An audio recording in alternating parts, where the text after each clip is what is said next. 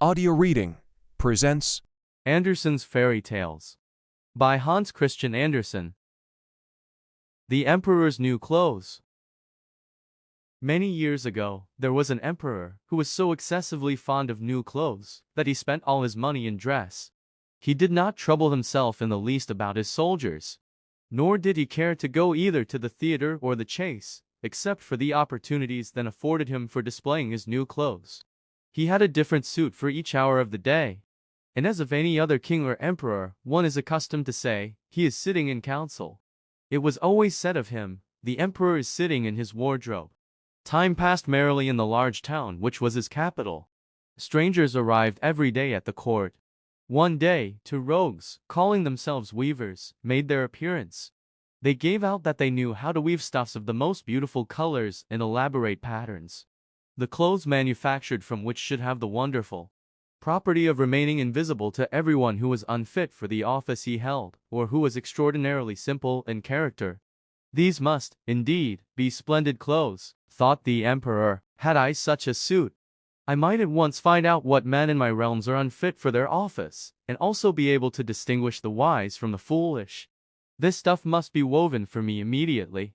And he caused large sums of money to be given to both the weavers in order that they might begin their work directly. So the two pretended weavers set up to looms, and affected to work very busily, though in reality they did nothing at all. They asked for the most delicate silk and the purest gold thread, put both into their own knapsacks, and then continued their pretended work at the empty looms until late at night. I should like to know how the weavers are getting on with my cloth, said the emperor to himself, after some little time had elapsed. He was, however, rather embarrassed when he remembered that a simpleton, or one unfit for his office, would be unable to see the manufacture. To be sure, he thought he had nothing to risk in his own person, but yet he would prefer sending somebody else to bring him intelligence about the weavers and their work, before he troubled himself in the affair. All the people throughout the city had heard of the wonderful property the cloth was to possess, and all were anxious to learn how wise or how ignorant their neighbors might prove to be. I will send my faithful old minister to the weavers, said the emperor at last. After some deliberation, he will be best able to see how the cloth looks, for he is a man of sense, and no one can be more suitable for his office than he is. So the faithful old minister went into the hall, where the knaves were working with all their might at their empty looms. What can be the meaning of this? Thought the old man, opening his eyes very wide. I cannot discover the least bit of thread on the looms. However, he did not express his thoughts aloud. The impostors requested him very courteously to be so good as to come nearer their looms, and then asked him whether the design pleased him, and whether the colors were not very beautiful, at the same time pointing to the empty frames. The poor old minister looked and looked. He could not discover anything on the looms, for a very good reason, viz., there was nothing there. What, thought he again, is it possible that I am a simpleton? I have never thought so myself, and no one must know it now if I am so. Can it be that I am unfit for my office? No, that must not be said either. I will never confess that I could not see the stuff. Well, Sir Minister, said one of the knaves, still pretending to work, you do not say whether the stuff pleases you. Oh, it is excellent, replied the old minister, looking at the loom through his spectacles. This pattern, and the colors, yes, I will tell the emperor without delay, how very beautiful I think them. We shall be much obliged to you, said the impostors, and then they named the different colors and described the pattern of the pretended stuff. The old minister listened attentively to their words, in order that he might repeat them to the emperor.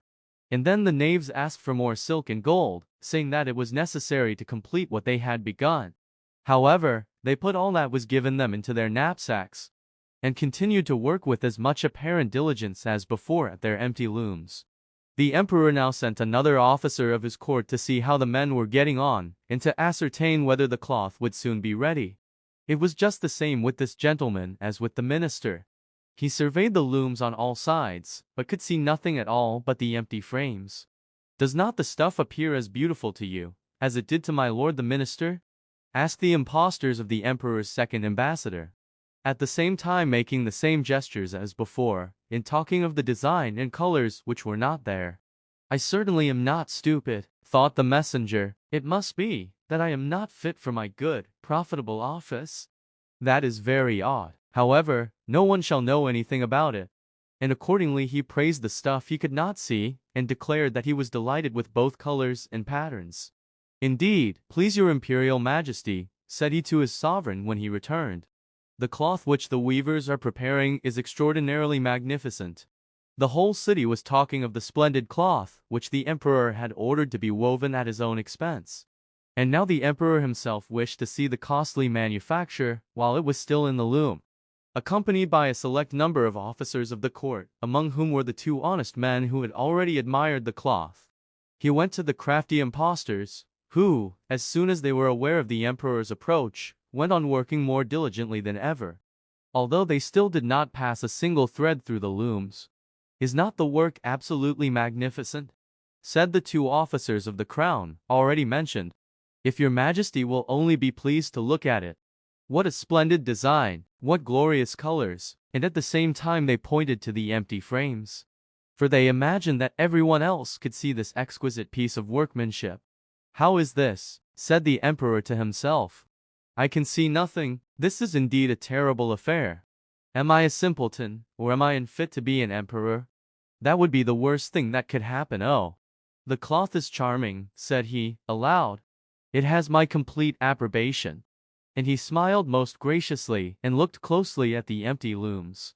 For on no account would he say that he could not see what two of the officers of his court had praised so much. All his retinue now strained their eyes, hoping to discover something on the looms, but they could see no more than the others. Nevertheless, they all exclaimed, "Oh, how beautiful!" and advised His Majesty to have some new clothes, made from this splendid material, for the approaching procession. Magnificent, charming, excellent, resounded on all sides. And everyone was uncommonly gay. The emperor shared in the general satisfaction, and presented the impostors with the riband of an order of knighthood, to be worn in their buttonholes, and the title of gentlemen weavers. The rogues sat up the whole of the night before the day on which the procession was to take place, and had 16 lights burning, so that everyone might see how anxious they were to finish the emperor's new suit.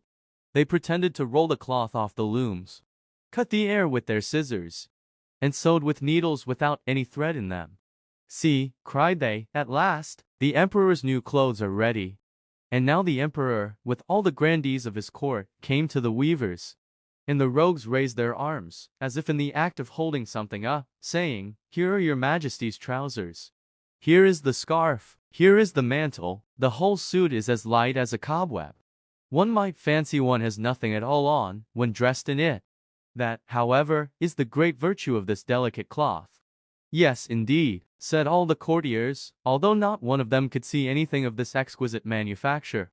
"If your imperial majesty will be graciously pleased to take off your clothes, we will fit on the new suit, in front of the looking-glass." The emperor was accordingly undressed, and the rogues pretended to array him in his new suit.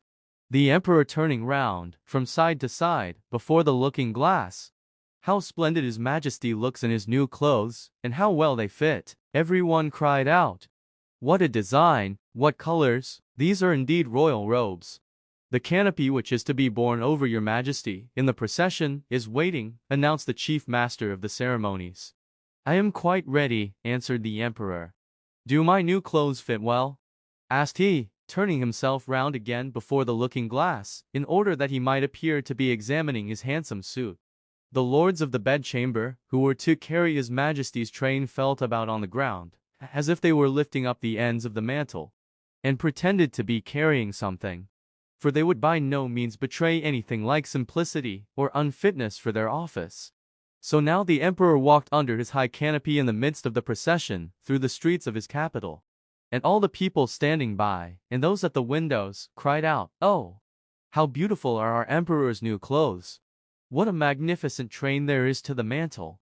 And how gracefully the scarf hangs!" In short, no one would allow that he could not see these much admired clothes, because, in doing so, he would have declared himself either a simpleton or unfit for his office. Certainly, none of the emperor's various suits had ever made so great an impression as these invisible ones. "But the emperor has nothing at all on," said a little child. Listen to the voice of innocence, exclaimed his father, and what the child had said was whispered from one to another. But he has nothing at all on, at last cried out all the people. The emperor was vexed, for he knew that the people were right. But he thought the procession must go on now. And the lords of the bedchamber took greater pains than ever to appear holding up a train, although, in reality, there was no train to hold. The Swineherd. There was once a poor prince, who had a kingdom. His kingdom was very small, but still quite large enough to marry upon. And he wished to marry. It was certainly rather cool of him to say to the emperor's daughter, "Will you have me?" But so he did, for his name was renowned far and wide. And there were 100 princesses who would have answered, "Yes, and thank you kindly." We shall see what this princess said. Listen. It happened that where the prince's father lay buried, there grew a rose tree, a most beautiful rose tree, which blossomed only once in every 5 years, and even then bore only one flower, but that was a rose. It smelled so sweet that all cares and sorrows were forgotten by him who inhaled its fragrance. And furthermore, the prince had a nightingale, who could sing in such a manner that it seemed as though all sweet melodies dwelt in her little throat. So the princess was to have the rose and the nightingale, and they were accordingly put into large silver caskets and sent to her. The emperor had them brought into a large hall, where the princess was playing at visiting with the ladies of the court. And when she saw the caskets with the presents, she clapped her hands for joy. "Ah, if it were but a little pussy cat," said she. But the rose tree, with its beautiful rose came to view. "Oh, how prettily it is made," said all the court ladies. "It is more than pretty," said the emperor, "it is charming." But the princess touched it, and was almost ready to cry. "Fie, papa," said she, "it is not made at all, it is natural." "Let us see what is in the other casket, before we get into a bad humor," said the emperor. So the nightingale came forth and sang so delightfully that at first no one could say anything ill-humored of her. "Superbe, charmant," exclaimed the ladies, for they all used to chatter French, each one worse than her neighbor. "How much the bird reminds me of the musical box that belonged to our blessed empress," said an old knight. "Oh yes, these are the same tones, the same execution." "Yes, yes," said the emperor, and he wept like a child at the remembrance. "I will still hope that it is not a real bird," said the princess. "Yes, it is a real bird," said those who had brought it. "Well then let the bird fly," said the princess. And she positively refused to see the prince. However, he was not to be discouraged. He daubed his face over brown and black, pulled his cap over his ears, and knocked at the door. "Good day to my lord, the emperor," said he. "Can I have employment at the palace?" "Why, yes," said the emperor. "I want someone to take care of the pigs, for we have a great many of them." So the prince was appointed imperial swineherd. He had a dirty little room close by the pigsty, and there he sat the whole day and worked. By the evening he had made a pretty little kitchen pot. Little bells were hung all round it, and when the pot was boiling, these bells tinkled in the most charming manner, and played the old melody. "Ach, du lieber Augustin, alles ist weg, weg, weg. Ah, dear Augustine, all is gone, gone, gone." But what was still more curious, whoever held his finger in the smoke of the kitchen pot immediately smelt all the dishes that were cooking on every hearth in the city. This, you see, was something quite different from a rose.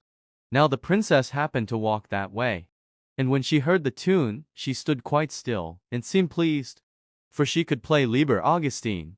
It was the only piece she knew, and she played it with one finger.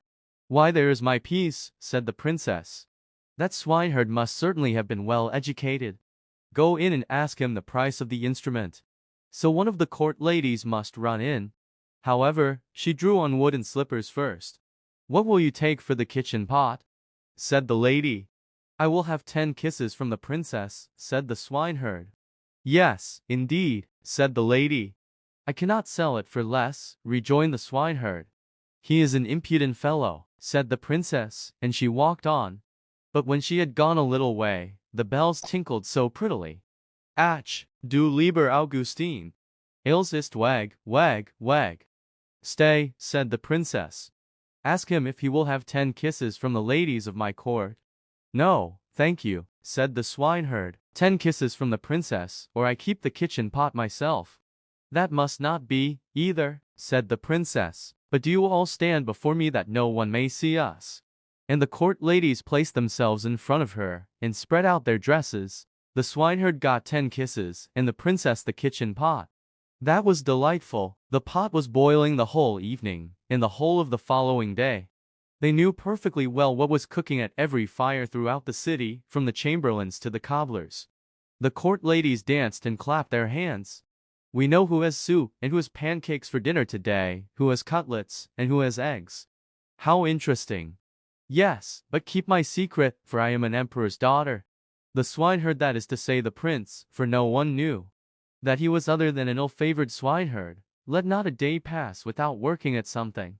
He at last constructed a rattle, which, when it was swung round, played all the waltzes and jig tunes which have ever been heard since the creation of the world. "Ah, that is superby," said the princess when she passed by. "I have never heard prettier compositions. Go in and ask him the price of the instrument. But mind, he shall have no more kisses." "He will have 100 kisses from the princess," said the lady who had been to ask. "I think he is not in his right senses," said the princess, and walked on. But when she had gone a little way, she stopped again. "One must encourage art," said she. "I am the emperor's daughter. Tell him he shall, as on yesterday, have 10 kisses from me, and may take the rest from the ladies of the court." "Oh, but we should not like that at all," said they. "What are you muttering?" asked the princess. "If I can kiss him, surely you can. Remember that you owe everything to me." So the ladies were obliged to go to him again. "100 kisses from the princess," said he, "or else let everyone keep his own." "Stand round," said she, and all the ladies stood round her whilst the kissing was going on. "What can be the reason for such a crowd close by the pigsty?" said the emperor, who happened just then to step out on the balcony. He rubbed his eyes, and put on his spectacles. "They are the ladies of the court. I must go down and see what they are about." So he pulled up his slippers at the heel, for he had trodden them down. As soon as he had got into the courtyard, he moved very softly, and the ladies were so much engrossed with counting the kisses, that all might go on fairly, that they did not perceive the emperor. He rose on his tiptoes. "What is all this?" said he, when he saw what was going on, and he boxed the princess's ears with his slipper, just as the swineherd was taking the 86th kiss. "March out," said the emperor, for he was very angry. And both princess and swineherd were thrust out of the city.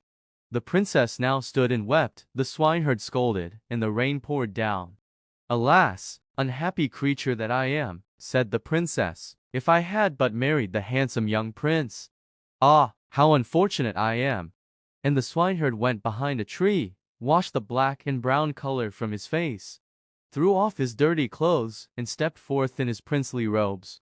He looked so noble that the princess could not help bowing before him. "I am come to despise thee," said he. "Thou wouldst not have an honorable prince. Thou couldst not prize the rose and the nightingale, but thou wast ready to kiss the swineherd for the sake of a trumpery plaything. Thou art rightly served." He then went back to his own little kingdom, and shut the door of his palace in her face. Now she might well sing, "Ach, du lieber Augustin, alles ist weg, weg, weg." The Real Princess. There was once a prince who wished to marry a princess. But then she must be a real princess. He traveled all over the world in hopes of finding such a lady. But there was always something wrong.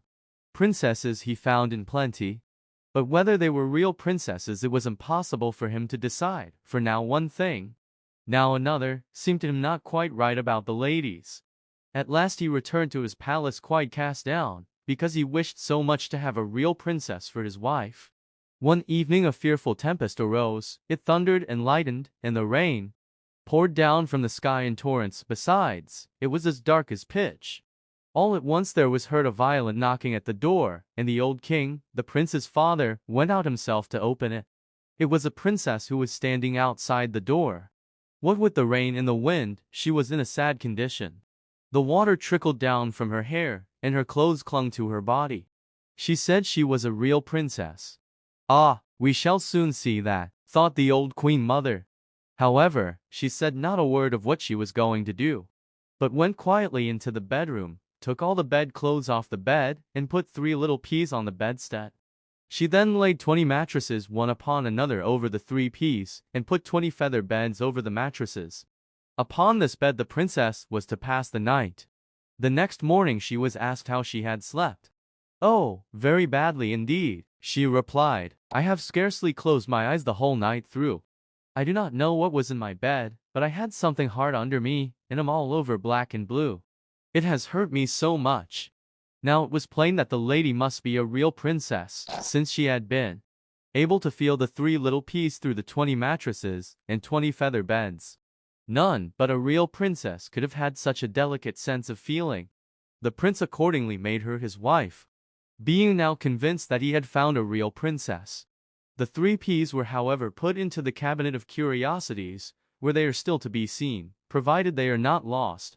Wasn't this a lady of real delicacy? The Shoes of Fortune. 1. A beginning. Every author has some peculiarity in his descriptions or in his style of writing. Those who do not like him magnify it, shrug up their shoulders, and exclaim, "There he is again." I, for my part, know very well how I can bring about this movement and this exclamation. It would happen immediately if I were to begin here, as I intended to do, with Rome has its Corso, Naples its Toledo. "Ah, that Andersen, there he is again," they would cry. Yet I must, to please my fancy, continue quite quietly, and add, "But Copenhagen has its E Street." Here, then, we will stay for the present. In one of the houses not far from the New Market a party was invited, a very large party, in order, as is often the case, to get a return invitation from the others. One half of the company was already seated at the card table. The other half awaited the result of the stereotyped preliminary observation of the lady of the house. "Now let us see what we can do to amuse ourselves." They had got just so far, and the conversation began to crystallize, as it could but do, with the scanty stream which the commonplace world supplied. Amongst other things they spoke of the Middle Ages, some praised that period as far more interesting, far more poetical than our own to sober present. Indeed, Councillor Knapp defended this opinion so warmly that the hostess declared immediately on his side, and both exerted themselves with unwearied eloquence. The councillor boldly declared the time of King Hans to be the noblest and the most happy period, A. 1480 to 1513. While the conversation turned on this subject, and was only for a moment interrupted by the arrival of a journal that contained nothing worth reading, we will just step out into the antechamber, where cloaks, mackintoshes, sticks, umbrellas, and shoes were deposited. Here sat 2 female figures, a young and an old one. One might have thought at first they were servants come to accompany their mistresses home. But on looking nearer, one soon saw they could scarcely be mere servants. Their forms were too noble for that, their skin too fine, the cut of their dress too striking. 2 fairies were they. The younger, it is true, was not Dame Fortune herself, but one of the waiting maids of her handmaidens who carry about the lesser good things that she distributes. The other looked extremely gloomy. It was care. She always attends to her own serious business herself, as then she is sure of having it done properly. They were telling each other, with a confidential interchange of ideas, where they had been during the day.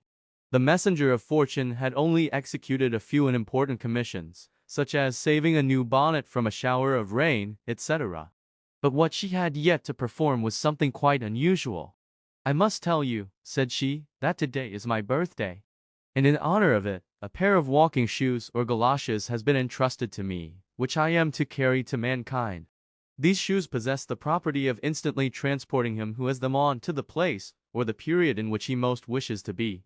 Every wish, as regards time or place, or state of being, will be immediately fulfilled, and so at last man will be happy, here below." "Do you seriously believe it?" replied Care, in a severe tone of reproach. "No, he will be very unhappy, and will assuredly bless the moment when he feels that he has freed himself from the fatal shoes." "Stupid nonsense," said the other angrily. "I will put them here by the door. Some one will make a mistake for certain, and take the wrong ones. He will be a happy man." Such was their conversation. 2. What happened to the councillor? It was late. Counselor Knapp, deeply occupied with the times of King Hans, intended to go home. And malicious fate managed matters so that his feet, instead of finding their way to his own galoshes, slipped into those of fortune. Thus Caparison the good man walked out of the well-lighted rooms into East Street. By the magic power of the shoes he was carried back to the times of King Hans. On which account his foot very naturally sank in the mud and puddles of the street, there having been in those days no pavement in Copenhagen. "Well, this is too bad. How dirty it is here," sighed the counselor. "As to a pavement, I can find no traces of one, and all the lamps, it seems, have gone to sleep." The moon was not yet very high. It was besides rather foggy, so that in the darkness all objects seemed mingled in chaotic confusion. At the next corner hung a votive lamp before a Madonna, but the light it gave was little better than none at all.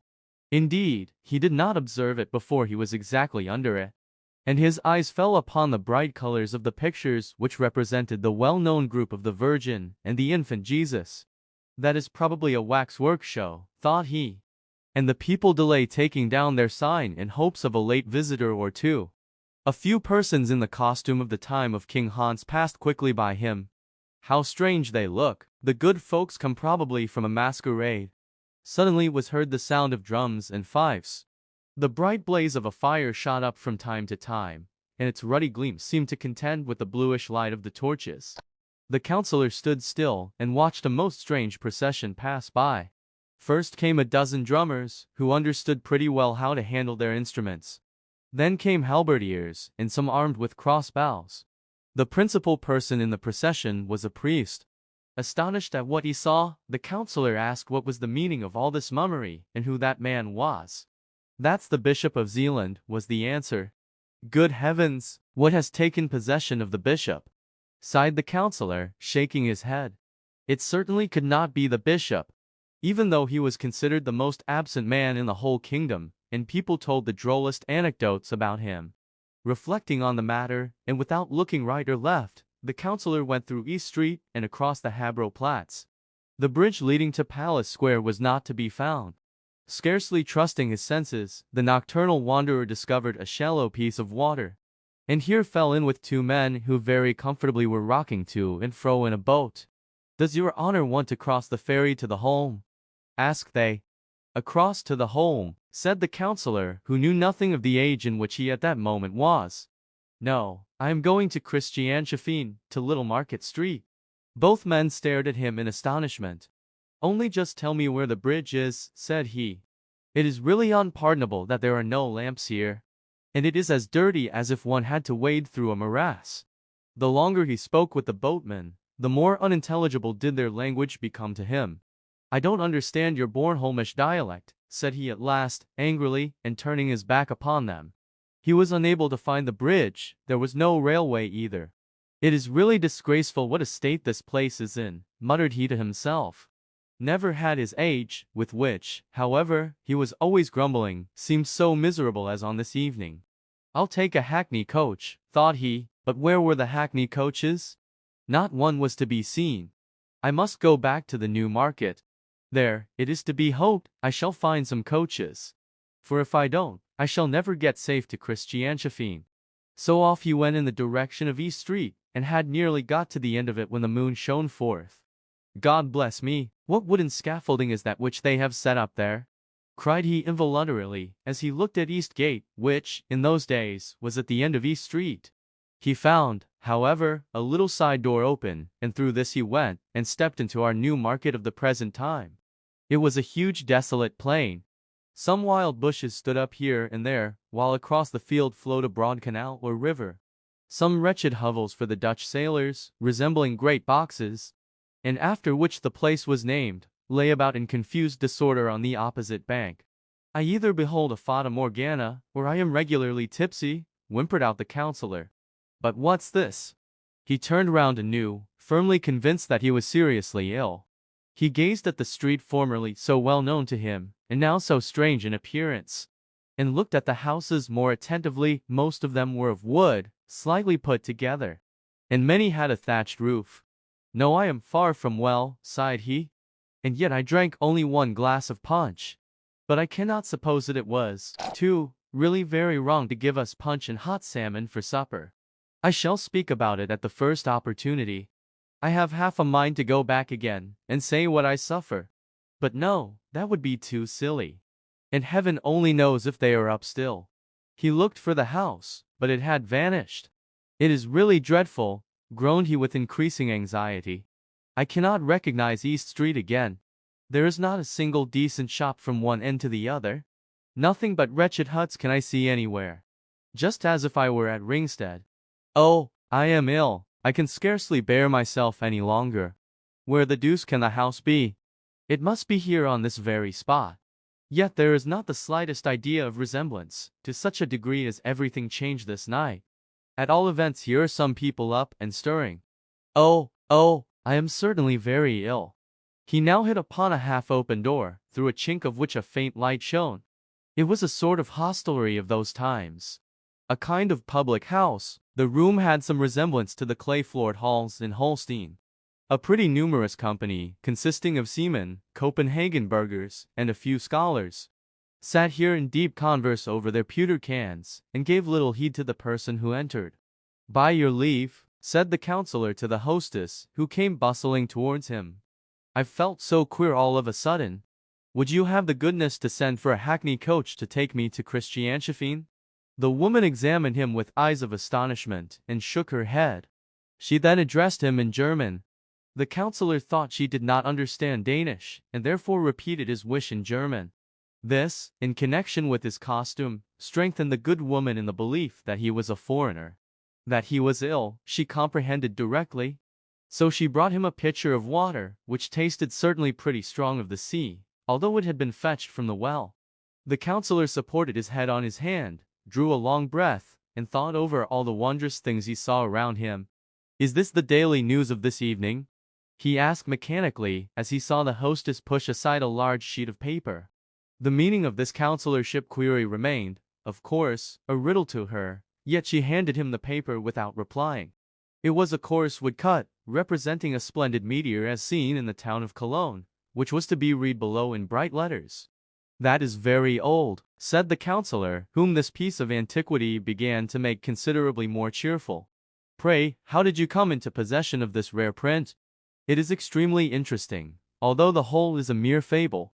Such meteorous appearances are to be explained in this way, that they are the reflections of the aurora borealis, and it is highly probable they are caused principally by electricity."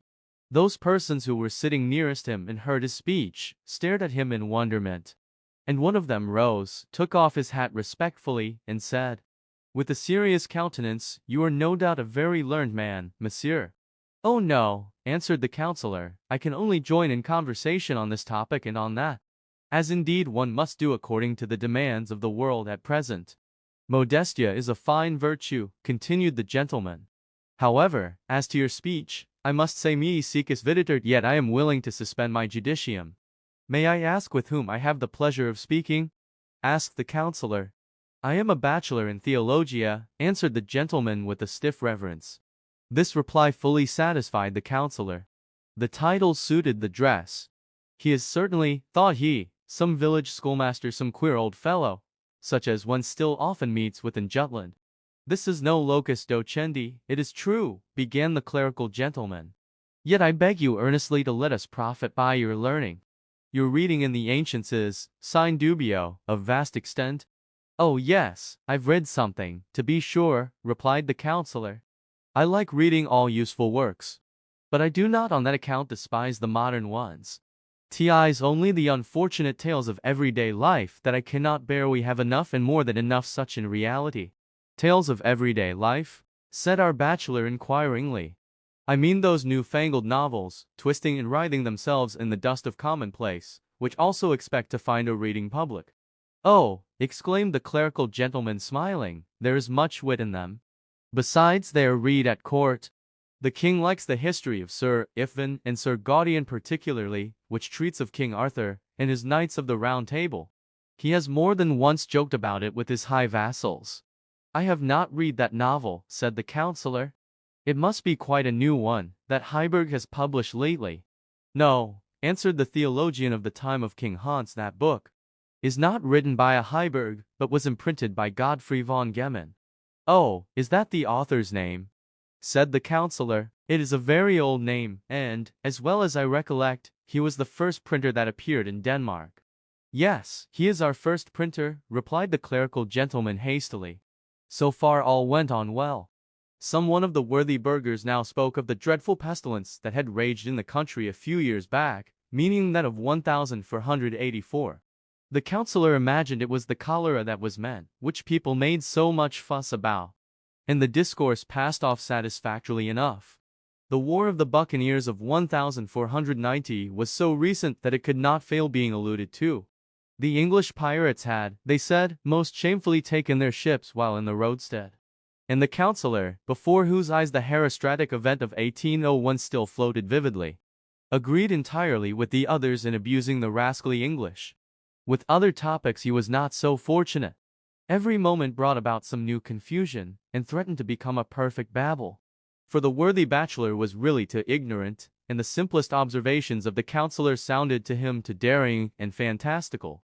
They looked at one another from the crown of the head to the soles of the feet. And when matters grew to too high a pitch, then the bachelor talked Latin, in the hope of being better understood, but it was of no use after all. "What's the matter?"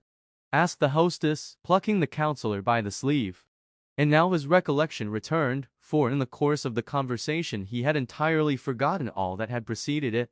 "Merciful God, where am I?" exclaimed he in agony, and while he so thought, all his ideas and feelings of overpowering dizziness, against which he struggled with the utmost power of desperation, encompassed him with renewed force. "Let us drink claret and mead, and Bremen beer," shouted one of the guests, "and you shall drink with us." Two maidens approached. One wore a cap of staring colors, denoting the class of persons to which she belonged. They poured out the liquor, and made the most friendly gesticulations, while a cold perspiration trickled down the back of the poor counsellor. "What's to be the end of this? What's to become of me?" groaned he, but he was forced, in spite of his opposition, to drink with the rest. They took hold of the worthy man, who, hearing on every side that he was intoxicated, did not in the least doubt the truth of this certainly not very polite assertion, but on the contrary, implored the ladies and gentlemen present to procure him a hackney coach. They, however, imagined he was talking Russian. Never before, he thought, had he been in such a coarse and ignorant company. One might almost fancy the people had turned heathens again. "It is the most dreadful moment of my life. The whole world is leagued against me." But suddenly it occurred to him that he might stoop down under the table, and then creep unobserved out of the door. He did so, but just as he was going, the others remarked what he was about. They laid hold of him by the legs. And now, happily for him, off fell his fatal shoes, and with them the charm was at an end. The counsellor saw quite distinctly before him a lantern burning, and behind this a large handsome house. All seemed to him in proper order as usual. It was East Street, splendid and elegant as we now see it. He lay with his feet towards a doorway, and exactly opposite sat the watchman asleep. "Gracious heaven," said he, "have I lain here in the street and dreamed? Yes, 'tis East Street, how splendid and light it is! But really it is terrible what an effect that one glass of punch must have had on me." 2 minutes later, he was sitting in a hackney coach and driving to Friedrichshafen. He thought of the distress and agony he had endured, and praised from the very bottom of his heart the happy reality of our own time, which, with all its deficiencies, is yet much better than that in which, so much against his inclination, he had lately been. 3. The Watchman's Adventure. "Why, there is a pair of galoshes, as sure as I'm alive," said the watchman, awaking from a gentle slumber. "They belong no doubt to the lieutenant who lives over the way. They lie close to the door." The worthy man was inclined to ring and deliver them at the house, for there was still a light in the window. But he did not like disturbing the other people in their beds, and so very considerately he left the matter alone. "Such a pair of shoes must be very warm and comfortable," said he. "The leather is so soft and supple. They fitted his feet as though they had been made for him. 'Tis a curious world we live in," continued he, soliloquizing. "There is the lieutenant, now, who might go quietly to bed if he chose, where no doubt he could stretch himself at his ease. But does he do it? No, He saunters up and down his room, because, probably, he has enjoyed too many of the good things of this world at his dinner. That's a happy fellow. He has neither an infirm mother, nor a whole troop of everlastingly hungry children to torment him. Every evening he goes to a party, where his nice supper costs him nothing. Would to heaven I could but change with him. How happy should I be! While expressing his wish, the charm of the shoes, which he had put on, began to work. The watchman entered into the being and nature of the lieutenant. He stood in the handsomely furnished apartment, and held between his fingers a small sheet of rose-colored paper, on which some verses were written indeed by the officer himself. For who has not, at least once in his life, had a lyrical moment? And if one then marks down one's thoughts, poetry is produced. But here was written, "Oh, were I rich! Oh, were I rich! Such was my wish, yea such. When hardly 3 feet high, I longed for much. Oh, were I rich! An officer were I, with sword, and uniform, and plume so high. And the time came, an officer was I.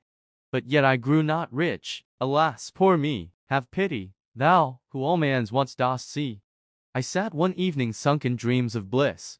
A maid of 7 years old gave me a kiss. I at that time was rich in poesy, and tales of old, though poor as poor could be. But all she asked for was this posy. Then was I rich, but not in gold, poor me, as thou dost know, who all men's hearts can't see. Oh, were I rich! Oft asked I for this boon. The child grew up to womanhood full soon. She is so pretty, clever, and so kind. Oh, did she know what's hidden in my mind? A tale of old, would she to me were kind. But I'm condemned to silence. Oh, poor me, as thou dost know, who all men's hearts can't see. Oh, were I rich in calm and peace of mind, my grief you then would not here written find. O thou, to whom I do my heart devote, oh, read this page of glad days now remote. A dark, dark tale, which I tonight devote. Dark is the future now. Alas, poor me, have pity thou, who all men's pains dost see. Such verses as these people write when they are in love. But no man in his senses ever thinks of printing them. Here one of the sorrows of life, in which there is real poetry, gave itself vent. Not that barren grief which the poet may only hint at, but never depict in its detail misery and want. That animal necessity, in short, to snatch at least at a fallen leaf of the breadfruit tree, if not at the fruit itself. The higher the position in which one finds oneself transplanted, the greater is the suffering. Everyday necessity is the stagnant pool of life. No lovely picture reflects itself therein. Lieutenant, love, and lack of money, that is a symbolic triangle, or much the same as the half of the shattered die of fortune. This the lieutenant felt most poignantly, and this was the reason he leant his head against the window and sighed so deeply. The poor watchman out there in the street is far happier than I. He knows not what I term privation. He has a home, a wife, and children, who weep with him over his sorrows, who rejoice with him when he is glad. Oh, far happier were I, could I exchange with him my being with his desires, and with his hopes perform the weary pilgrimage of life. Oh, he is 100 times happier than I. In the same moment the watchman was again watchman. It was the shoes that caused the metamorphosis by means of which, unknown to himself, he took upon him the thoughts and feelings of the officer. But, as we have just seen, he felt himself in his new situation much less contented, and now preferred the very thing which but some minutes before he had rejected. So then the watchman was again watchman. "That was an unpleasant dream," said he. "But 'twas droll enough altogether. I fancied that I was the lieutenant over there, and yet the thing was not very much to my taste after all. I missed my good old mother and the dear little ones, who almost tear me to pieces for sheer love." He seated himself once more and nodded. The dream continued to haunt him, for he still had the shoes on his feet. A falling star shone in the dark firmament. "There falls another star," said he, "but what does it matter? There are always enough left. I should not much mind examining the little glimmering things somewhat nearer, especially the moon, for that would not slip so easily through a man's fingers. When we die, so at least says the student, for whom my wife does the washing, we shall fly about as light as a feather from one such a star to the other. That's, of course, not true, but 'twould be pretty enough if it were so. If I could but once take a leap up there, my body might stay here on the steps for what I care. Behold, there are certain things in the world to which one ought never to give utterance except with the greatest caution. But doubly careful must one be when we have the shoes of fortune on our feet. Now just listen to what happened to the watchman. As to ourselves, we all know the speed produced by the employment of steam. We have experienced it either on railroads or in boats when crossing the sea. But such a flight is like the traveling of a sloth in comparison with the velocity with which light moves. It flies 19 million times faster than the best race horse. And yet electricity is quicker still. Death is an electric shock which our heart receives. The freed soul soars upwards on the wings of electricity. The sun's light wants 8 minutes and some seconds to perform a journey of more than 20 million of our Danish miles. A Danish mile is nearly 4 3/4 English. Born by electricity, the soul wants even some minutes less to accomplish the same flight. To it the space between the heavenly bodies is not greater than the distance between the homes of our friends in town is for us, even if they live a short way from each other. Such an electric shock in the heart, however, costs us the use of the body here below, unless, like the watchman of East Street, we happen to have on the shoes of fortune. In a few seconds the watchman had done the 52,000 of our miles up to the moon, which, as everyone knows, was formed out of matter much lighter than our earth, and is, so we should say, as soft as newly fallen snow. He found himself on one of the many circumjacent mountain ridges with which we are acquainted by means of Dr. Maedler's map of the moon. Within, down it sunk perpendicularly into a cauldron, about a Danish mile in depth, while below lay a town, whose appearance we can, in some measure, realize to ourselves by beating the white of an egg in a glass of water. The matter of which it was built was just as soft, and formed similar towers, and domes, and pillars, transparent and rocking in the thin air, while above his head our earth was rolling like a large fiery ball. He perceived immediately a quantity of beings who were certainly what we call men. Yet they looked different to us. A far more correct imagination than that of the pseudo-Herschel had created them. And if they had been placed in rank and file, and copied by some skillful painter's hand, one would, without doubt, have exclaimed involuntarily, "What a beautiful arabesque!" This relates to a book published some years ago in Germany, and said to be by Herschel, which contained a description of the moon and its inhabitants, written with such a semblance of truth that many were deceived by the imposture. Probably a translation of the celebrated Moon Hoax, written by Richard A. Locke, and originally published in New York. They had a language too. But surely nobody can expect that the soul of the watchman should understand it. Be that as it may, it did comprehend it. For in our souls there germinate far greater powers than we poor mortals, despite all our cleverness, have any notion of. Does she not show us, she the queen in the land of enchantment, her astounding dramatic talent in all our dreams? Their every acquaintance appears and speaks upon the stage, so entirely in character and with the same tone of voice, that none of us, when awake, were able to imitate it. How well can she recall persons to our mind, of whom we have not thought for years, when suddenly they step forth every inch a man, resembling the real personages, even to the finest features, and become the heroes or heroines of our world of dreams. In reality, such remembrances are rather unpleasant. Every sin, every evil thought, may, like a clock with alarm or chimes, be repeated at pleasure. Then the question is if we can trust ourselves to give an account of every unbecoming word in our heart and on our lips. The watchman's spirit understood the language of the inhabitants of the moon pretty well. The Selenites disputed variously about our earth, and expressed their doubts if it could be inhabited. The air, they said, must certainly be too dense to allow any rational dweller in the moon the necessary free respiration. They considered the moon alone to be inhabited. They imagined it was the real heart of the universe or planetary system, on which the genuine cosmopolites, or citizens of the world, dwelt. What strange things men know, what strange things Selenites sometimes take into their heads. Dwellers in the moon. About politics they had a good deal to say. But little Denmark must take care what it is about, and not run counter to the moon. That great realm, that might in an ill humor bestir itself, and dash down a hailstorm in our faces, or force the Baltic to overflow the sides of its gigantic basin. We will, therefore, not listen to what was spoken, and on no condition run in the possibility of telling tales out of school. But we will rather proceed, like good quiet citizens, to East Street, and observe what happened meanwhile to the body of the watchman. He sat lifeless on the steps of the Morning Star, that is to say, the heavy wooden staff, headed with iron spikes, and which had nothing else in common with its sparkling brother in the sky, had glided from his hand, while his eyes were fixed with glassy stare on the moon, looking for the good old fellow of a spirit which still haunted it. The watchmen in Germany had formerly, and in some places they still carry with them, on their rounds at night, a sort of mace or club, known in ancient times by the above denomination. "What's the hour, watchman?" asked a passer-by, but when the watchman gave no reply, the merry roisterer, who was now returning home from a noisy drinking bout, took it into his head to try what a tweak of the nose would do, on which the supposed sleeper lost his balance. The body lay motionless, stretched out on the pavement. The man was dead. When the patrol came up, all his comrades, who comprehended nothing of the whole affair, were seized with a dreadful fright, for dead he was, and he remained so.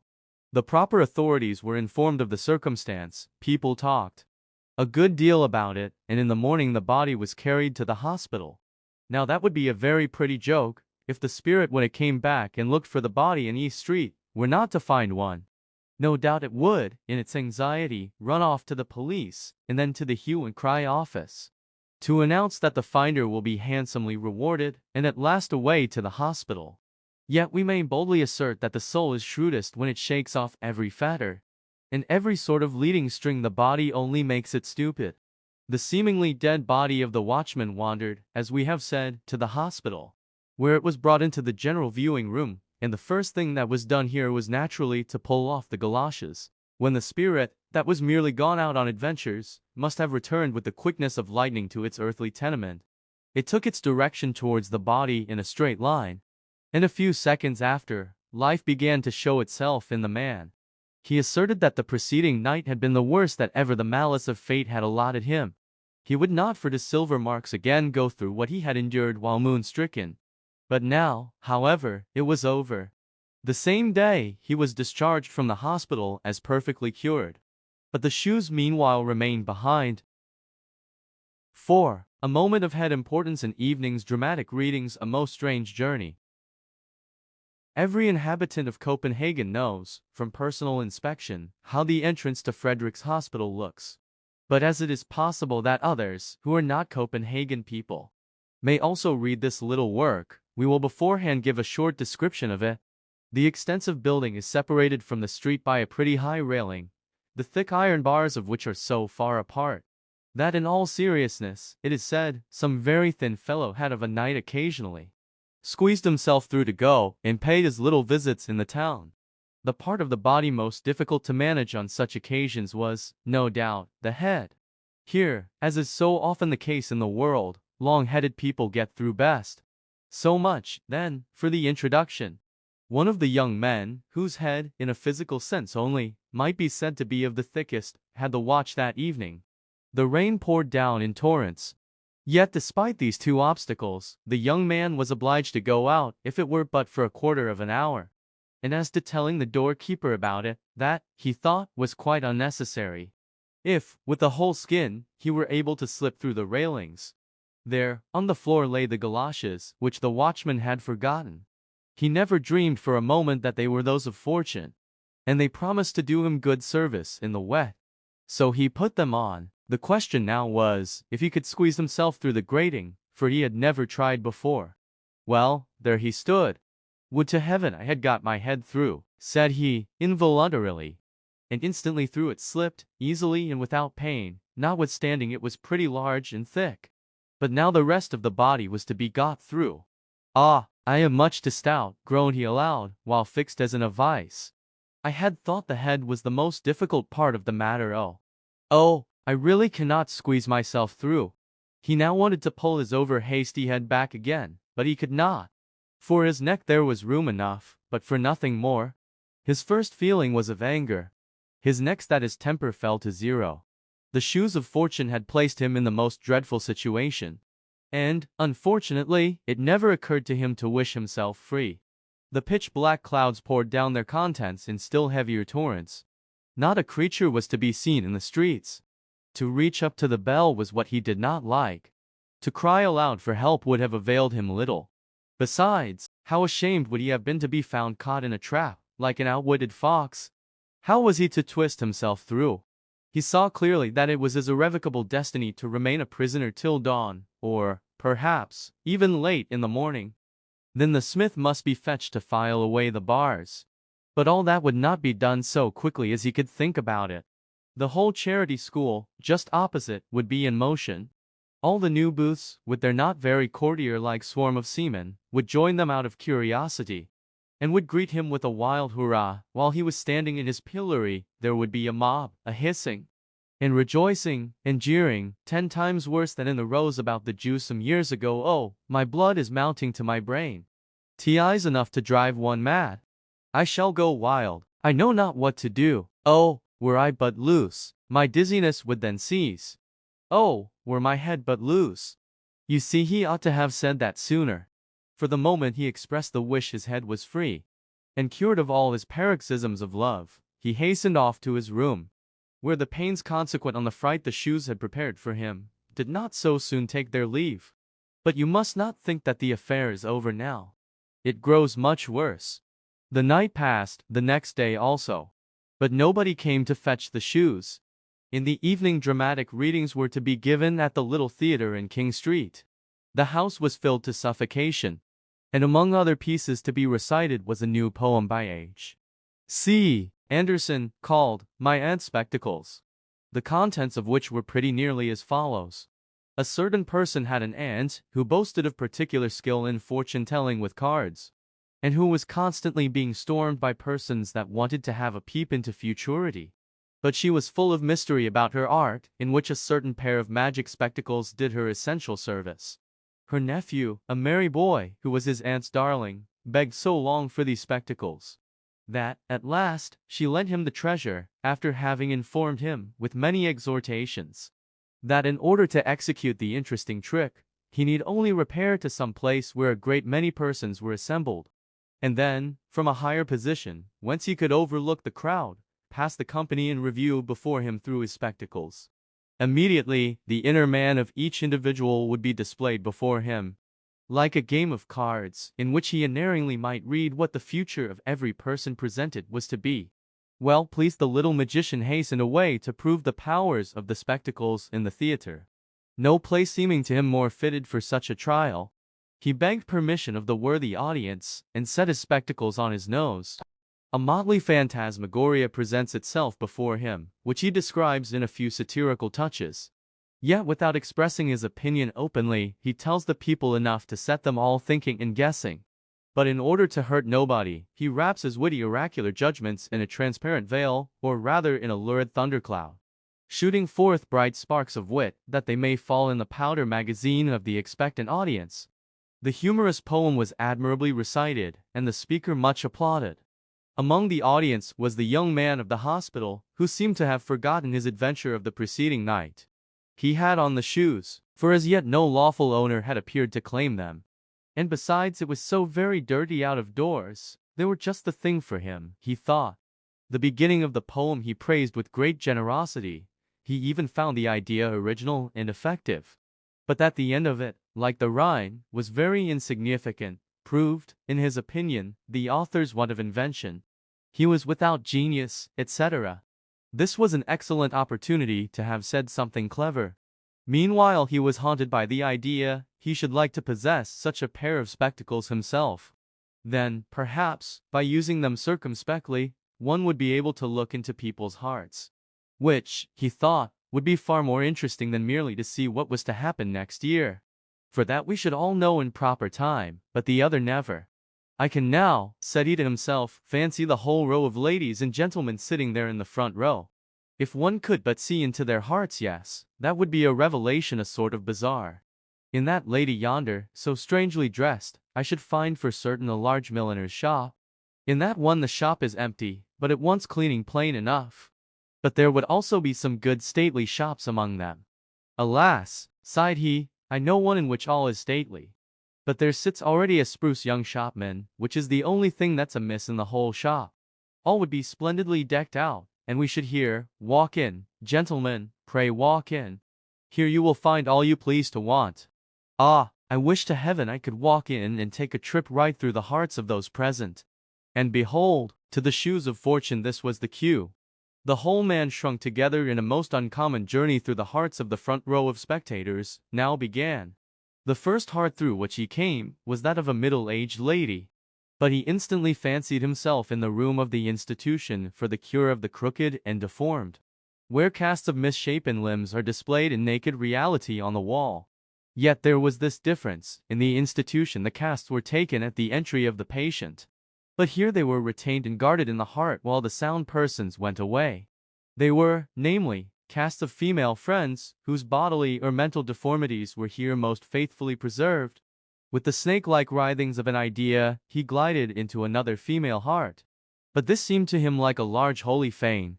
The white dove of innocence fluttered over the altar. How gladly would he have sunk upon his knees! But he must away to the next heart. Yet he still heard the pealing tones of the organ, and he himself seemed to have become a newer and a better man. He felt unworthy to tread the neighboring sanctuary which a poor garret, with a sick bed-rid mother, revealed. But God's warm sun streamed through the open window. Lovely roses nodded from the wooden flower boxes on the roof, and to sky-blue birds sang rejoicingly, while the sick mother implored God's richest blessings on her pious daughter. He now crept on hands and feet through a butcher's shop. At least on every side, and above and below, there was naught but flesh.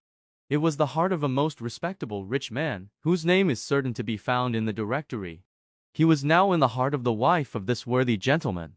It was an old, dilapidated, mouldering dovecot.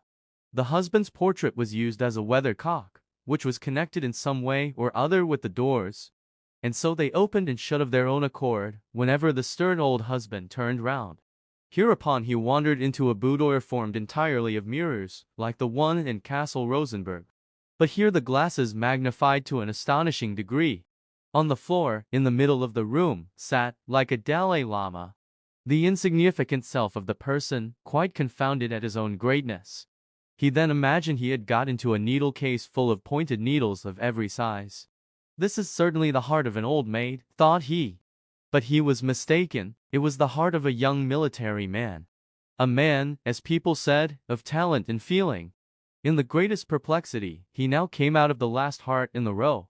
He was unable to put his thoughts in order, and fancied that his too lively imagination had run away with him. Good heavens, sighed he, I have surely a disposition to madness. 'Tis dreadfully hot here. My blood boils in my veins and my head is burning like a coal. And he now remembered the important event of the evening before, how his head had got jammed in between the iron railings of the hospital. That's what it is, no doubt, said he. I must do something in time. Under such circumstances a Russian bath might do me good. I only wish I were already on the upper bank. And so there he lay on the uppermost bank in the vapor bath, but with all his clothes on, in his boots and galoshes, while the hot drops fell scalding from the ceiling on his face. Halloa, cried he, leaping down. The bathing attendant, on his side, uttered a loud cry of astonishment when he beheld in the bath a man completely dressed. The other, however, retained sufficient presence of mind to whisper to him, "'Tis a bet, and I have won it." But the first thing he did as soon as he got home was to have a large blister put on his chest and back to draw out his madness. The next morning he had a sore chest and a bleeding back, and, excepting the fright, that was all that he had gained by the shoes of fortune. 5. Metamorphosis of the copying clerk. The watchman, whom we have certainly not forgotten, thought meanwhile of the galoshes he had found and taken with him to the hospital. He now went to fetch them, and as neither the lieutenant nor anybody else in the street claimed them as his property, they were delivered over to the police office. As on the continent, in all law and police practices nothing is verbal, but any circumstance, however trifling, is reduced to writing. The labor, as well as the number of papers that thus accumulate, is enormous. In a police office, consequently, we find copying clerks among many other scribes, of various denominations, of which, it seems, our hero was one. "Why, I declare the shoes look just like my own," said one of the clerks, eyeing the newly found treasure, whose hidden powers, even he, sharp as he was not able to discover. "One must have more than the eye of a shoemaker to know one pair from the other," said he, soliloquizing, and putting, at the same time, the galoshes in search of an owner, beside his own in the corner. "Here, "Sir," said one of the men, who panting brought him a tremendous pile of papers. The copying clerk turned round and spoke a while with the man about the reports and legal documents in question. But when he had finished, and his eye fell again on the shoes, he was unable to say whether those to the left or those to the right belonged to him.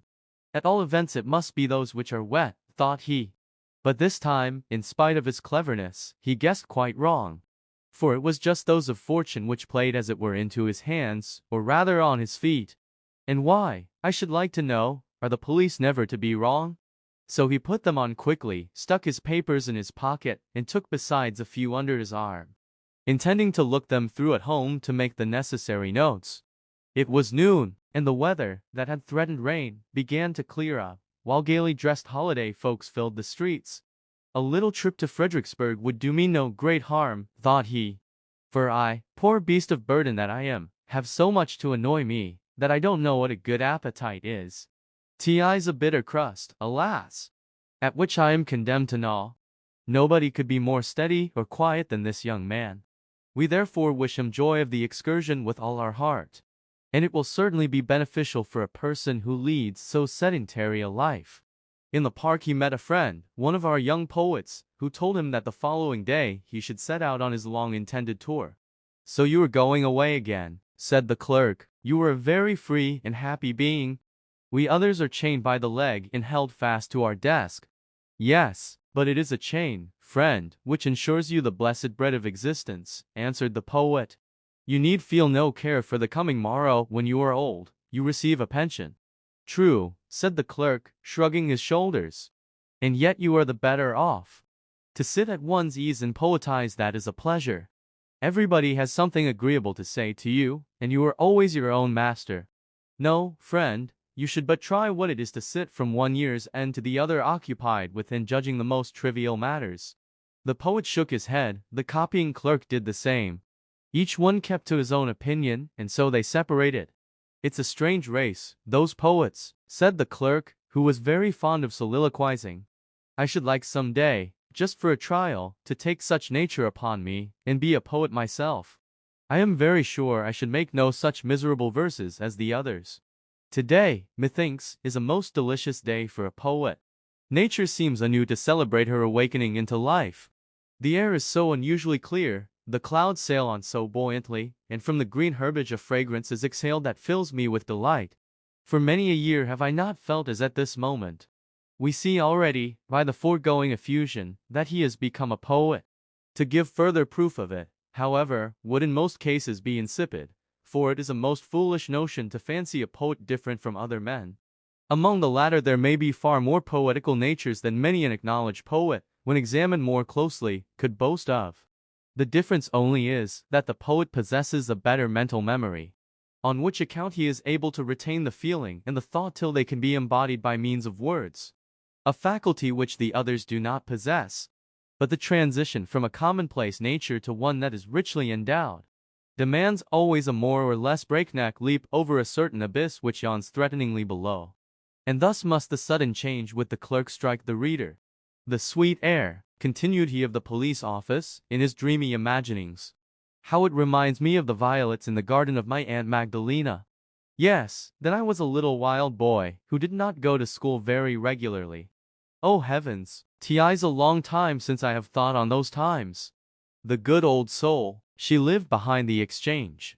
She always had a few twigs or green shoots and water, let the winter rage without as it might. The violets exhaled their sweet breath, whilst I pressed against the window panes, covered with fantastic frostwork, the copper coin I had heated on the stove, and so made peepholes. What splendid vistas were then opened to my view! What change, what magnificence!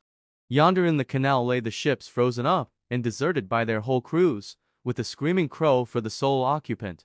But when the spring, with the gentle stirring motion, announced her arrival, a new and busy life arose.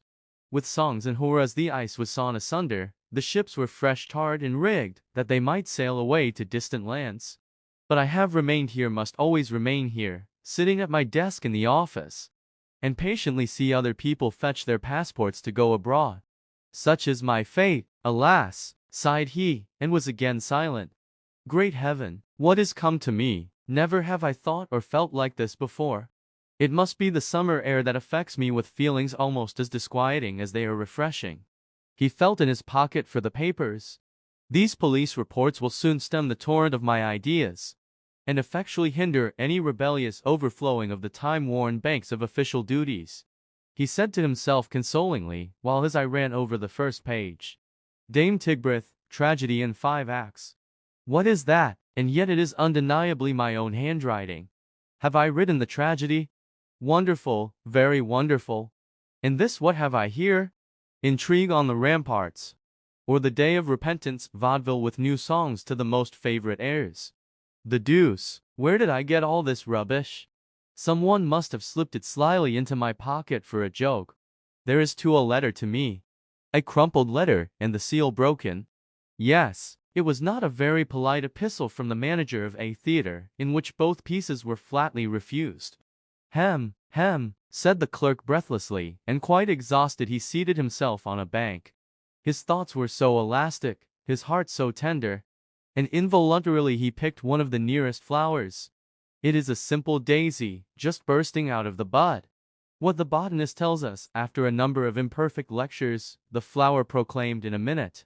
It related the mythos of its birth, told of the power of the sunlight that spread out its delicate leaves, and forced them to impregnate the air with their incense, and then he thought of the manifold struggles of life, which in like manner awaken the budding flowers of feeling in our bosom. Light and air contend with chivalric emulation for the love of the fair flower that bestowed her chief favors on the latter. Full of longing she turned towards the light, and as soon as it vanished, rolled her tender leaves together, and slept in the embraces of the air. It is the light which adorns me, said the flower. But 'tis the air which enables thee to breathe, said the poet's voice. Close by stood a boy who dashed his stick into a wet ditch. The drops of water splashed up to the green leafy roof, and the clerk thought of the million of ephemera which in a single drop were thrown up to a height that was as great doubtless for their size, as for us if we were to be hurled above the clouds. While he thought of this and of the whole metamorphosis he had undergone, he smiled and said, I sleep and dream. But it is wonderful how one can dream so naturally, and know besides so exactly that it is but a dream. If only tomorrow on awaking, I could again call all to mind so vividly. I seem in unusually good spirits. My perception of things is clear, I feel as light and cheerful as though I were in heaven. But I know for a certainty that if tomorrow a dim remembrance of it should swim before my mind, it will then seem nothing but stupid nonsense, as I have often experienced already, especially before I enlisted under the banner of the police, for that dispels like a whirlwind all the visions of an unfettered imagination. All we hear or say in a dream that is fair and beautiful is like the gold of the subterranean spirits. It is rich and splendid when it is given us, but viewed by daylight we find only withered leaves. Alas, he sighed quite sorrowful, and gazed at the chirping birds that hopped contentedly from branch to branch. They are much better off than I. To fly must be a heavenly art, and happy do I prize that creature in which it is innate. Yes, could I exchange my nature with any other creature, I fain would be such a happy little lark. He had hardly uttered these hasty words when the skirts and sleeves of his coat folded themselves together into wings. The clothes became feathers, and the galoshes claws.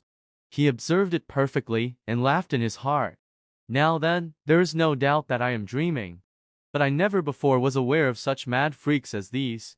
And up he flew into the green roof and sang. But in the song there was no poetry, for the spirit of the poet was gone. The shoes, as is the case with anybody who does what he has to do properly, could only attend to one thing at a time. He wanted to be a poet, and he was one. He now wished to be a merry chirping bird, but when he was metamorphosed into one, the former peculiarities ceased immediately. It is really pleasant enough, said he, the whole day long I sit in the office amid the driest law papers, and at night I fly in my dream as a lark in the gardens of Fredericksburg. One might really write a very pretty comedy upon it. He now fluttered down into the grass, turned his head gracefully on every side, and with his bill pecked the pliant blades of grass, which, in comparison to his present size, seemed as majestic as the palm branches of northern Africa. Unfortunately the pleasure lasted but a moment. Presently black night overshadowed our enthusiast, who had so entirely missed his part of copying clerk at a police office. Some vast object seemed to be thrown over him. It was a large oilskin cap, which a sailor boy of the quay had thrown over the struggling bird. A coarse hand sought its way carefully in under the broad rim, and seized the clerk over the back and wings. In the first moment of fear, he called, indeed, as loud as he could, "You impudent little blackguard! I am a copying clerk at the police office. And you know you cannot insult any belonging to the constabulary force without a chastisement. Besides, you good-for-nothing rascal, it is strictly forbidden to catch birds in the royal gardens of Fredericksburg. But your blue uniform betrays where you come from." This fine tirade sounded, however, to the ungodly sailor boy like a mere pippy pie. He gave the noisy bird a knock on his beak, and walked on. He was soon met by the schoolboys of the upper class, that is to say, as individuals. For with regard to learning they were in the lowest class in the school. And they bought the stupid bird. So the copying clerk came to Copenhagen as guest, or rather as prisoner in a family living in Gother Street. "'Tis well that I'm dreaming," said the clerk, "or I really should get angry. First I was a poet, now sold for a few pence as a lark. No doubt it was that accursed poetical nature which has metamorphosed me into such a poor harmless little creature. It is really pitiable, particularly when one gets into the hands of a little blackguard. Perfect in all sorts of cruelty to animals. All I should like to know is, how the story will end." The two schoolboys, the proprietors now of the transformed clerk, carried him into an elegant room. A stout stately dame received them with a smile. But she expressed much dissatisfaction that a common field bird, as she called the lark, should appear in such high society. For today, however, she would allow it. And they must shut him in the empty cage that was standing in the window. "Perhaps he will amuse my good Polly," added the lady, looking, with a benignant smile, at a large green parrot that swung himself backwards and forwards most comfortably in his ring, inside a magnificent brass-wired cage.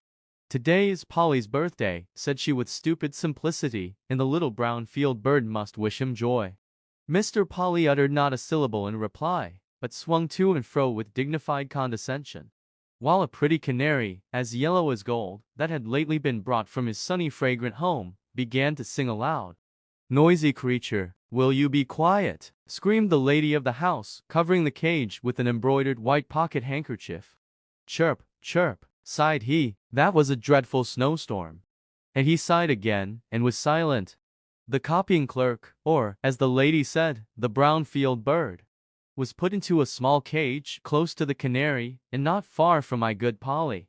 The only human sounds that the parrot could bawl out were, "Come, let us be men." Everything else that he said was as unintelligible to everybody as the chirping of the canary. Except to the clerk, who was now a bird too, he understood his companion perfectly. "I flew about beneath the green palms and the blossoming almond trees," sang the canary.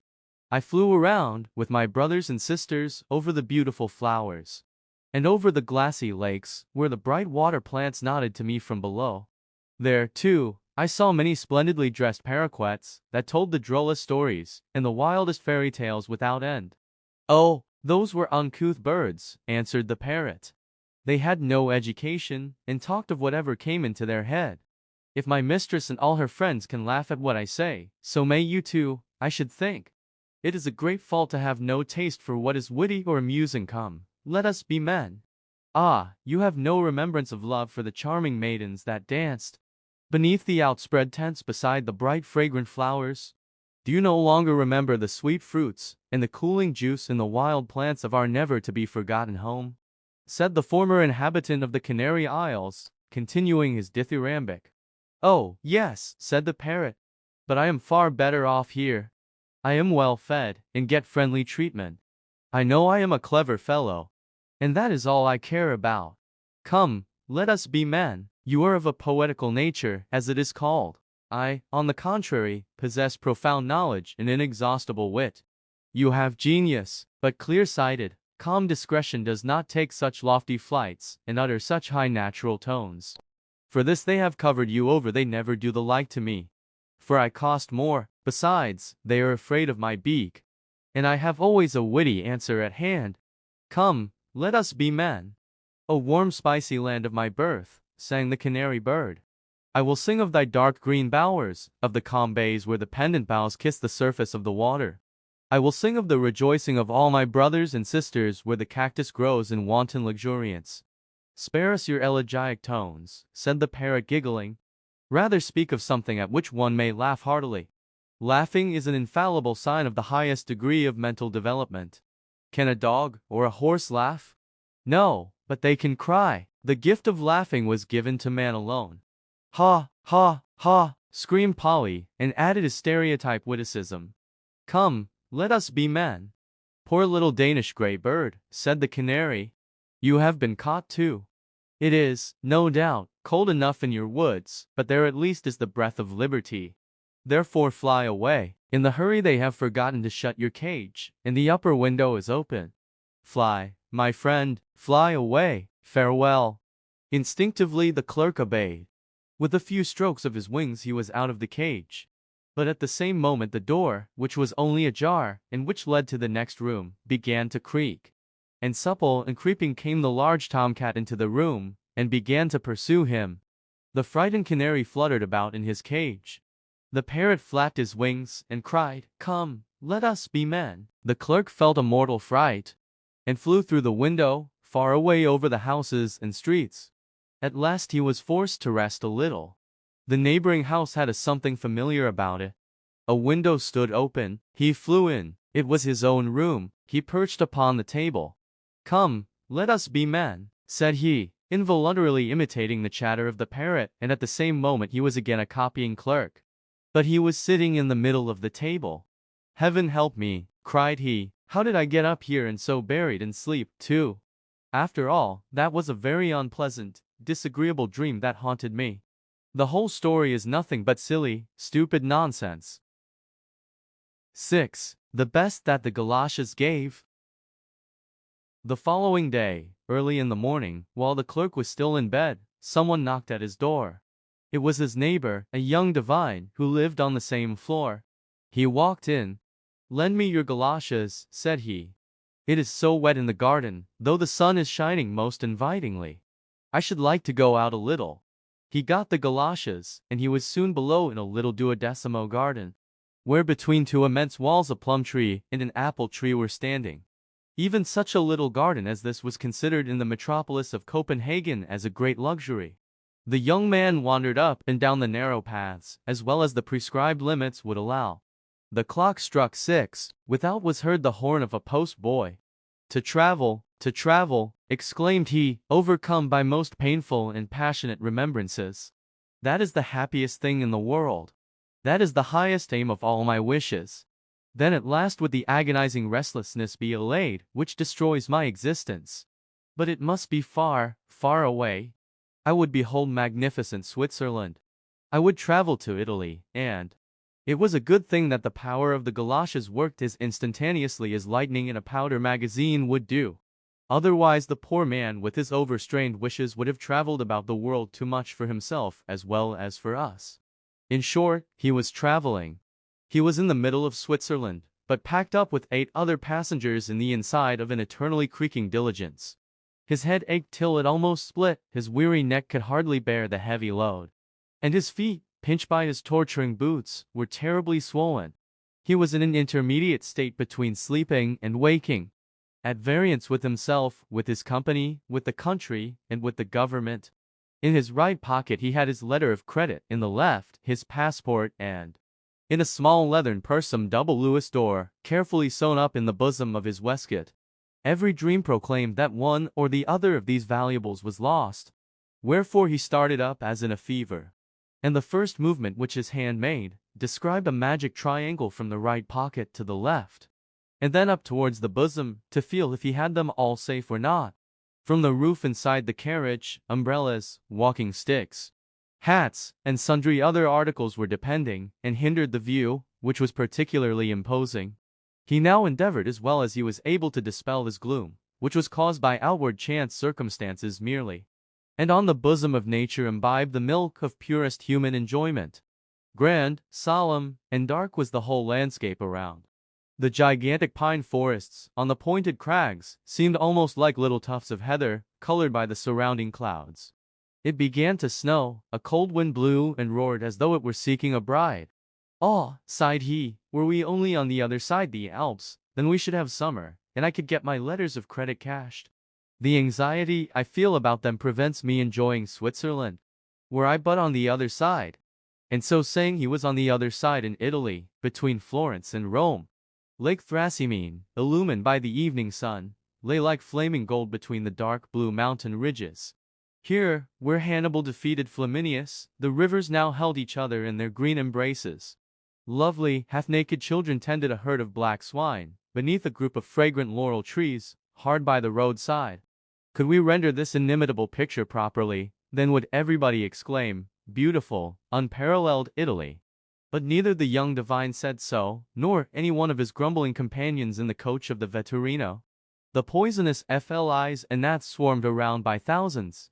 In vain one waved myrtle branches about like mad. The audacious insect population did not cease to sting. Nor was there a single person in the well-crammed carriage whose face was not swollen and sore from their ravenous bites. The poor horses, tortured almost to death, suffered most from this truly Egyptian plague. The flies alighted upon them in large disgusting swarms. And if the coachman got down and scraped them off, hardly a minute elapsed before they were there again. The sun now set, a freezing cold, though of short duration, pervaded the whole creation.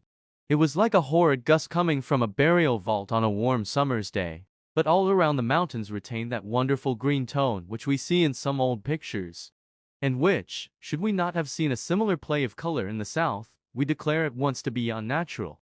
It was a glorious prospect. But the stomach was empty, the body tired. All that the heart cared and longed for was good night quarters. Yet how would they be? For these one looked much more anxiously than for the charms of nature, which everywhere were so profusely displayed. The road led through an olive grove, and here the solitary inn was situated. 10 or 12 crippled beggars had encamped outside. The healthiest of them resembled, to use an expression of Marryat's, Hunger's eldest son when he had come of age. The others were either blind, had withered legs and crept about on their hands, or withered arms and fingerless hands. It was the most wretched misery, dragged from among the filthiest rags. Excellenza, miserabili, sighed they, thrusting forth their deformed limbs to view. Even the hostess, with bare feet, uncombed hair, and dressed in a garment of doubtful color, received the guests grumblingly. The doors were fastened with a loop of string. The floor of the rooms presented a stone paving half torn up. Bats fluttered wildly about the ceiling. And as to the smell therein, no, that was beyond description. You had better lay the cloth below in the stable, said one of the travelers. There, at all events, one knows what one is breathing. The windows were quickly opened to let in a little fresh air. Quicker, however, than the breeze, the withered, sallow arms of the beggars were thrust in. Accompanied by the eternal whine of miserabili, miserabili, excellenza, on the walls were displayed innumerable inscriptions, written in nearly every language of Europe, some in verse, some in prose, most of them not very laudatory of Bella Italia. The meal was served. It consisted of a soup of salted water, seasoned with pepper and rancid oil. The last ingredient played a very prominent part in the salad. Stale eggs and roasted cock's-combs furnished the grand dish of the repast. The wine even was not without a disgusting taste. It was like a medicinal draught. At night the boxes and other effects of the passengers were placed against the rickety doors. One of the travelers kept watch while the others slept. The sentry was our young divine. How close it was in the chamber! The heat oppressive to suffocation, the gnats hummed and stung unceasingly, the miserabili without whined and moaned in their sleep. Traveling would be agreeable enough, said he groaning, if one only had no body, or could send it to rest while the spirit went on its pilgrimage unhindered, whither the voice within might call it. Wherever I go, I am pursued by a longing that is insatiable, that I cannot explain to myself, and that tears my very heart. I want something better than what is, but what is fled in an instant. But what is it, and where is it to be found? Yet, I know in reality what it is I wish for. Oh, most happy were I, could I but reach one aim, could but reach the happiest of all. And as he spoke the word, he was again in his home. The long white curtains hung down from the windows, and in the middle of the floor stood the black coffin. In it he lay in the sleep of death. His wish was fulfilled, the body rested, while the spirit went unhindered on its pilgrimage. Let no one deem himself happy before his end, were the words of Solon. And here was a new and brilliant proof of the wisdom of the old apothegm. Every corpse is a sphinx of immortality. Here too on the black coffin the Sphinx gave us no answer to what he who lay within had written 2 days before. O mighty death, thy silence teaches naught.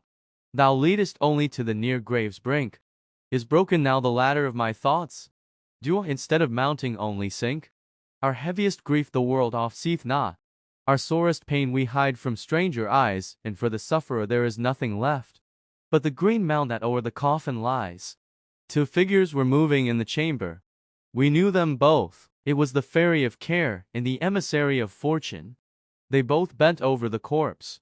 Do you now see, said Care, what happiness your galoshes have brought to mankind?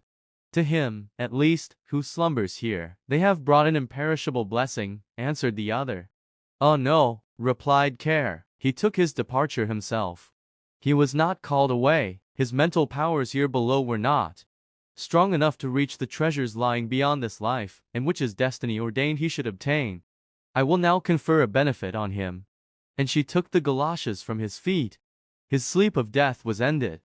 And he who had been thus called back again to life arose from his dread couch in all the vigor of youth. Care vanished, and with her the galoshes. She has no doubt taken them for herself, to keep them to all eternity. The Fir Tree. Out in the woods stood a nice little fir tree. The place he had was a very good one. The sun shone on him. As to fresh air, there was enough of that. And round him grew many large-sized comrades, pines as well as firs. But the little fir wanted so very much to be a grown-up tree. He did not think of the warm sun and of the fresh air. He did not care for the little cottage children that ran about and prattled when they were in the woods looking for wild strawberries. The children often came with a whole pitcher full of berries, or a long row of them threaded on a straw, and sat down near the young tree and said, "Oh, how pretty he is! What a nice little fir!" But this was what the tree could not bear to hear. At the end of a year he had shot up a good deal, and after another year he was another long bit taller. For with fir trees one can always tell by the shoots how many years old they are. "Oh, were I but such a high tree as the others are," sighed he. "Then I should be able to spread out my branches, and with the tops to look into the wide world. Then would the birds build nests among my branches, and when there was a breeze, I could bend with as much stateliness as the others." Neither the sunbeams, nor the birds, nor the red clouds which morning and evening sailed above him, gave the little tree any pleasure. In winter, when the snow lay glittering on the ground, a hare would often come leaping along, and jump right over the little tree. Oh, that made him so angry. But 2 winters were past, and in the third the tree was so large that the hare was obliged to go round it. To grow and grow, to get older and be tall, thought the tree that, after all, is the most delightful thing in the world. In autumn the woodcutters always came and felled some of the largest trees. This happened every year. And the young fir tree, that had now grown to a very comely size, trembled at the sight. For the magnificent great trees fell to the earth with noise and cracking, the branches were lopped off, and the trees looked long and bare. They were hardly to be recognized. And then they were laid in carts, and the horses dragged them out of the wood. Where did they go to? What became of them? In spring, when the swallows and the storks came, the tree asked them, "Don't you know where they have been taken? Have you not met them anywhere?" The swallows did not know anything about it. But the stork looked musing, nodded his head, and said, "Yes, I think I know. I met many ships as I was flying hither from Egypt. On the ships were magnificent masts, and I ventured to assert that it was they that smelt so of fir. I may congratulate you, for they lifted themselves on high most majestically. Oh, were I but old enough to fly across the sea! But how does the sea look in reality? What is it like?" "That would take a long time to explain," said the stork, and with these words off he went.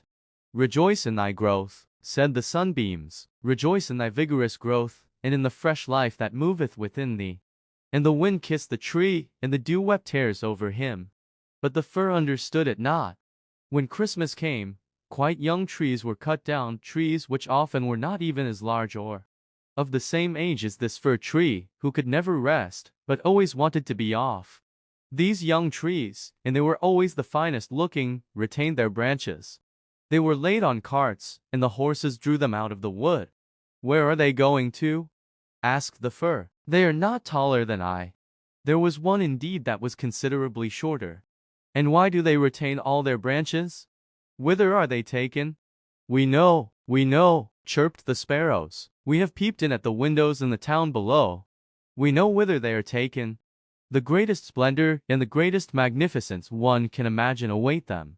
We peeped through the windows, and saw them planted in the middle of the warm room, and ornamented with the most splendid things. With gilded apples, with gingerbread, with toys, and many hundred lights. And then? Asked the fir tree, trembling in every bough. And then, what happens then? We did not see anything more. It was incomparably beautiful. I would fain know if I am destined for so glorious a career, cried the tree, rejoicing. That is still better than to cross the sea. What a longing do I suffer! Were Christmas but come, I am now tall, and my branches spread like the others that were carried off last year. Oh, were I but already on the cart! Were I in the warm room with all the splendor and magnificence! Yes, then something better, something still grander, will surely follow, or wherefore should they thus ornament me? Something better, something still grander must follow, but what?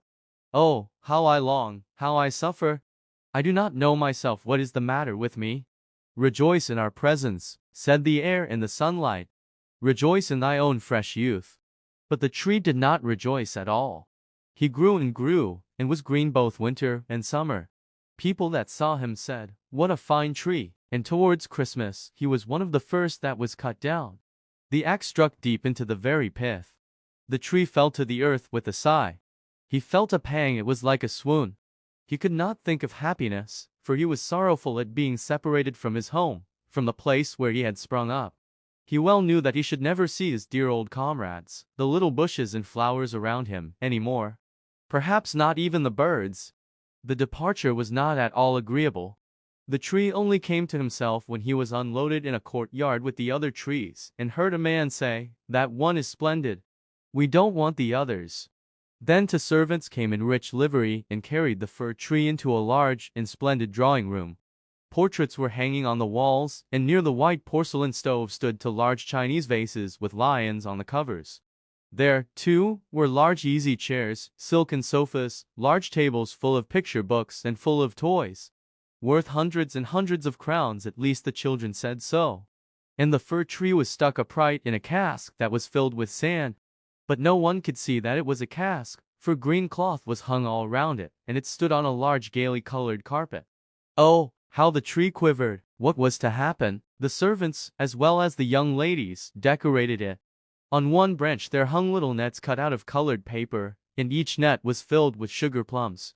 And among the other boughs gilded apples and walnuts were suspended, looking as though they had grown there. And little blue and white tapers were placed among the leaves. Dolls that looked for all the world like men, the tree had never beheld such before, were seen among the foliage, and at the very top a large star of gold tinsel was fixed. It was really splendid beyond description, splendid. This evening, they all said, "How it will shine this evening!" Oh, thought the tree, if the evening were but come! If the tapers were but lighted! And then I wonder what will happen. Perhaps the other trees from the forest will come to look at me. Perhaps the sparrows will beat against the window panes. I wonder if I shall take root here, and winter and summer stand covered with ornaments. He knew very much about the matter, but he was so impatient that for sheer longing he got a pain in his back. And this with trees is the same thing as a headache with us. The candles were now lighted. What brightness! What splendor! The tree trembled so in every bough that one of the tapers set fire to the foliage. It blazed up famously. "Help! Help!" cried the young ladies, and they quickly put out the fire.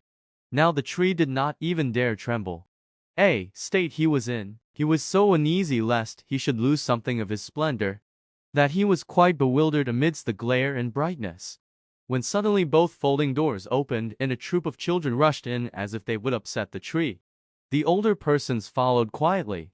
The little ones stood quite still. But it was only for a moment. Then they shouted that the whole place re-echoed with their rejoicing.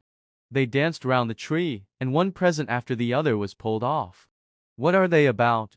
Thought the tree, what is to happen now? And the lights burned down to the very branches. And as they burned down they were put out one after the other, and then the children had permission to plunder the tree. So they fell upon it with such violence that all its branches cracked. If it had not been fixed firmly in the ground, it would certainly have tumbled down. The children danced about with their beautiful playthings. No one looked at the tree except the old nurse, who peeped between the branches. But it was only to see if there was a fig or an apple left that had been forgotten. A story, cried the children, drawing a little fat man towards the tree. He seated himself under it and said, "Now we are in the shade, and the tree can listen too. But I shall tell only one story. Now which will you have? That about Ivedy, or about Humpy Dumpy, who tumbled downstairs, and yet after all came to the throne and married the princess?" "Ivedy," cried some. "Humpy Dumpy," cried the others. There was such a bawling and screaming the fir tree alone was silent, and he thought to himself, "Am I not to bawl with the rest? Am I to do nothing whatever?" For he was one of the company, and had done what he had to do. And the man told about Humpy Dumpy that tumbled down, who notwithstanding came to the throne, and at last married the princess. And the children clapped their hands, and cried, "Oh, go on, do go on." They wanted to hear about Ivedy too, but the little man only told them about Humpy Dumpy. The fir tree stood quite still and absorbed in thought. The birds in the wood had never related the like of this. Humpy Dumpy fell downstairs, and yet he married the princess. Yes, that's the way of the world, thought the fir tree, and believed it all, because the man who told the story was so good-looking.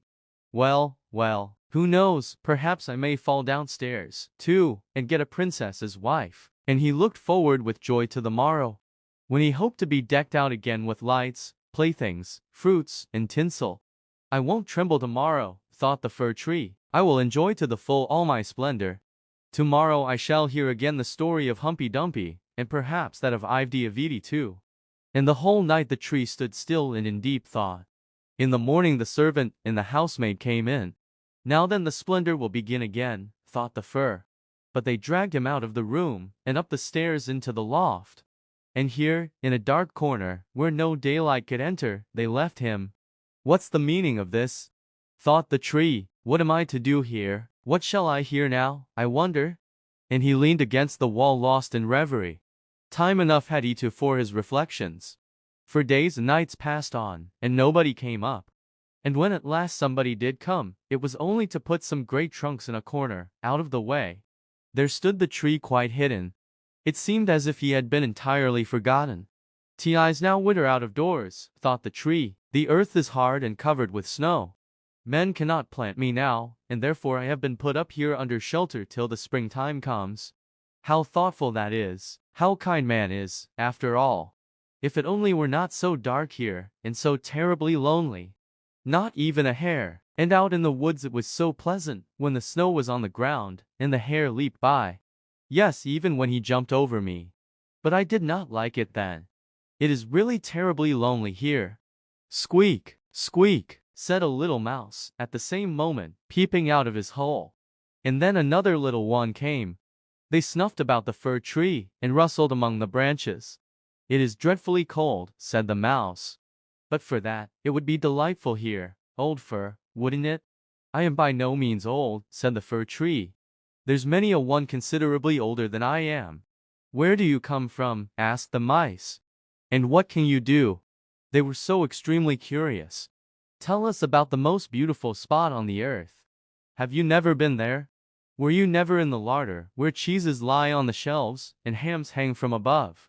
Where one dances about on tallow candles, that place where one enters lean, and comes out again fat and portly?" "I know no such place," said the tree. "But I know the wood, where the sun shines and where the little birds sing." And then he told all about his youth. And the little mice had never heard the like before. And they listened and said, "Well, to be sure, how much you have seen, how happy you must have been." "Aye," said the fir tree, thinking over what he had himself related. "Yes, in reality those were happy times." And then he told about Christmas Eve, when he was decked out with cakes and candles. "Oh," said the little mice, "how fortunate you have been, old fir tree." "I am by no means old," said he. "I came from the wood this winter. I am in my prime, and am only rather short for my age." "What delightful stories you know," said the mice, and the next night they came with 4 other little mice, who were to hear what the tree recounted, and the more he related, the more he remembered himself. and it appeared as if those times had really been happy times. But they may still come, they may still come. Humpty Dumpty fell downstairs, and yet he got a princess, and he thought at the moment of a nice little birch tree growing out in the woods to the fir. That would be a real charming princess. "Who is Humpty Dumpty?" asked the mice. So then the fir tree told the whole fairy tale, for he could remember every single word of it. And the little mice jumped for joy up to the very top of the tree. Next night to more mice came, and on Sunday to rats even. But they said the stories were not interesting, which vexed the little mice. And they, too, now began to think them not so very amusing either. "Do you know only one story?" asked the rats. "Only that one," answered the tree. "I heard it on my happiest evening. But I did not then know how happy I was. It is a very stupid story. Don't you know one about bacon and tallow candles? Can't you tell any larder stories?" "No," said the tree. "Then goodbye," said the rats. And they went home. At last the little mice stayed away also. And the tree sighed. "After all, it was very pleasant when the sleek little mice sat round me and listened to what I told them. Now that too is over, but I will take good care to enjoy myself when I am brought out again." But when was that to be? Why, one morning there came a quantity of people and set to work in the loft. The trunks were moved, the tree was pulled out and thrown rather hard, it is true, down on the floor. But a man drew him towards the stairs, where the daylight shone. "Now a merry life will begin again," thought the tree. He felt the fresh air, the first sunbeam, and now he was out in the courtyard. All passed so quickly, there was so much going on around him, the tree quite forgot to look to himself. The court adjoined a garden, and all was in flower. The roses hung so fresh and odorous over the balustrade, the lindens were in blossom, the swallows flew by, and said, "Corvette, my husband is come." But it was not the fir tree that they meant. "Now, then, I shall really enjoy life," said he exultingly, and spread out his branches. But, alas, they were all withered and yellow. It was in a corner that he lay, among weeds and nettles. The golden star of tinsel was still on the top of the tree, and glittered in the sunshine. In the courtyard some of the merry children were playing who had danced at Christmas round the fir tree, and were so glad at the sight of him. One of the youngest ran and tore off the golden star. "Only look what is still on the ugly old Christmas tree," said he, trampling on the branches, so that they all cracked beneath his feet.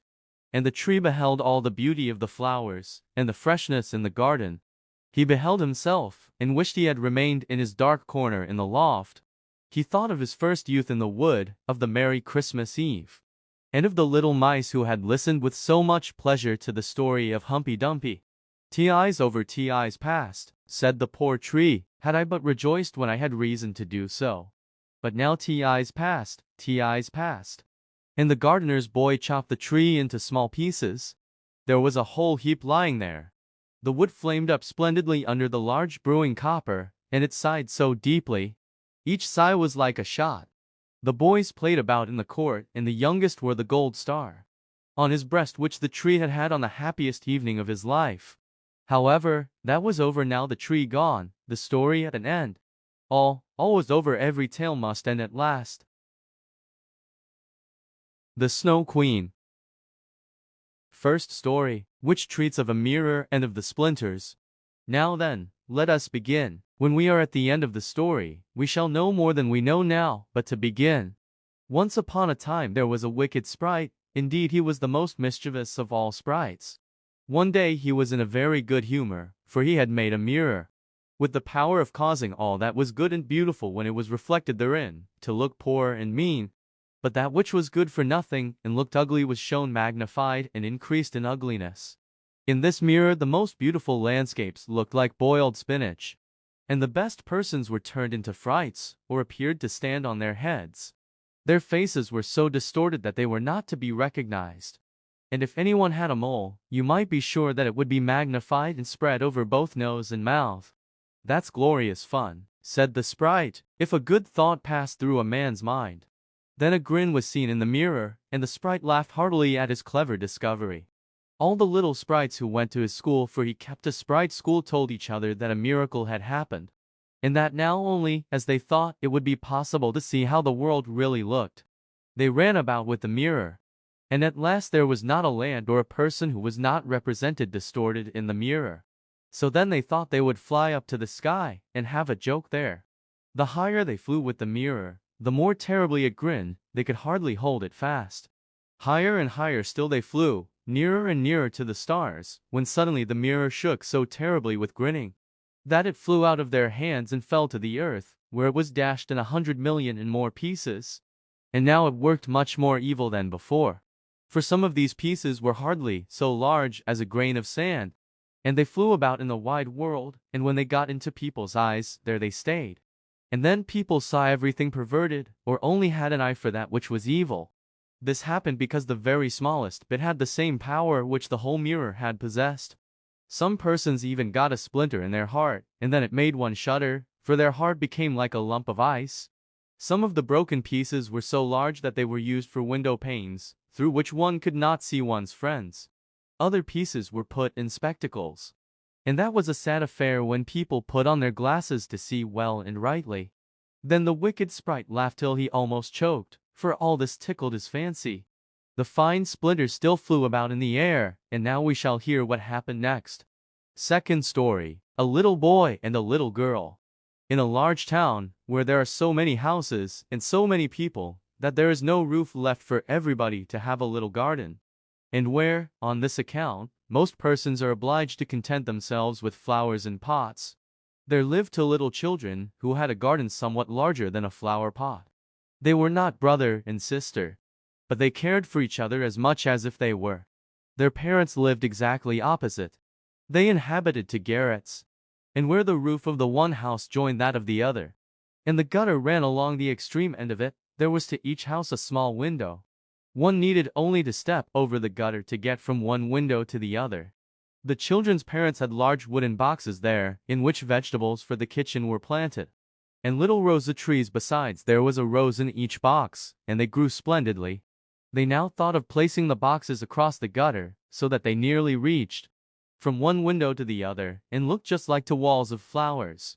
The tendrils of the peas hung down over the boxes, and the rose trees shot up long branches, twined round the windows, and then bent towards each other. It was almost like a triumphant arch of foliage and flowers. The boxes were very high, and the children knew that they must not creep over them. So they often obtained permission to get out of the windows to each other, and to sit on their little stools among the roses, where they could play delightfully. In winter there was an end of this pleasure. The windows were often frozen over, but then they heated copper farthings on the stove, and laid the hot farthing on the window pane. And then they had a capital peep-hole, quite nicely rounded, and out of each peeped a gentle friendly eye. It was the little boy and the little girl who were looking out. His name was Kay, hers was Gerda. In summer, with one jump, they could get to each other, but in winter they were obliged first to go down the long stairs, and then up the long stairs again, and out of doors there was quite a snowstorm. "It is the white bees that are swarming," said Kay's old grandmother. "Do the white bees choose a queen?" asked the little boy, for he knew that the honey bees always have one. "Yes," said the grandmother, "she lies where the swarm hangs in the thickest clusters. She is the largest of all, and she can never remain quietly on the earth, but goes up again into the black clouds. Many a winter's night she lies through the streets of the town, and peeps in at the windows, and they then freeze in so wondrous a manner that they look like flowers." "Yes, I have seen it," said both the children, and so they knew that it was true. "Can the Snow Queen come in?" said the little girl. "Only let her come in," said the little boy, "then I'd put her on the stove, and she'd melt." And then his grandmother patted his head, and told him other stories. In the evening, when little Kay was at home, and half undressed, he climbed up on the chair by the window, and peeped out of the little hole. A few snowflakes were falling, and one, the largest of all, remained lying on the edge of a flower pot. The flake of snow grew larger and larger, and at last it was like a young lady, dressed in the finest white gauze, made of a million little flakes like stars. She was so beautiful and delicate, but she was of ice, of dazzling, sparkling ice. Yet she lived, her eyes gazed fixedly, like to stars, but there was neither quiet nor repose in them. She nodded towards the window, and beckoned with her hand. The little boy was frightened, and jumped down from the chair. It seemed to him as if, at the same moment, a large bird flew past the window. The next day it was a sharp frost, and then the spring came. The sun shone, the green leaves appeared, the swallows built their nests, the windows were open, and the little children again sat in their pretty garden, high up on the leads at the top of the house. That summer the roses flowered in unwonted beauty. The little girl had learned a hymn, in which there was something about roses. And then she thought of her own flowers. And she sang the verse to the little boy, who then sang it with her.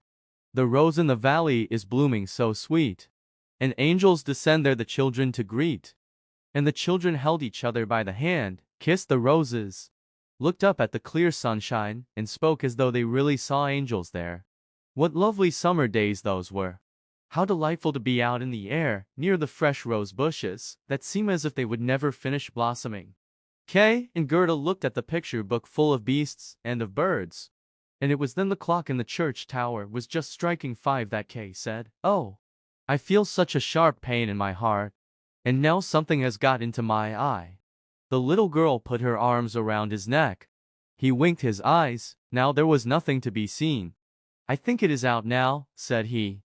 But it was not. It was just one of those pieces of glass from the magic mirror that had got into his eye. And poor Kay had got another piece right in his heart. It will soon become like ice. It did not hurt any longer, but there it was. "What are you crying for?" asked he. "You look so ugly." "There's nothing the matter with me." "Ah," said he at once, "that rose is cankered. And look, this one is quite crooked. After all, these roses are very ugly. They are just like the box they are planted in." And then he gave the box a good kick with his foot, and pulled both the roses up. "What are you doing?" cried the little girl, and as he perceived her fright, he pulled up another rose, got in at the window, and hastened off from dear little Gerda. Afterwards, when she brought her picture book, he asked, "What horrid beasts have you there?" And if his grandmother told them stories, he always interrupted her. Besides, if he could manage it, he would get behind her, put on her spectacles, and imitate her way of speaking. He copied all her ways, and then everybody laughed at him. He was soon able to imitate the gait and manner of everyone in the street. Everything that was peculiar and displeasing in them that Kay knew how to imitate. And at such times all the people said, "The boy is certainly very clever," but it was the glass he had got in his eye, the glass that was sticking in his heart, which made him tease even little Gerda, whose whole soul was devoted to him. His games now were quite different to what they had formerly been. They were so very knowing. One winter's day, when the flakes of snow were flying about, he spread the skirts of his blue coat and caught the snow as it fell. "Look through this glass, Gerda," said he. And every flake seemed larger, and appeared like a magnificent flower, or beautiful star. It was splendid to look at. "Look, how clever," said Kay. "That's much more interesting than real flowers. They are as exact as possible. There is not a fault in them, if they did not melt." It was not long after this, that Kay came one day with large gloves on, and his little sledge at his back, and bawled right into Gerda's ears, "I have permission to go out into the square where the others are playing." And off he was in a moment.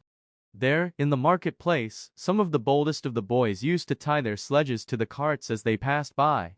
And so they were pulled along, and got a good ride. It was so capital. Just as they were in the very height of their amusement, a large sledge passed by. It was painted quite white, and there was someone in it wrapped up in a rough white mantle of fur, with a rough white fur cap on his head. The sledge drove round the square twice, and Kay tied on his sledge as quickly as he could, and off he drove with it. On they went quicker and quicker into the next street. And the person who drove turned round to Kay, and nodded to him in a friendly manner, just as if they knew each other. Every time he was going to untie his sledge, the person nodded to him, and then Kay sat quiet. And so on they went till they came outside the gates of the town. Then the snow began to fall so thickly that the little boy could not see an arm's length before him, but still on he went. When suddenly he let go the string he held in his hand in order to get loose from the sledge, but it was of no use.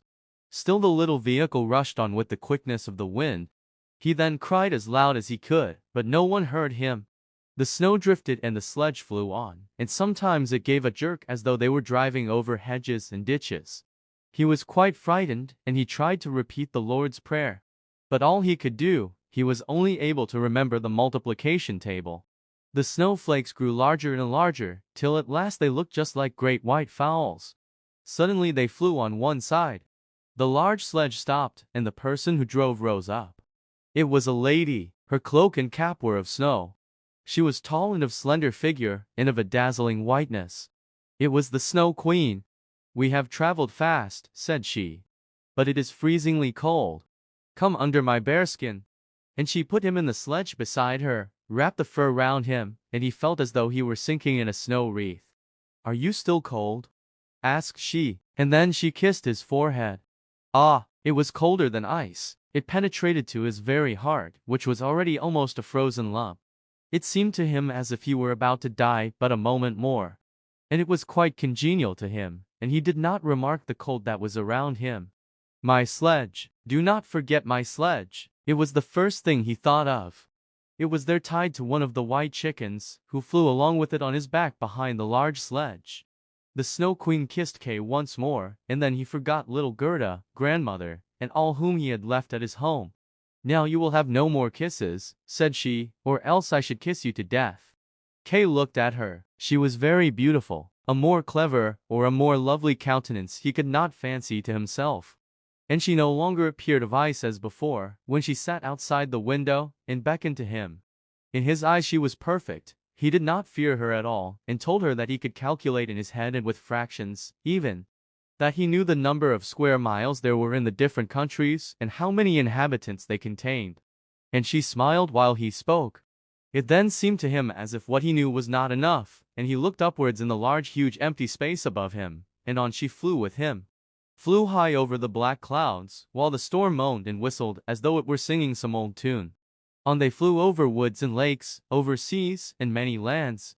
And beneath them the chilling storm rushed fast, the wolves howled, the snow crackled. Above them flew large screaming crows, but higher up appeared the moon, quite large and bright. And it was on it that Kay gazed during the long winter's night, while by day he slept at the feet of the Snow Queen. Third story, of the flower garden at the old woman's who understood witchcraft. But what became of little Gerda when Kay did not return? Where could he be? Nobody knew. Nobody could give any intelligence. All the boys knew was that they had seen him tie his sledge to another large and splendid one, which drove down the street and out of the town. Nobody knew where he was. Many sad tears were shed, and little Gerda wept long and bitterly. At last she said he must be dead, that he had been drowned in the river which flowed close to the town. Oh, those were very long and dismal winter evenings. At last spring came, with its warm sunshine. "Kay is dead and gone," said little Gerda. "That I don't believe," said the sunshine. "Kay is dead and gone," said she to the swallows. "That I don't believe," said they, and at last little Gerda did not think so any longer either. "I'll put on my red shoes," said she, one morning. "Kay has never seen them, and then I'll go down to the river and ask there." It was quite early. She kissed her old grandmother, who was still asleep, put on her red shoes, and went alone to the river. "Is it true that you have taken my little playfellow? I will make you a present of my red shoes, if you will give him back to me." And, as it seemed to her, the blue waves nodded in a strange manner. Then she took off her red shoes, the most precious things she possessed, and threw them both into the river. But they fell close to the bank, and the little waves bore them immediately to land. It was as if the stream would not take what was dearest to her. For in reality it had not got little Kay. But Gerda thought that she had not thrown the shoes out far enough. So she clambered into a boat which lay among the rushes, went to the farthest end, and threw out the shoes. But the boat was not fastened, and the motion which she occasioned made it drift from the shore. She observed this, and hastened to get back. But before she could do so, the boat was more than a yard from the land, and was gliding quickly onward. Little Gerda was very frightened, and began to cry.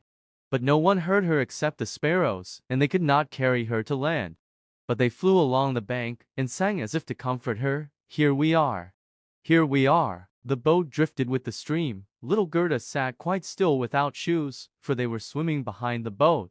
But she could not reach them, because the boat went much faster than they did. The banks on both sides were beautiful.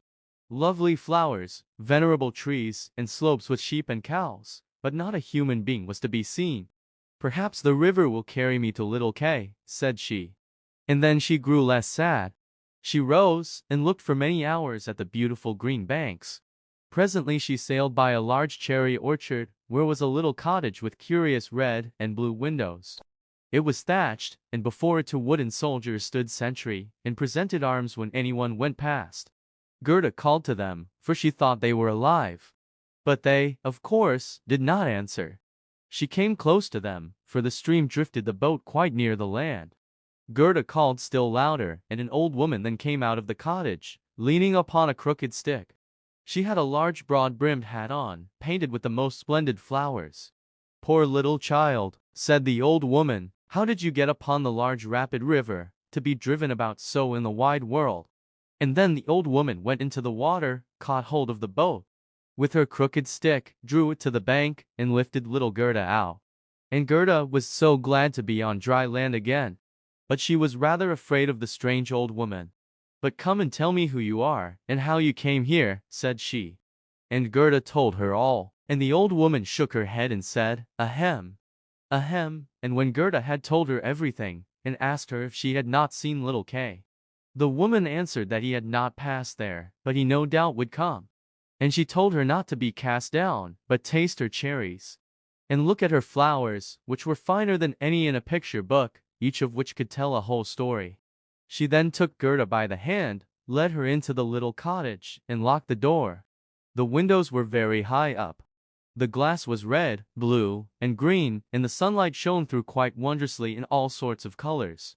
On the table stood the most exquisite cherries, and Gerda ate as many as she chose, for she had permission to do so. While she was eating, the old woman combed her hair with a golden comb, and her hair curled and shone with a lovely golden color around that sweet little face, which was so round and so like a rose. "I have often longed for such a dear little girl," said the old woman. "Now you shall see how well we agree together."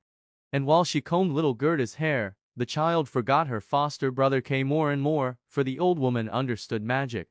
But she was no evil being, she only practiced witchcraft a little, for her own private amusement, and now she wanted very much to keep little Gerda. She therefore went out in the garden, stretched out her crooked stick towards the rose bushes, which, beautifully as they were blowing, all sank into the earth and no one could tell where they had stood. The old woman feared that if Gerda should see the roses, she would then think of her own, would remember little Kay, and run away from her. She now led Gerda into the flower garden. Oh, what odor and what loveliness was there! Every flower that one could think of, and of every season, stood there in fullest bloom. No picture book could be gayer or more beautiful. Gerda jumped for joy, and played till the sun set behind the tall cherry tree. She then had a pretty bed, with a red silken coverlet filled with blue violets. She fell asleep, and had as pleasant dreams as ever a queen on her wedding day. The next morning she went to play with the flowers in the warm sunshine, and thus passed away a day. Gerda knew every flower, and, numerous as they were, it still seemed to Gerda that one was wanting, though she did not know which. One day, while she was looking at the hat of the old woman painted with flowers, the most beautiful of them all seemed to her to be a rose. The old woman had forgotten to take it from her hat when she made the others vanish in the earth. But so it is when one's thoughts are not collected. "What," said Gerda, "are there no roses here?" And she ran about amongst the flower beds, and looked, but there was not one to be found. She then sat down and wept. But her hot tears fell just where a rose bush had sunk. And when her warm tears watered the ground, the tree shot up suddenly as fresh and blooming as when it had been swallowed up. Gerda kissed the roses, thought of her own dear roses at home, and with them of little Kay. "Oh, how long I have stayed," said the little girl. "I intended to look for Kay. Don't you know where he is?" She asked of the roses. "Do you think he is dead and gone?" "Dead he certainly is not," said the roses. "We have been in the earth where all the dead are, but Kay was not there." "Many thanks," said little Gerda, and she went to the other flowers, looked into their cups, and asked, "Don't you know where little Kay is?" But every flower stood in the sunshine, and dreamed its own fairy tale or its own story. And they all told her very many things, but not one knew anything of Kay. Well, what did the tiger lily say? "Hearest thou not the drum? Bum, bum, those are the only two tones. Always bum, bum. Hark to the plaintive song of the old woman, to the call of the priests. The Hindu woman in her long robe stands upon the funeral pile. The flames rise around her and her dead husband, but the Hindu woman thinks on the living one in the surrounding circle. On him whose eyes burn hotter than the flames on him, the fire of whose eyes pierces her heart more than the flames which soon will burn her body to ashes. Can the heart's flame die in the flame of the funeral pile? I don't understand that at all, said little Gerda. That is my story, said the lily. What did the convolvulus say? Projecting over a narrow mountain path there hangs an old feudal castle. Thick evergreens grow on the dilapidated walls, and around the altar, where a lovely maiden is standing, she bends over the railing and looks out upon the rose. No fresher rose hangs on the branches than she. No apple blossom carried away by the wind is more buoyant. How her silken robe is rustling! Is he not yet come? Is it Kay that you mean? Asked little Gerda. I am speaking about my story, about my dream, answered the convolvulus. What did the snowdrop say? Between the trees a long board is hanging, it is a swing. Two little girls are sitting in it, and swing themselves backwards and forwards. Their frocks are as white as snow, and long green silk ribbons flutter from their bonnets. Their brother, who is older than they are, stands up in the swing. He twines his arms round the cords to hold himself fast, for in one hand he has a little cup, and in the other a clay pipe. He is blowing soap bubbles. The swing moves, and the bubbles float in charming changing colors. The last is still hanging to the end of the pipe, and rocks in the breeze. The swing moves. The little black dog, as light as a soap bubble, jumps up on his hind legs to try to get into the swing. It moves, the dog falls down, barks, and is angry. They tease him, the bubble bursts. A swing, a bursting bubble, such is my song. What you relate may be very pretty, but you tell it in so melancholy a manner, and do not mention Kay. What do the hyacinths say? There were once upon a time 3 sisters, quite transparent, and very beautiful. The robe of the one was red, that of the second blue, and that of the third white. They danced hand in hand beside the calm lake in the clear moonshine. They were not elfin maidens, but mortal children. A sweet fragrance was smelt, and the maidens vanished in the wood. The fragrance grew stronger. 3 coffins, and in them 3 lovely maidens glided out of the forest, and across the lake the shining glow-worms flew around like little floating lights. Do the dancing maidens sleep, or are they dead? The odor of the flowers says they are corpses. The evening bell tolls for the dead.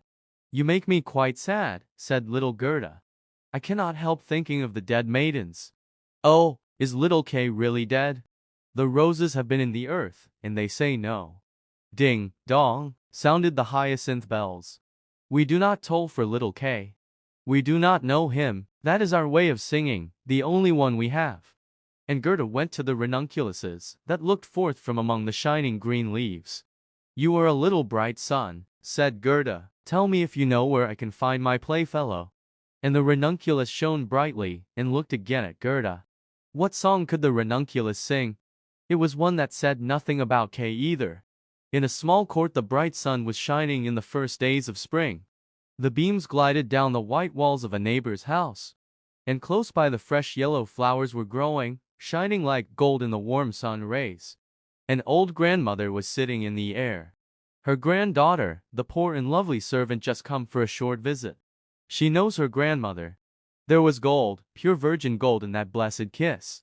There, that is my little story, said the ranunculus.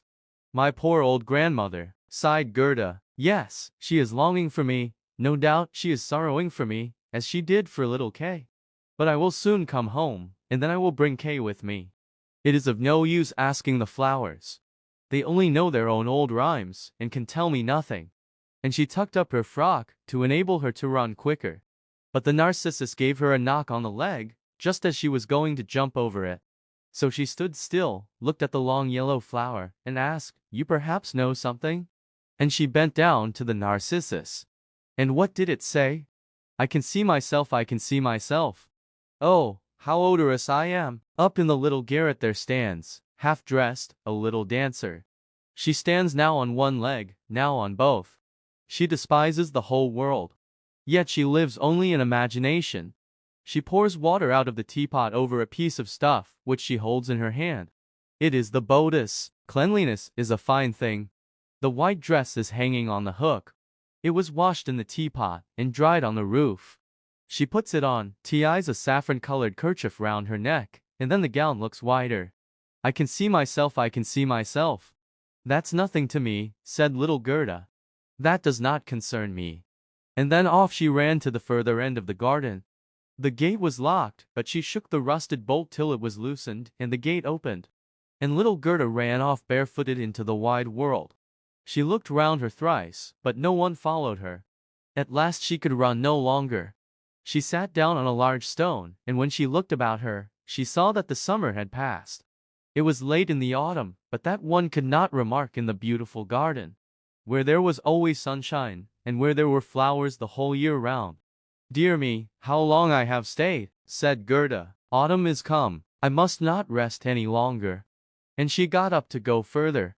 Oh, how tender and wearied her little feet were. All around it looked so cold and raw, the long willow leaves were quite yellow, and the fog dripped from them like water. One leaf fell after the other, the sloes only stood full of fruit, which set one's teeth on edge. Oh, how dark and comfortless it was in the dreary world. Fourth story, The Prince and Princess.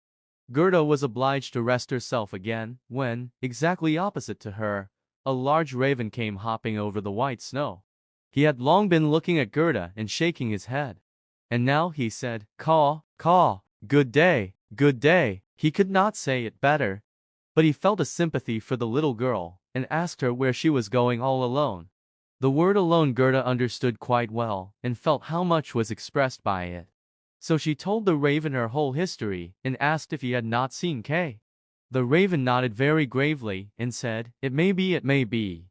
"What, do you really think so?" cried the little girl, and she nearly squeezed the raven to death, so much did she kiss him. "Gently, gently," said the raven. I think that it may be little Kay.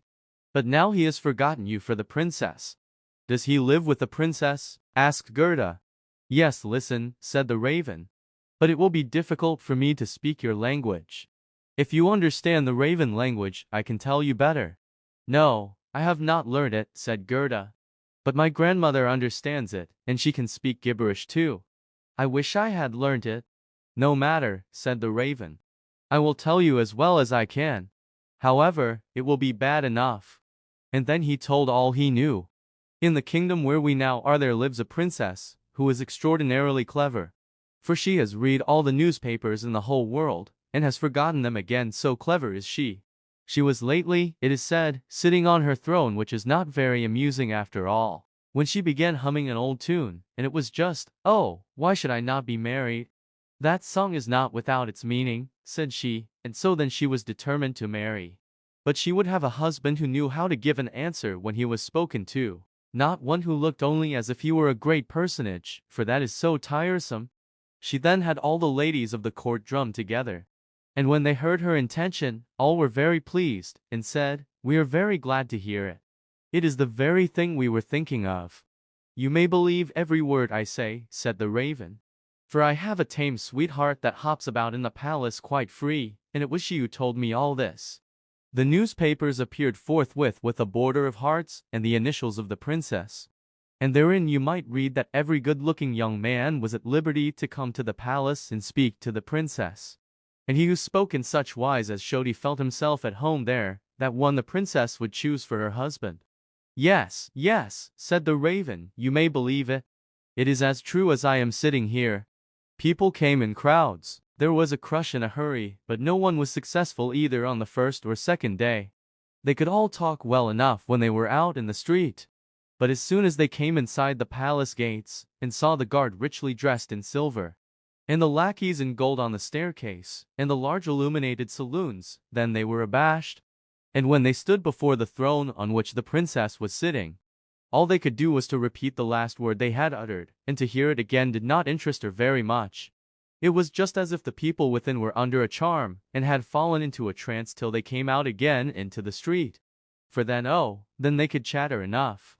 There was a whole row of them standing from the town gates to the palace. I was there myself to look, said the raven.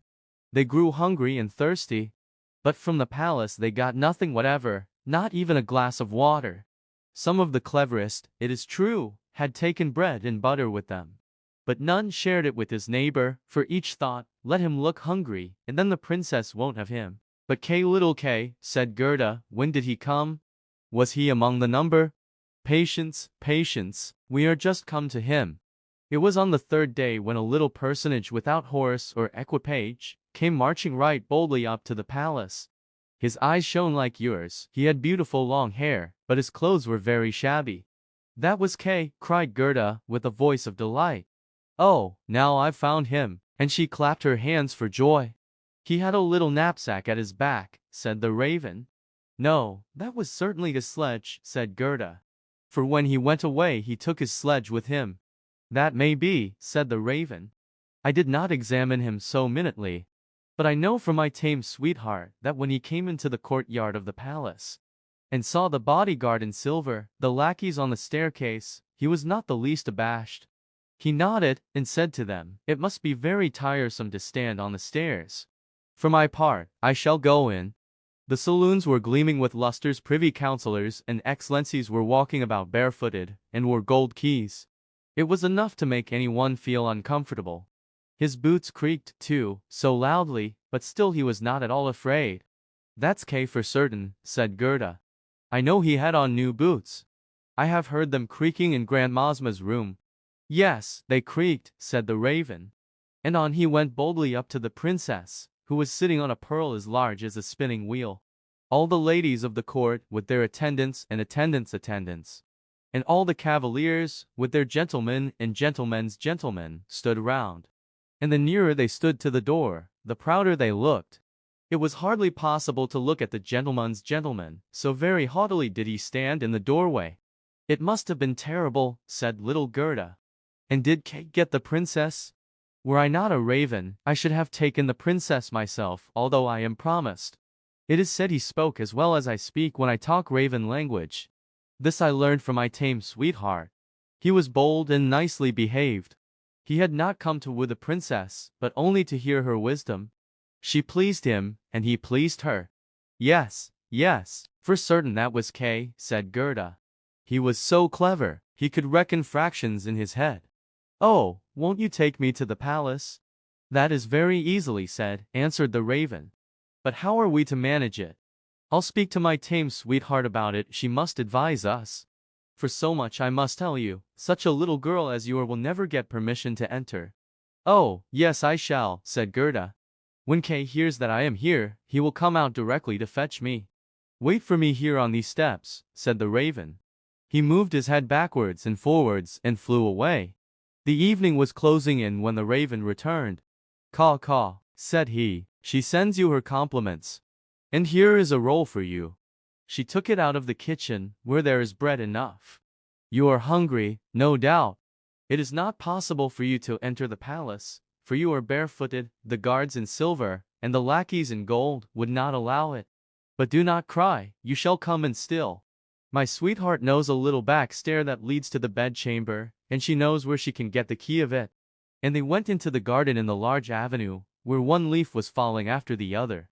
And when the lights in the palace had all gradually disappeared, the raven led little Gerda to the back door, which stood half open. Oh, how Gerda's heart beat with anxiety and longing! It was just as if she had been about to do something wrong. And yet she only wanted to know if little Kay was there. Yes, he must be there. She called to mind his intelligent eyes, and his long hair, so vividly, she could quite see him as he used to laugh when they were sitting under the roses at home. He will, no doubt, be glad to see you, to hear what a long way you have come for his sake. To know how unhappy all at home were when he did not come back. Oh, what a fright and a joy it was! They were now on the stairs. A single lamp was burning there. And on the floor stood the tame raven, turning her head on every side and looking at Gerda, who bowed as her grandmother had taught her to do. My intendant has told me so much good of you, my dear young lady, said the tame raven. Your tale is very affecting. If you will take the lamp, I will go before. We will go straight on, for we shall meet no one. I think there is somebody just behind us, said Gerda. And something rushed past, it was like shadowy figures on the wall. Horses with flowing manes and thin legs, huntsmen, ladies and gentlemen on horseback. They are only dreams, said the raven. They come to fetch the thoughts of the high personages to the chase. Tis well, for now you can observe them in bed all the better. But let me find, when you enjoy honor and distinction, that you possess a grateful heart. Tut, that's not worth talking about, said the raven of the woods. They now entered the first saloon, which was of rose-colored satin, with artificial flowers on the wall. Here the dreams were rushing past, but they hastened by so quickly that Gerda could not see the high personages. One hall was more magnificent than the other. One might indeed well be abashed. And at last they came into the bedchamber. The ceiling of the room resembled a large palm tree with leaves of glass, of costly glass. And in the middle, from a thick golden stem, hung two beds, each of which resembled a lily. One was white, and in this lay the princess. The other was red, and it was here that Gerda was to look for little Kay. She bent back one of the red leaves, and saw a brown neck. Oh, that was Kay. She called him quite loud by name, held the lamp towards him. The dreams rushed back again into the chamber. He awoke, turned his head, and it was not little Kay. The prince was only like him about the neck. But he was young and handsome, and out of the white lily leaves the princess peeped, too, and asked what was the matter. Then little Gerda cried, and told her whole history, and all that the ravens had done for her. Poor little thing, said the prince and the princess. They praised the ravens very much, and told them they were not at all angry with them, but they were not to do so again. However, they should have a reward. Will you fly about here at liberty? Asked the princess. Or would you like to have a fixed appointment as court ravens, with all the broken bits from the kitchen? And both the ravens nodded, and begged for a fixed appointment. For they thought of their old age, and said, "It is a good thing to have a provision for our old days." And the prince got up and let Gerda sleep in his bed, and more than this he could not do. She folded her little hands and thought, how good men and animals are, and she then fell asleep and slept soundly. All the dreams flew in again, and they now looked like the angels. They drew a little sledge, in which little Kay sat and nodded his head. But the whole was only a dream, and therefore it all vanished as soon as she awoke. The next day she was dressed from head to foot in silk and velvet. They offered to let her stay at the palace, and lead a happy life. But she begged to have a little carriage with a horse in front, and for a small pair of shoes. Then, she said, she would again go forth in the wide world and look for Kay. Shoes and a muff were given her. She was, too, dressed very nicely. And when she was about to set off, a new carriage stopped before the door. It was of pure gold, and the arms of the prince and princess shone like a star upon it. The coachman, the footman, and the outriders, for outriders were there, too, all wore golden crowns. The prince and the princess assisted her into the carriage themselves, and wished her all success. The raven of the woods, who was now married, accompanied her for the first 3 miles. He sat beside Gerda, for he could not bear riding backwards. The other raven stood in the doorway and flapped her wings. She could not accompany Gerda, because she suffered from headache since she had had a fixed appointment and ate so much. The carriage was lined inside with sugar plums, and in the seats were fruits and gingerbread. "Farewell, farewell," cried prince and princess. And Gerda wept, and the raven wept. Thus passed the first miles. And then the raven bade her farewell, and this was the most painful separation of all. He flew into a tree, and beat his black wings as long as he could see the carriage, that shone from afar like a sunbeam. 5th story, The Little Robber Maiden. They drove through the dark wood. But the carriage shone like a torch, and it dazzled the eyes of the robbers, so that they could not bear to look at it. "'Tis gold, 'tis gold," they cried, and they rushed forward, seized the horses, knocked down the little postilion, the coachman, and the servants, and pulled little Gerda out of the carriage. "How plump, how beautiful she is! She must have been fed on nut kernels," said the old female robber, who had a long, scrubby beard, and bushy eyebrows that hung down over her eyes. "She is as good as a fatted lamb.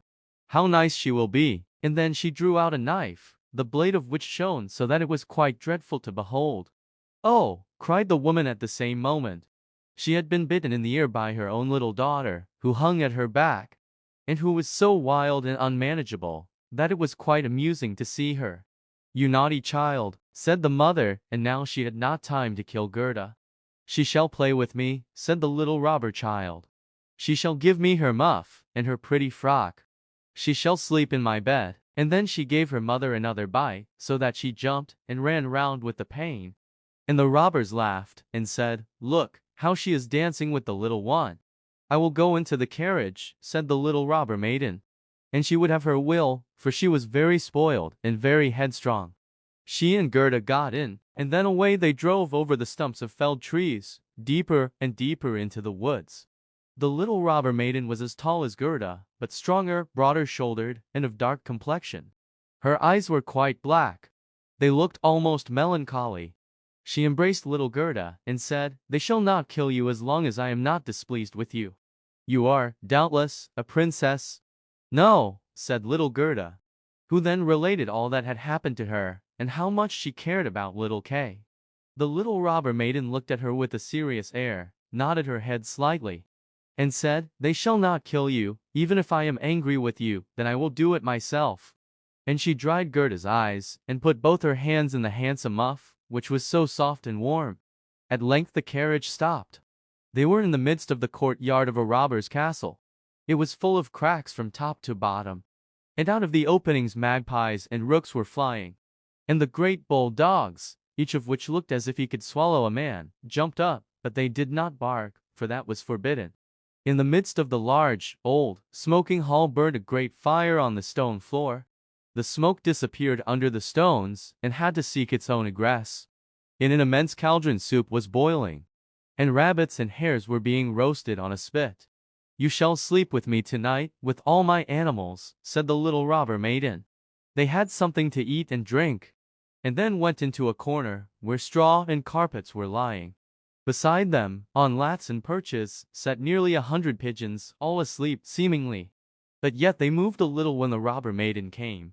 "They are all mine," said she, at the same time seizing one that was next to her by the legs and shaking it so that its wings fluttered.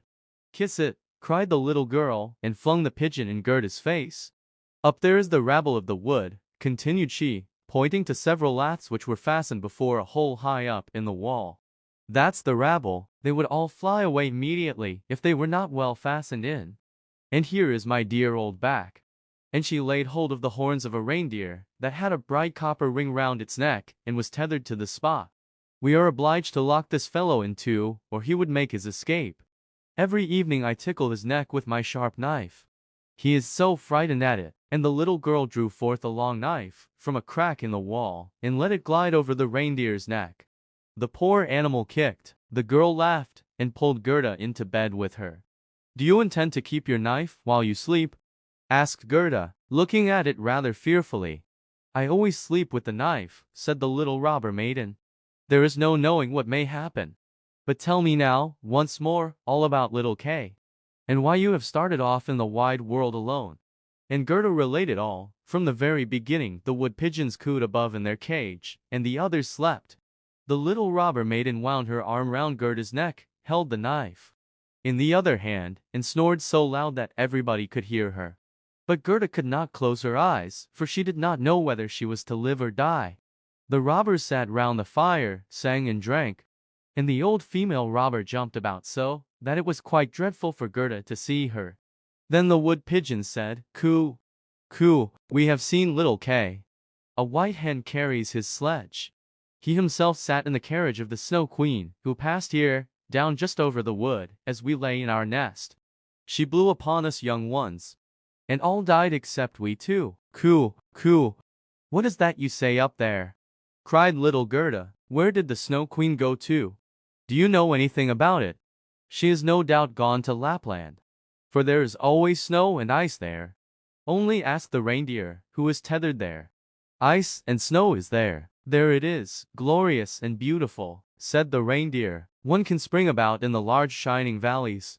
The Snow Queen has her summer tent there, but her fixed abode is high up towards the North Pole, on the island called Spitzbergen." "Oh, Kay, poor little Kay," sighed Gerda. "Do you choose to be quiet?" said the robber maiden. "If you don't, I shall make you." In the morning Gerda told her all that the wood pigeons had said, and the little maiden looked very serious, but she nodded her head and said, "That's no matter, that's no matter." "Do you know where Lapland lies?" she asked of the reindeer. "Who should know better than I?" said the animal, and his eyes rolled in his head. I was born and bred there I leapt about on the fields of snow. Listen, said the robber maiden to Gerda. You see that the men are gone. But my mother is still here, and will remain. However, towards morning she takes a draught out of the large flask, and then she sleeps a little, then I will do something for you. She now jumped out of bed, flew to her mother.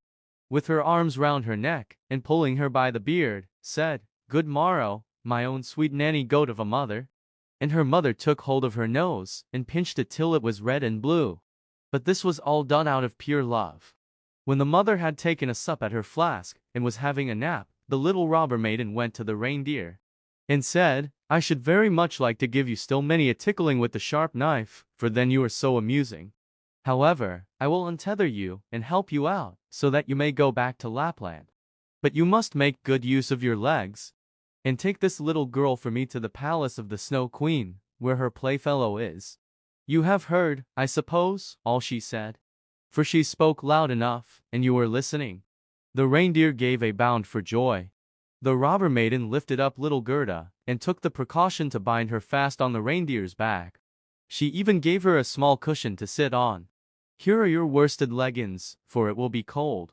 But the muff I shall keep for myself, for it is so very pretty. But I do not wish you to be cold. Here is a pair of lined gloves of my mother's. They just reach up to your elbow. On with them. Now you look about the hands just like my ugly old mother. And Gerda wept for joy. I can't bear to see you fretting, said the little robber maiden. This is just the time when you ought to look pleased. Here are 2 loaves and a ham for you, so that you won't starve. The bread and the meat were fastened to the reindeer's back. The little maiden opened the door, called in all the dogs, and then with her knife cut the rope that fastened the animal, and said to him, Now, off with you. But take good care of the little girl. And Gerda stretched out her hands with the large wadded gloves towards the robber maiden, and said, Farewell, and the reindeer flew on over bush and bramble through the great wood, over moor and heath, as fast as he could go. DSA, DSA, was heard in the sky. It was just as if somebody was sneezing. These are my old northern lights, said the reindeer, look how they gleam. And on he now sped still quicker, day and night on he went. The loaves were consumed, and the ham too. And now they were in Lapland. 6th story. The Lapland Woman and the Finland Woman. Suddenly they stopped before a little house, which looked very miserable. The roof reached to the ground, and the door was so low that the family were obliged to creep upon their stomachs when they went in or out. Nobody was at home except an old Lapland woman, who was dressing fish by the light of an oil lamp. And the reindeer told her the whole of Gerda's history, but first of all his own, for that seemed to him of much greater importance. Gerda was so chilled that she could not speak. Poor thing, said the Lapland woman, you have far to run still. You have more than 100 miles to go before you get to Finland. There the Snow Queen has her country house, and burns blue lights every evening. I will give you a few words from me, which I will write on a dried haberdine, for paper I have none. This you can take with you to the Finland woman, and she will be able to give you more information than I can. When Gerda had warmed herself, and had eaten and drunk, the Lapland woman wrote a few words on a dried haberdine, begged Gerda to take care of them, put her on the reindeer, bound her fast, and away sprang the animal. DSA, DSA, was again heard in the air. The most charming blue lights burned the whole night in the sky, and at last they came to Finland. They knocked at the chimney of the Finland woman, for as to a door, she had none. There was such a heat inside that the Finland woman herself went about almost naked. She was diminutive and dirty. She immediately loosened little Gerda's clothes, pulled off her thick gloves and boots, for otherwise the heat would have been too great, and after laying a piece of ice on the reindeer's head, read what was written on the fish skin. She read it 3 times, she then knew it by heart. So she put the fish into the cupboard, for it might very well be eaten, and she never threw anything away. Then the reindeer related his own story first, and afterwards that of little Gerda. And the Finland woman winked her eyes, but said nothing. You are so clever, said the reindeer. You can, I know, twist all the winds of the world together in a knot. If the seaman loosens 1 knot, then he has a good wind. If a second, then it blows pretty stiffly. If he undoes the 3rd and 4th, then it rages so that the forests are upturned. Will you give the little maiden a potion, that she may possess the strength of 12 men, and vanquish the Snow Queen? The strength of 12 men, said the Finland woman. Much good that would be. Then she went to a cupboard, and drew out a large skin rolled up. When she had unrolled it, strange characters were to be seen written thereon, and the Finland woman read at such a rate that the perspiration trickled down her forehead. But the reindeer begged so hard for little Gerda, and Gerda looked so imploringly with tearful eyes at the Finland woman, that she winked, and drew the reindeer aside into a corner, where they whispered together, while the animal got some fresh ice put on his head. Ti's true little K is at the Snow Queen's, and finds everything there quite to his taste, and he thinks it the very best place in the world. But the reason of that is, he has a splinter of glass in his eye, and in his heart. These must be got out first. Otherwise he will never go back to mankind, and the Snow Queen will retain her power over him. But can you give little Gerda nothing to take which will endue her with power over the whole? I can give her no more power than what she has already. Don't you see how great it is? Don't you see how men and animals are forced to serve her? How well she gets through the world barefooted? She must not hear of her power from us. That power lies in her heart, because she is a sweet and innocent child. If she cannot get to the Snow Queen by herself, and rid little K of the glass, we cannot help her. 2 miles hence the garden of the Snow Queen begins. Thither you may carry the little girl. Set her down by the large bush with red berries, standing in the snow. Don't stay talking, but hasten back as fast as possible. And now the Finland woman placed little Gerda on the reindeer's back, and off he ran with all imaginable speed. Oh, I have not got my boots. I have not brought my gloves, cried little Gerda. She remarked she was without them from the cutting frost. But the reindeer dared not stand still. On he ran till he came to the great bush with the red berries, and there he set Gerda down, kissed her mouth, while large bright tears flowed from the animal's eyes, and then back he went as fast as possible. There stood poor Gerda now, without shoes or gloves, in the very middle of dreadful icy Finland. She ran on as fast as she could. There then came a whole regiment of snowflakes, but they did not fall from above, and they were quite bright and shining from the aurora borealis. The flakes ran along the ground, and the nearer they came the larger they grew. Gerda well remembered how large and strange the snowflakes appeared when she once saw them through a magnifying glass. But now they were large and terrific in another manner. They were all alive. They were the outposts of the Snow Queen. They had the most wondrous shapes. Some looked like large ugly porcupines. Others like snakes knotted together, with their heads sticking out. And others, again, like small fat bears, with the hair standing on end. All were of dazzling whiteness, all were living snowflakes. Little Gerda repeated the Lord's Prayer. The cold was so intense that she could see her own breath, which came like smoke out of her mouth.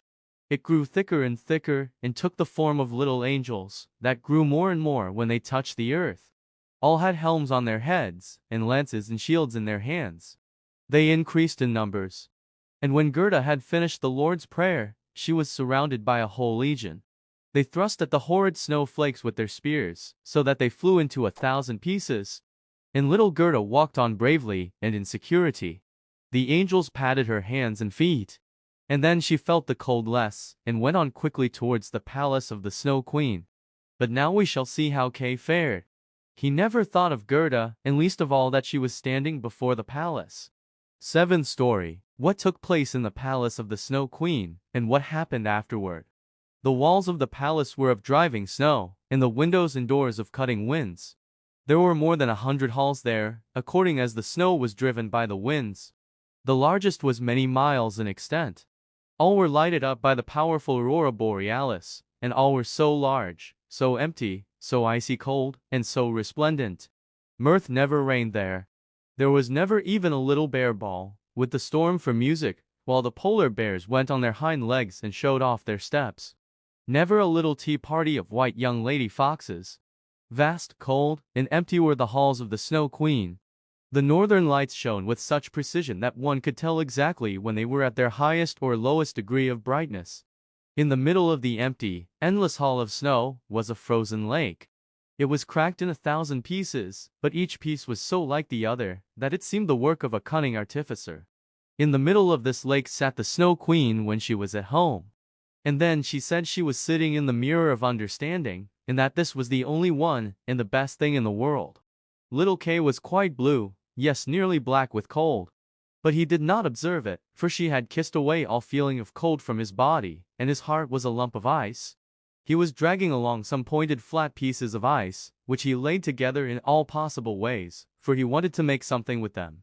Just as we have little flat pieces of wood to make geometrical figures with, called the Chinese puzzle.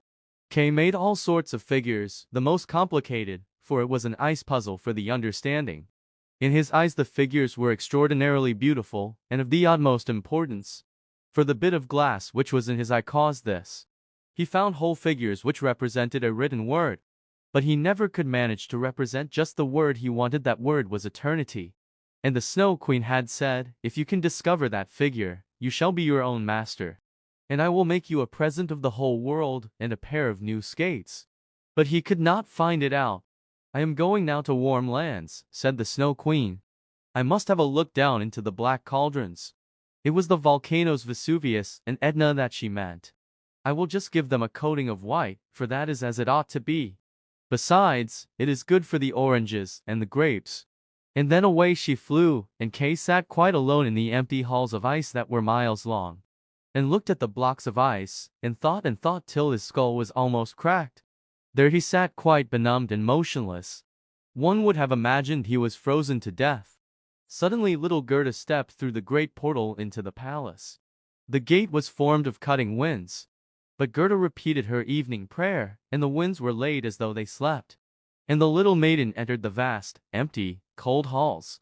There she beheld Kay. She recognized him, flew to embrace him, and cried out, her arms firmly holding him the while, Kay, sweet little Kay. Have I then found you at last? But he sat quite still, benumbed and cold. Then little Gerda shed burning tears. And they fell on his bosom, they penetrated to his heart, they thawed the lumps of ice, and consumed the splinters of the looking glass. He looked at her, and she sang the hymn. The rose in the valley is blooming so sweet, and angels descend there the children to greet. Hereupon Kay burst into tears. He wept so much that the splinter rolled out of his eye, and he recognized her, and shouted, Gerda, sweet little Gerda. Where have you been so long? And where have I been? He looked round him. How cold it is here, said he, how empty and cold, and he held fast by Gerda, who laughed and wept for joy. It was so beautiful that even the blocks of ice danced about for joy.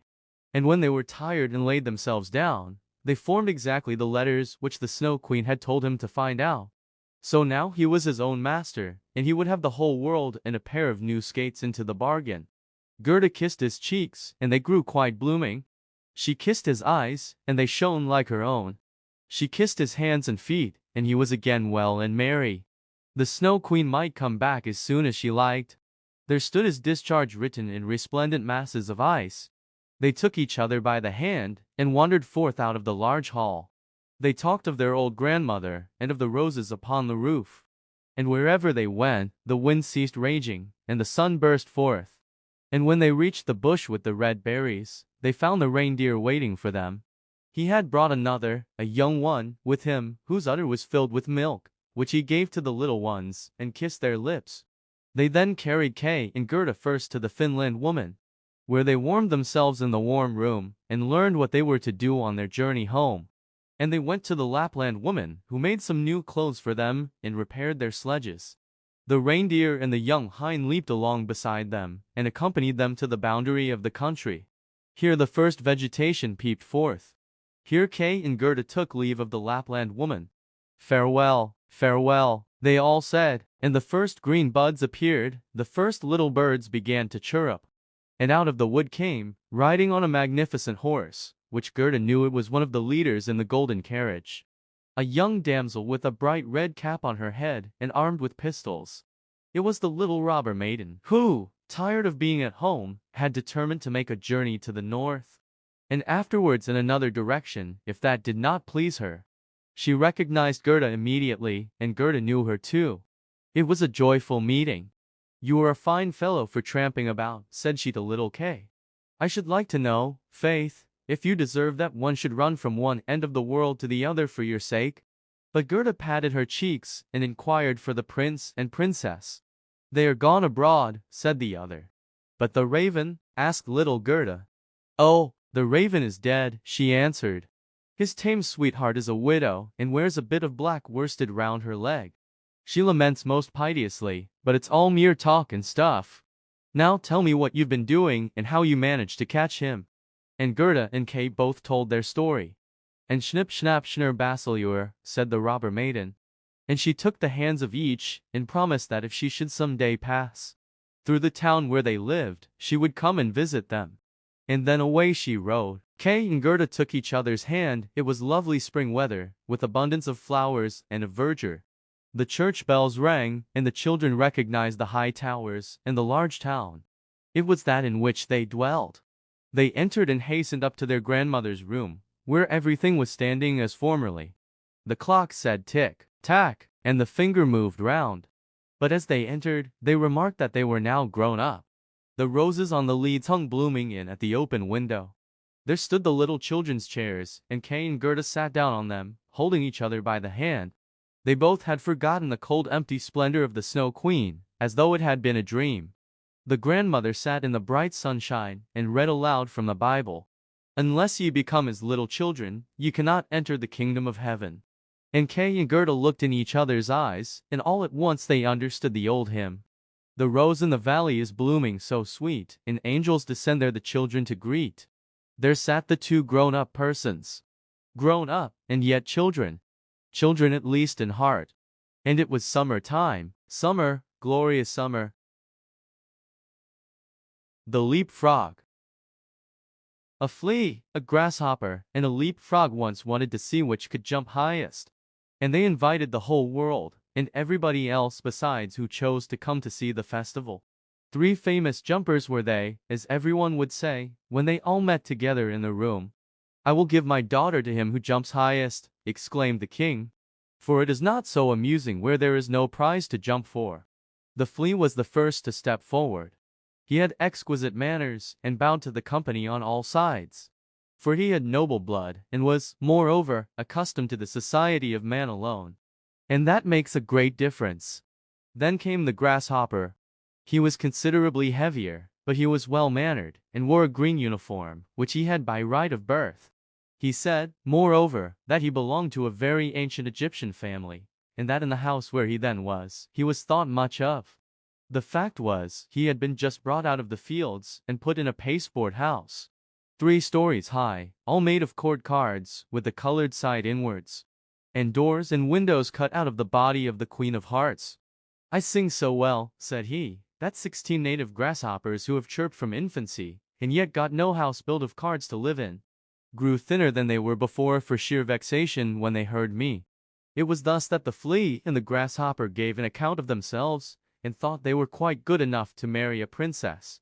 The leapfrog said nothing, but people gave it as their opinion that he therefore thought the more. And when the housedog snuffed at him with his nose, he confessed the leapfrog was of good family.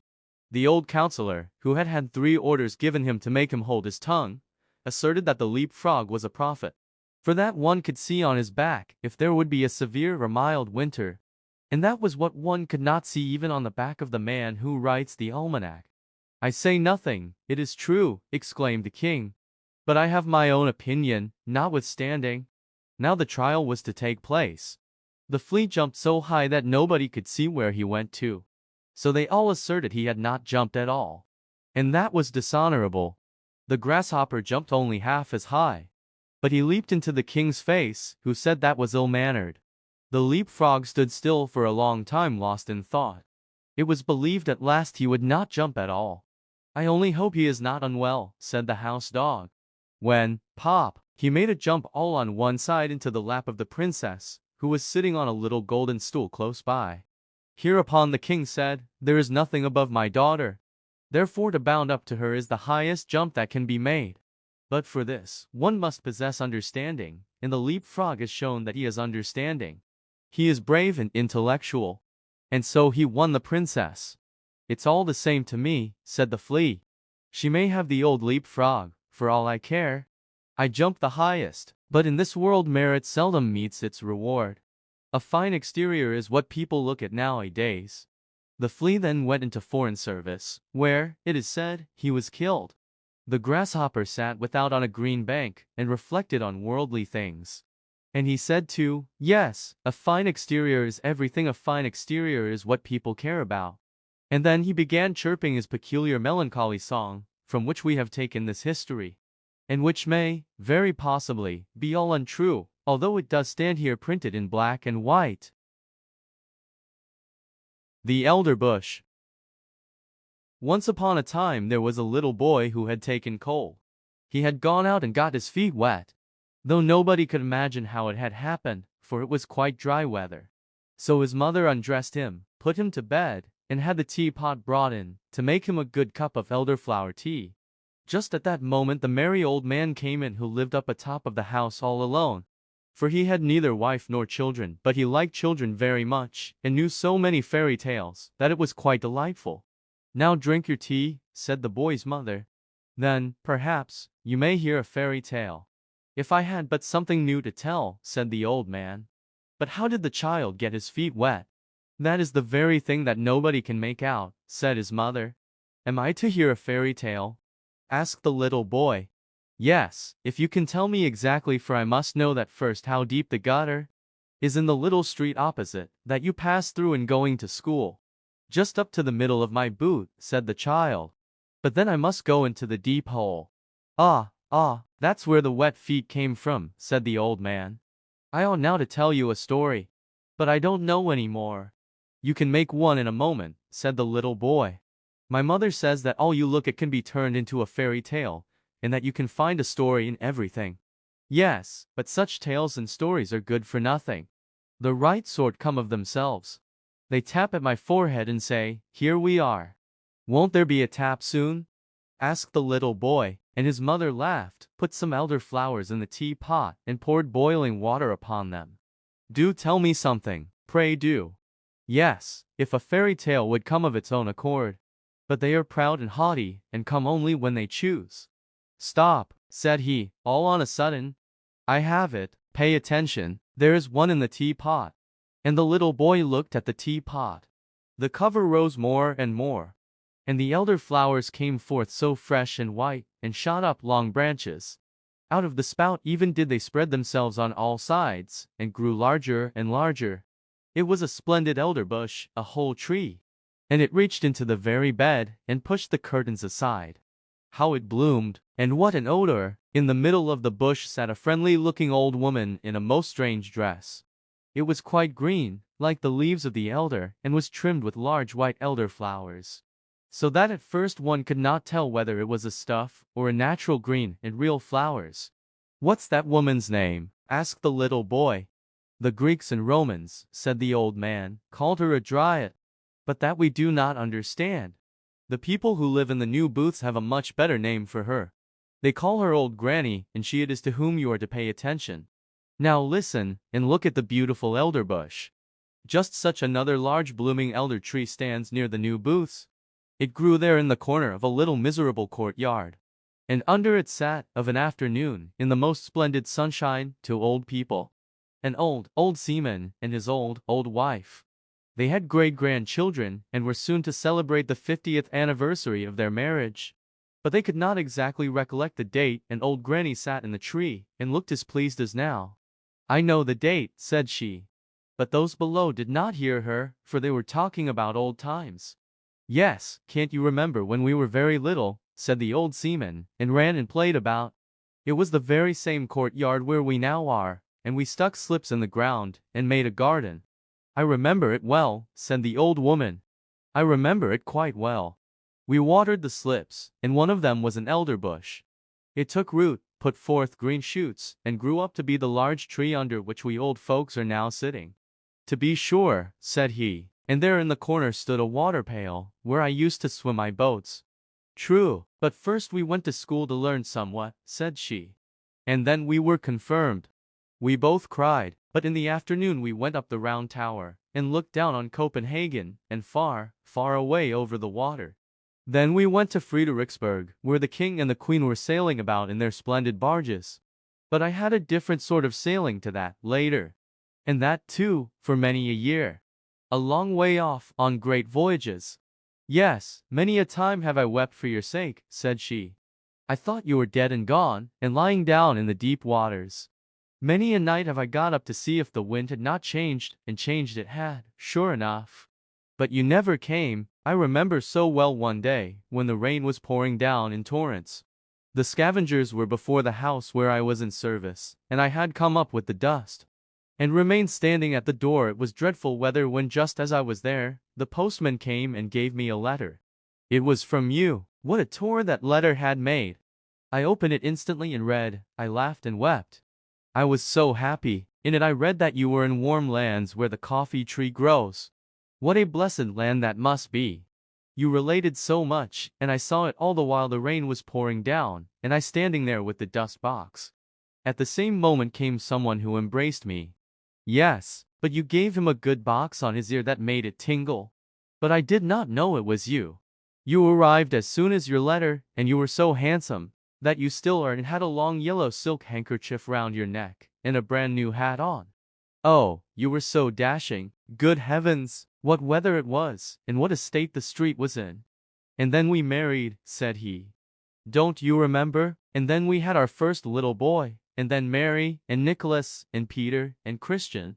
Yes, and how they all grew up to be honest people, and were beloved by everybody. And their children also have children, said the old sailor. Yes, those are our grandchildren, full of strength and vigor. It was, methinks, about this season that we had our wedding. Yes, this very day is the 50th anniversary of the marriage, said old Granny, sticking her head between the two old people, who thought it was their neighbor, who nodded to them. They looked at each other and held one another by the hand. Soon after came their children, and their grandchildren, for they knew well enough that it was the day of the 50th anniversary, and had come with their gratulations that very morning. But the old people had forgotten it, although they were able to remember all that had happened many years ago. And the elder bush sent forth a strong odor in the sun that was just about to set, and shone right in the old people's faces. They both looked so rosy-cheeked. And the youngest of the grandchildren danced around them, and called out, quite delighted, that there was to be something very splendid that evening. They were all to have hot potatoes. And old Nanny nodded in the bush, and shouted hurrah with the rest. But that is no fairy tale, said the little boy, who was listening to the story. The thing is, you must understand it, said the narrator. Let us ask old Nanny. That was no fairy tale, 'tis true, said old Nanny. But now it's coming. The most wonderful fairy tales grow out of that which is reality. Were that not the case, you know, my magnificent elderbush could not have grown out of the teapot. And then she took the little boy out of bed, laid him on her bosom, and the branches of the elder tree, full of flowers, closed around her. They sat in an aerial dwelling, and it flew with them through the air. Oh, it was wondrous beautiful.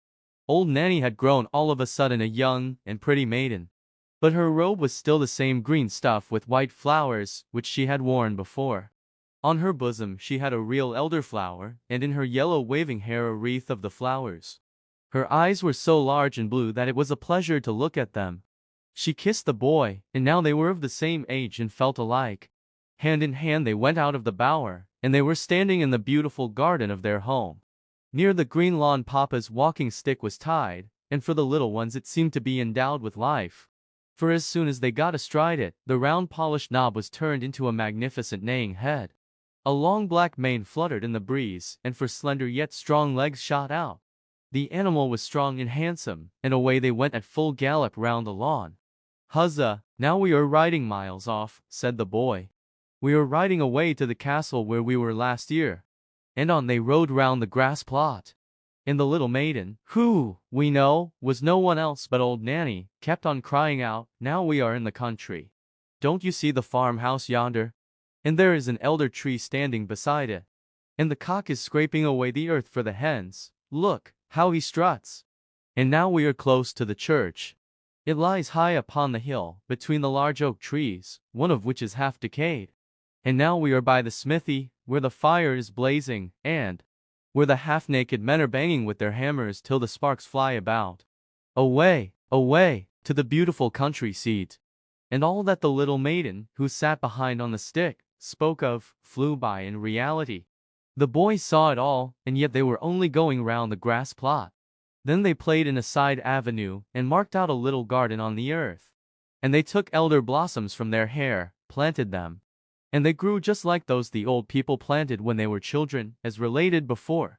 They went hand in hand, as the old people had done when they were children. But not to the round tower, or to Frederiksberg. No, the little damsel wound her arms round the boy, and then they flew far away through all Denmark. And spring came, and summer, and then it was autumn, and then winter. And 1,000 pictures were reflected in the eye and in the heart of the boy. And the little girl always sang to him, "This you will never forget." And during their whole flight the elder tree smelt so sweet and odorous. He remarked the roses and the fresh beeches, but the elder tree had a more wondrous fragrance, for its flowers hung on the breast of the little maiden. And there, too, did he often lay his head during the flight. "It is lovely here in spring," said the young maiden, and they stood in a beech wood that had just put on its first green, where the wood roof at their feet sent forth its fragrance, and the pale red anemone looked so pretty among the verdure. Oh, would it were always spring in the sweetly smelling Danish beech forests. "It is lovely here in summer," said she, and she flew past old castles of bygone days of chivalry, where the red walls and the embattled gables were mirrored, in the canal, where the swans were swimming, and peered up into the old cool avenues. In the fields the corn was waving like the sea. In the ditches red and yellow flowers were growing, while wild drone flowers and blooming convolvuluses were creeping in the hedges. And towards evening the moon rose round and large, and the haycocks in the meadows smelt so sweetly. "This one never forgets. It is lovely here in autumn," said the little maiden. And suddenly the atmosphere grew as blue again as before. The forest grew red and green and yellow colored. The dogs came leaping along, and whole flocks of wild fowl flew over the cairn, where blackberry bushes were hanging round the old stones. The sea was dark blue, covered with ships full of white sails. And in the barn old women, maidens, and children were sitting picking hops into a large cask. The young sang songs, but the old told fairy tales of mountain sprites and soothsayers. Nothing could be more charming. "It is delightful here in winter," said the little maiden. And all the trees were covered with hoarfrost. They looked like white corals. The snow crackled underfoot as if one had new boots on. And one falling star after the other was seen in the sky. The Christmas tree was lighted in the room. Presents were there, and good humor reigned. In the country the violin sounded in the room of the peasant. The newly baked cakes were attacked. Even the poorest child said, "It is really delightful here in winter." Yes, it was delightful, and the little maiden showed the boy everything. And the elder tree still was fragrant, and the red flag, with the white cross, was still waving. The flag under which the old seaman in the new boots had sailed. And the boy grew up to be a lad, and was to go forth in the wide world far, far away to warm lands, where the coffee tree grows. But at his departure the little maiden took an elder blossom from her bosom, and gave it him to keep. And it was placed between the leaves of his prayer book. And when in foreign lands he opened the book, it was always at the place where the keepsake flower lay. And the more he looked at it, the fresher it became. He felt, as it were, the fragrance of the Danish groves. And from among the leaves of the flowers he could distinctly see the little maiden, peeping forth with her bright blue eyes. And then she whispered, "It is delightful here in spring, summer, autumn, and winter." And 100 visions glided before his mind. Thus passed many years, and he was now an old man, and sat with his old wife under the blooming tree. They held each other by the hand, as the old grandfather and grandmother yonder in the new booths did. And they talked exactly like them of old times, and of the 50th anniversary of their wedding. The little maiden, with the blue eyes, and with elder blossoms in her hair, sat in the tree, nodded to both of them, and said, "Today is the 50th anniversary." And then she took the flowers out of her hair, and kissed them. First, they shone like silver, then like gold. And when they laid them on the heads of the old people, each flower became a golden crown. So there they both sat, like a king and a queen, under the fragrant tree, that looked exactly like an elder. The old man told his wife the story of old Nanny, as it had been told him when a boy. And it seemed to both of them it contained much that resembled their own history. And those parts that were like it pleased them best. "Thus it is," said the little maiden in the tree, "some call me old Nanny. Others a dryad, but, in reality, my name is Remembrance. 'Tis I who sit in the tree that grows and grows. I can remember, I can tell things. Let me see if you have my flower still." And the old man opened his prayer book. There lay the elder blossom, as fresh as if it had been placed there but a short time before. And remembrance nodded, and the old people, decked with crowns of gold, sat in the flush of the evening sun. They closed their eyes, yes, that's the end of the story. The little boy lay in his bed. He did not know if he had dreamed or not, or if he had been listening while someone told him the story. The teapot was standing on the table, but no elder tree was growing out of it. And the old man, who had been talking, was just on the point of going out at the door, and he did go. "How splendid that was," said the little boy. "Mother, I have been to warm countries." "So I should think," said his mother. "When one has drunk 2 good cupfuls of elderflower tea, is likely enough one goes into warm climates." And she tucked him up nicely, lest he should take cold. "You have had a good sleep while I have been sitting here, and arguing with him whether it was a story or a fairy tale." "And where is old Nanny?" asked the little boy. "In the teapot," said his mother.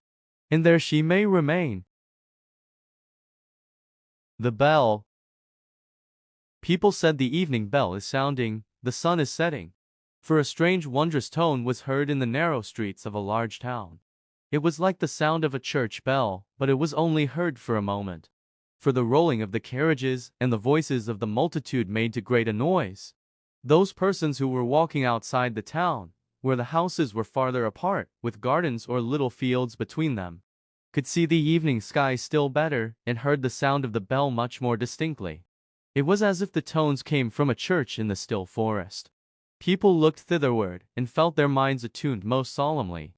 A long time passed, and people said to each other, "I wonder if there is a church out in the wood.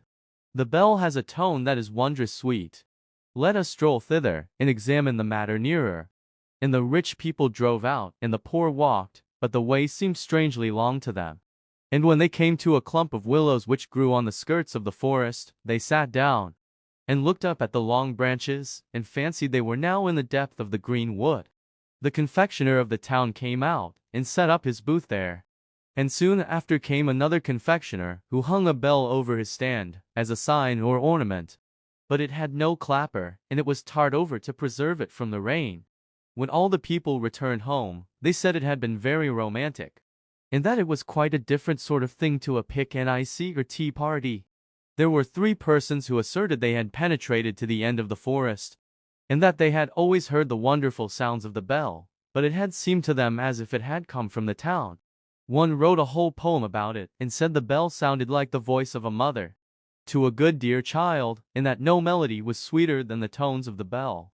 The king of the country was also observant of it, and vowed that he who could discover whence the sounds proceeded should have the title of universal bell ringer, even if it were not really a bell.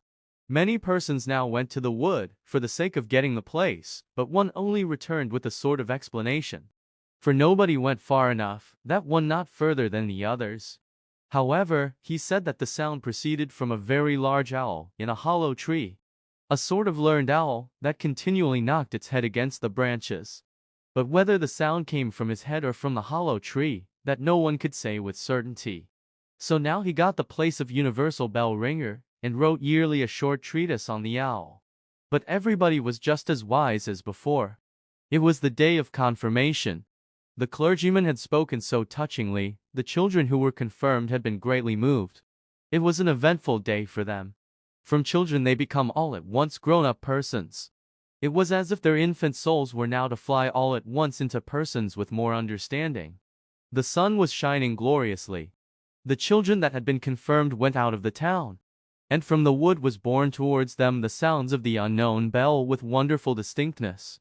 They all immediately felt a wish to go thither. All except 3. One of them had to go home to try on a ball dress. For it was just the dress and the ball which had caused her to be confirmed this time, for otherwise she would not have come. The other was a poor boy, who had borrowed his coat and boots to be confirmed in from the innkeeper's son, and he was to give them back by a certain hour. The third said that he never went to a strange place if his parents were not with him, that he had always been a good boy hitherto, and would still be so now that he was confirmed, and that one ought not to laugh at him for it. The others, however, did make fun of him, after all. There were 3, therefore, that did not go. The others hastened on, The sun shone, the birds sang, and the children sang too, and each held the other by the hand. For as yet they had none of them any high office, and were all of equal rank in the eye of God. But two of the youngest soon grew tired, and both returned to town. Two little girls sat down, and twined garlands, so they did not go either. And when the others reached the willow tree, where the confectioner was, they said, "Now we are there." In reality the bell does not exist. It is only a fancy that people have taken into their heads. At the same moment the bell sounded deep in the wood, so clear and solemnly that 5 or 6 determined to penetrate somewhat further. It was so thick, and the foliage so dense, that it was quite fatiguing to proceed. Woodroof and anemones grew almost too high. Blooming convolvuluses and blackberry bushes hung in long garlands from tree to tree. Where the nightingale sang and the sunbeams were playing, it was very beautiful, but it was no place for girls to go. Their clothes would get so torn. Large blocks of stone lay there, overgrown with moss of every color. The fresh spring bubbled forth, and made a strange gurgling sound. "That surely cannot be the bell," said one of the children, lying down and listening. "This must be looked to." So he remained, and let the others go on without him. They afterwards came to a little house, made of branches and the bark of trees. A large wild apple tree bent over it, as if it would shower down all its blessings on the roof, where roses were blooming. The long stems twined round the gable, on which there hung a small bell. Was it that which people had heard? Yes, everybody was unanimous on the subject, except one, who said that the bell was too small and too fine to be heard at so great a distance. And besides, it was very different tones to those that could move a human heart in such a manner. It was a king's son who spoke. Whereon the others said, "Such people always want to be wiser than everybody else." They now let him go on alone. And as he went, his breast was filled more and more with the forest solitude. But he still heard the little bell with which the others were so satisfied. And now and then, when the wind blew, he could also hear the people singing who were sitting at tea where the confectioner had his tent. But the deep sound of the bell rose louder. It was almost as if an organ were accompanying it, and the tones came from the left hand, the side where the heart is placed. A rustling was heard in the bushes, and a little boy stood before the king's son, a boy in wooden shoes, and with so short a jacket that one could see what long wrists he had. Both knew each other. The boy was that one among the children who could not come, because he had to go home and return his jacket and boots to the innkeeper's son. This he had done, and was now going on in wooden shoes and in his humble dress. For the bell sounded with so deep a tone, and with such strange power, that proceed he must. "Why, then, we can go together," said the king's son. But the poor child that had been confirmed was quite ashamed. He looked at his wooden shoes, pulled at the short sleeves of his jacket, and said that he was afraid he could not walk so fast.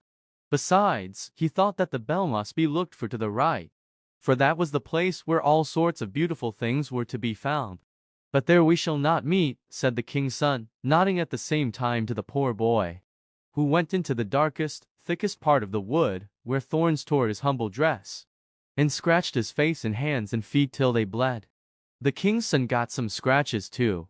But the sun shone on his path, and it is him that we will follow, for he was an excellent and resolute youth.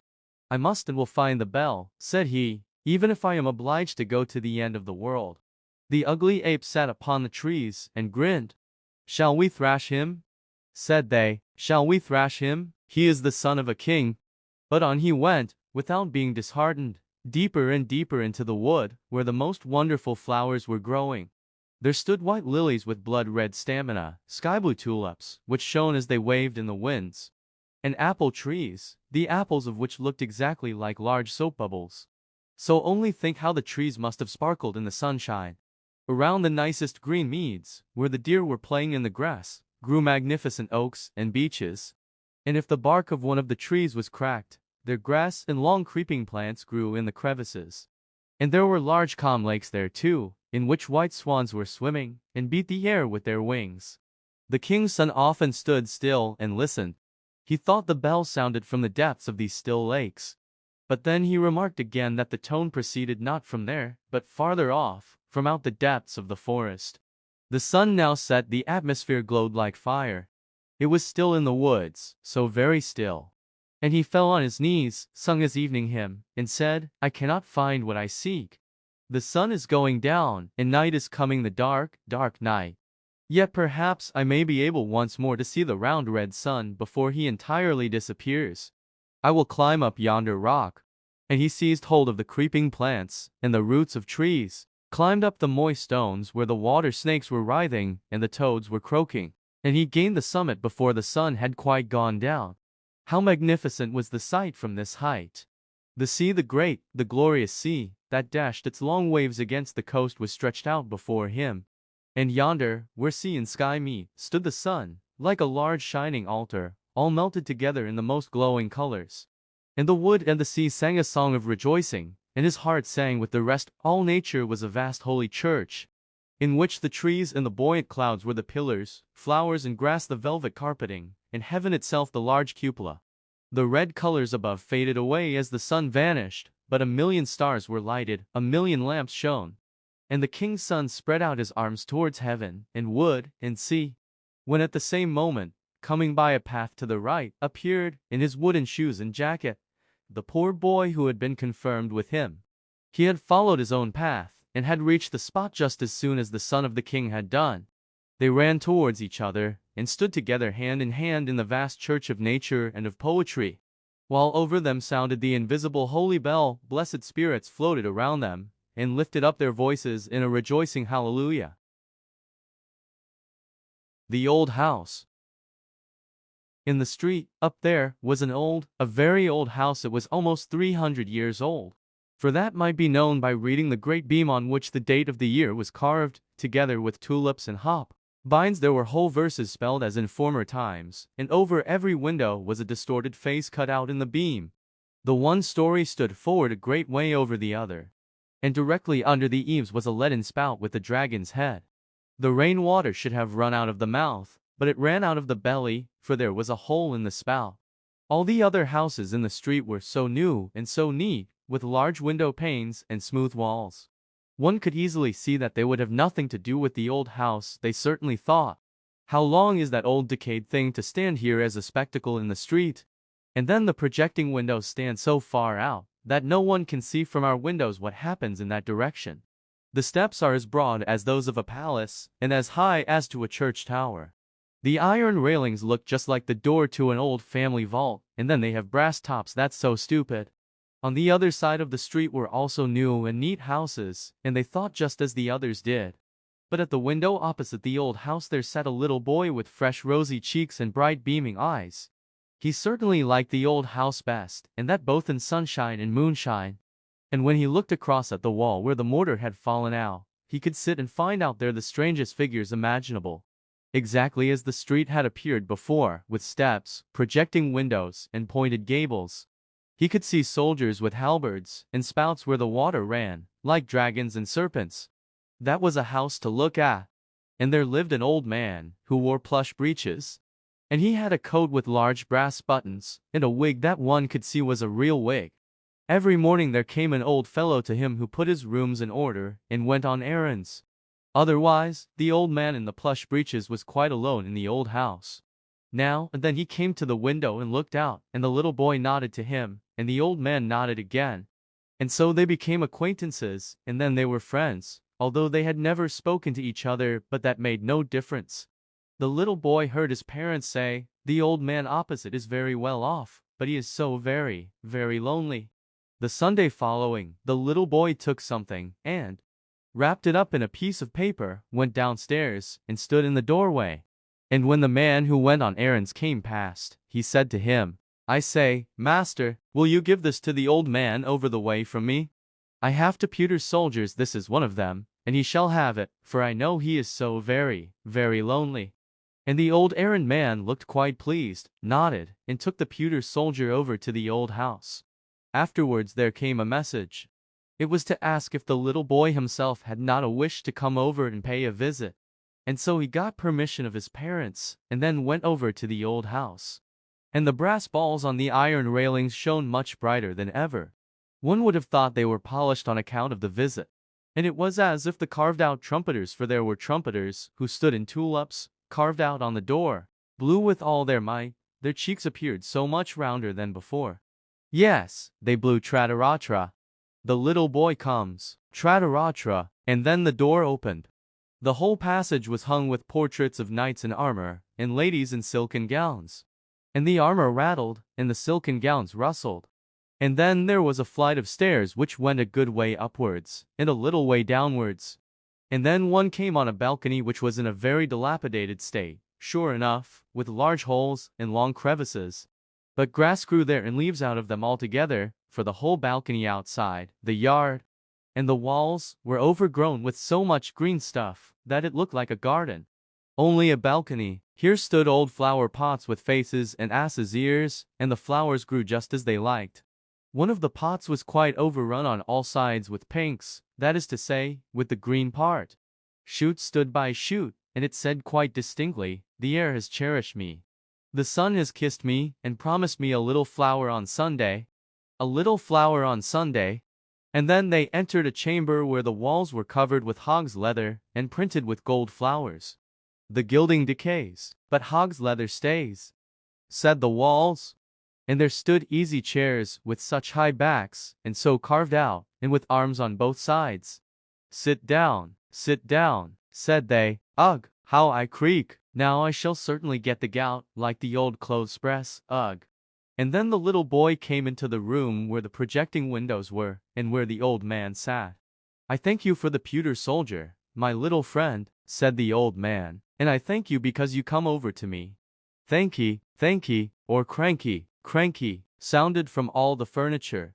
There was so much of it that each article stood in the other's way to get a look at the little boy. In the middle of the wall hung a picture representing a beautiful lady, so young, so glad, but dressed quite as in former times, with clothes that stood quite stiff, and with powder in her hair. She neither said thanky, nor cranky, but looked with her mild eyes at the little boy, who directly asked the old man, "Where did you get her?" "Yonder, at the broker's," said the old man, "where there are so many pictures hanging. No one knows or cares about them, for they are all of them buried. But I knew her in bygone days, and now she has been dead and gone these 50 years. Under the picture, in a glazed frame, there hung a bouquet of withered flowers. They were almost 50 years old. They looked so very old. The pendulum of the great clock went to and fro, and the hands turned, and everything in the room became still older. But they did not observe it. They say at home," said the little boy, "that you are so very, very lonely." "Oh," said he, "the old thoughts, with what they may bring with them, come and visit me, and now you also come. I am very well off." Then he took a book with pictures in it down from the shelf.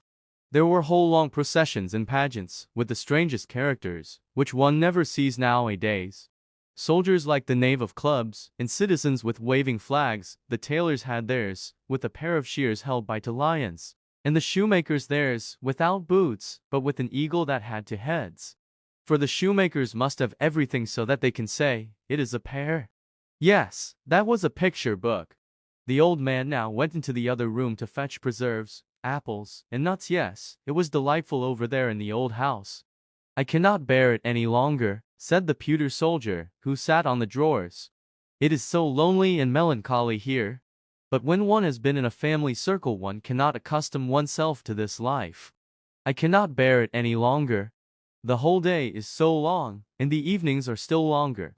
Here it is not at all as it is over the way at your home, where your father and mother spoke so pleasantly, and where you and all your sweet children made such a delightful noise. Nay, how lonely the old man is! Do you think that he gets kisses? Do you think he gets mild eyes, or a Christmas tree?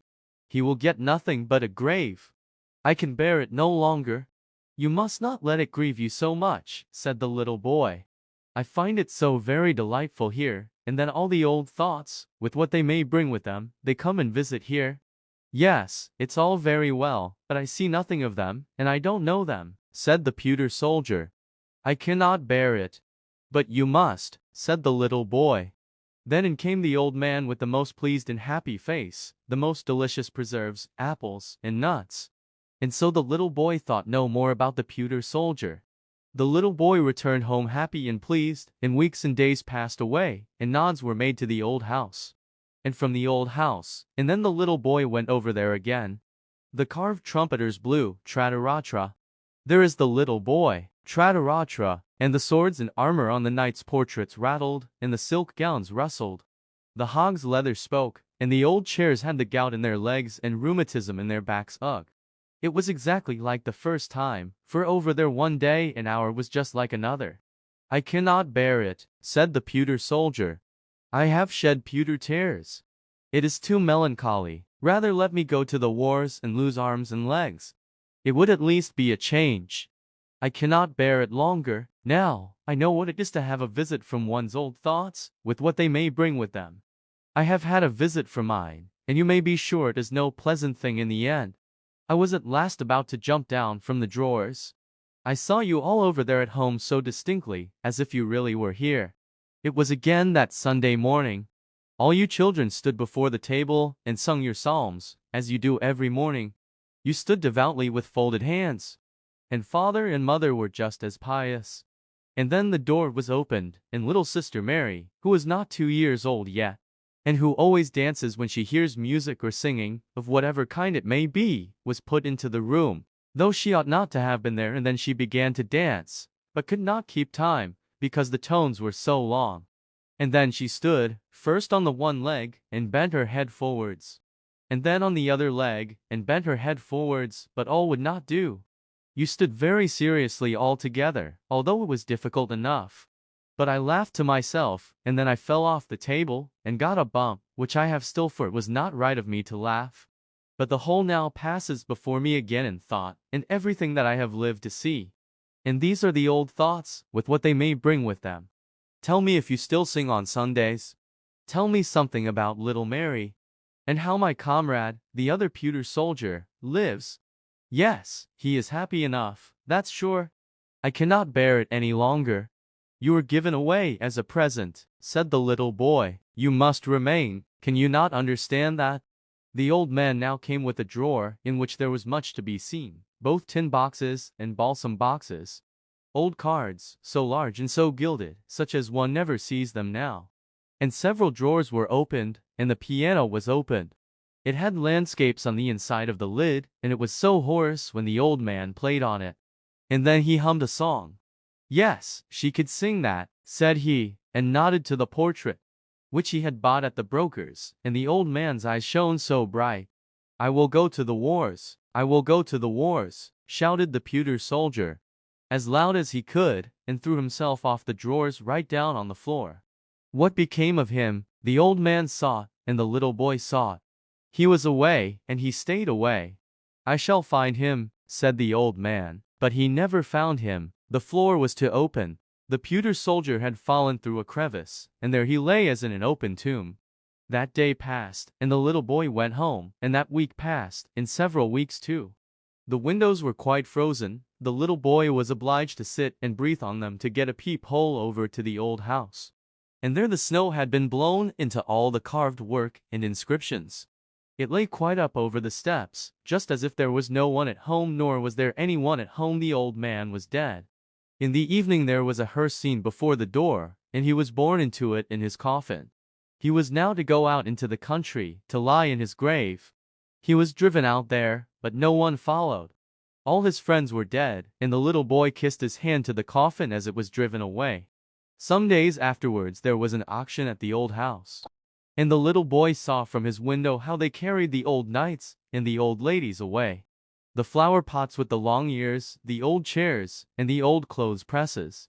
Something came here, and something came there. The portrait of her who had been found at the broker's came to the broker's again, and there it hung, for no one knew her more, no one cared about the old picture. In the spring they pulled the house down, for, as people said, it was a ruin. One could see from the street right into the room with the hog's leather hanging, which was slashed and torn. And the green grass and leaves about the balcony hung quite wild about the falling beams. And then it was put to rights. That was a relief, said the neighboring houses. A fine house was built there, with large windows, and smooth white walls. But before it, where the old house had in fact stood, was a little garden laid out. And a wild grapevine ran up the wall of the neighboring house. Before the garden there was a large iron railing with an iron door. It looked quite splendid, and people stood still and peeped in. and the sparrows hung by scores in the vine, and chattered away at each other as well as they could, but it was not about the old house. For they could not remember it. So many years had passed, so many that the little boy had grown up to a whole man, yes, a clever man, and a pleasure to his parents. And he had just been married, and, together with his little wife, had come to live in the house here, where the garden was. And he stood by her there whilst she planted a field flower that she found so pretty. She planted it with her little hand, and pressed the earth around it with her fingers. Oh, what was that? She had stuck herself. There sat something pointed, straight out of the soft mold. It was guess, it was the pewter soldier, he that was lost up at the old man's, and had tumbled and turned about amongst the timber and the rubbish, and had at last laid for many years in the ground. The young wife wiped the dirt off the soldier, first with a green leaf, and then with her fine handkerchief. It had such a delightful smell that it was to the pewter soldier just as if he had awaked from a trance. "Let me see him," said the young man. He laughed, and then shook his head. "Nay, it cannot be he, but he reminds me of a story about a pewter soldier which I had when I was a little boy." And then he told his wife about the old house, and the old man, and about the pewter soldier that he sent over to him because he was so very, very lonely. And he told it as correctly as it had really been, so that the tears came into the eyes of his young wife, on account of the old house and the old man. "It may possibly be, however, that it is the same pewter soldier," said she.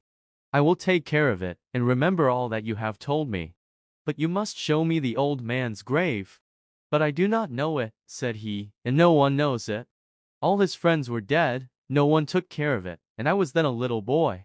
"How very, very lonely he must have been," said she. "Very, very lonely," said the pewter soldier. "But it is delightful not to be forgotten." "Delightful," shouted something close by. But no one, except the pewter soldier, saw that it was a piece of the hog's leather hangings. It had lost all its gilding, it looked like a piece of wet clay, but it had an opinion, and it gave it. "The gilding decays, but hog's leather stays."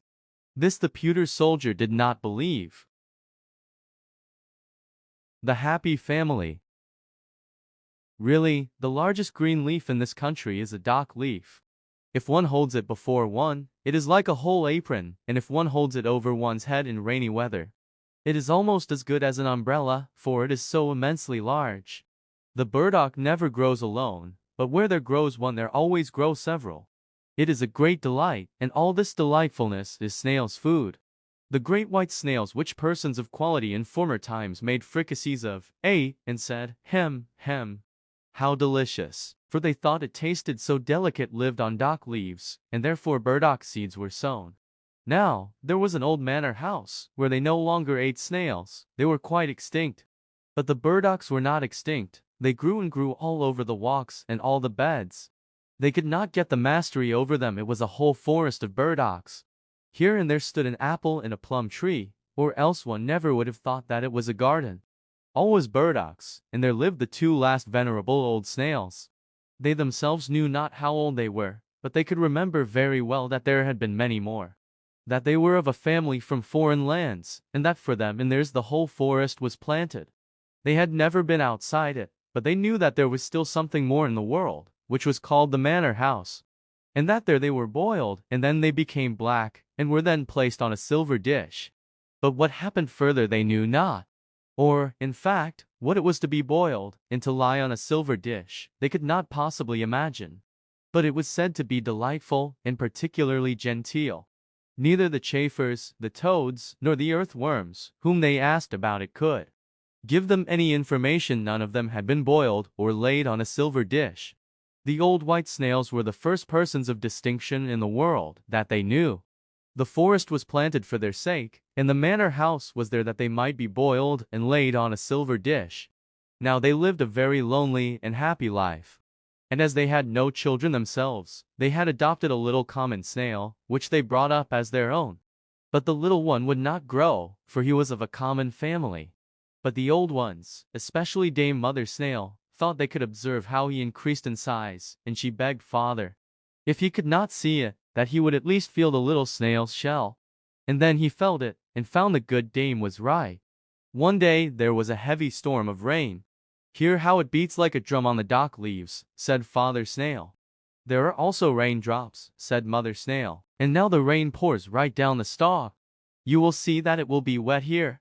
I am very happy to think that we have our good house, and the little one is also. There is more done for us than for all other creatures, sure enough. But can you not see that we are folks of quality in the world? We are provided with a house from our birth, and the burdock forest is planted for our sakes. I should like to know how far it extends, and what there is outside. There is nothing at all, said Father Snail. No place can be better than ours, and I have nothing to wish for. Yes, said the dame, I would willingly go to the manor house, be boiled, and laid on a silver dish. All our forefathers have been treated so. There is something extraordinary in it, you may be sure. The manor house has most likely fallen to ruin, said Father Snail, or the burdocks have grown up over it, so that they cannot come out. There need not, however, be any haste about that. But you are always in such a tremendous hurry, and the little one is beginning to be the same. Has he not been creeping up that stalk these 3 days? It gives me a headache when I look up to him.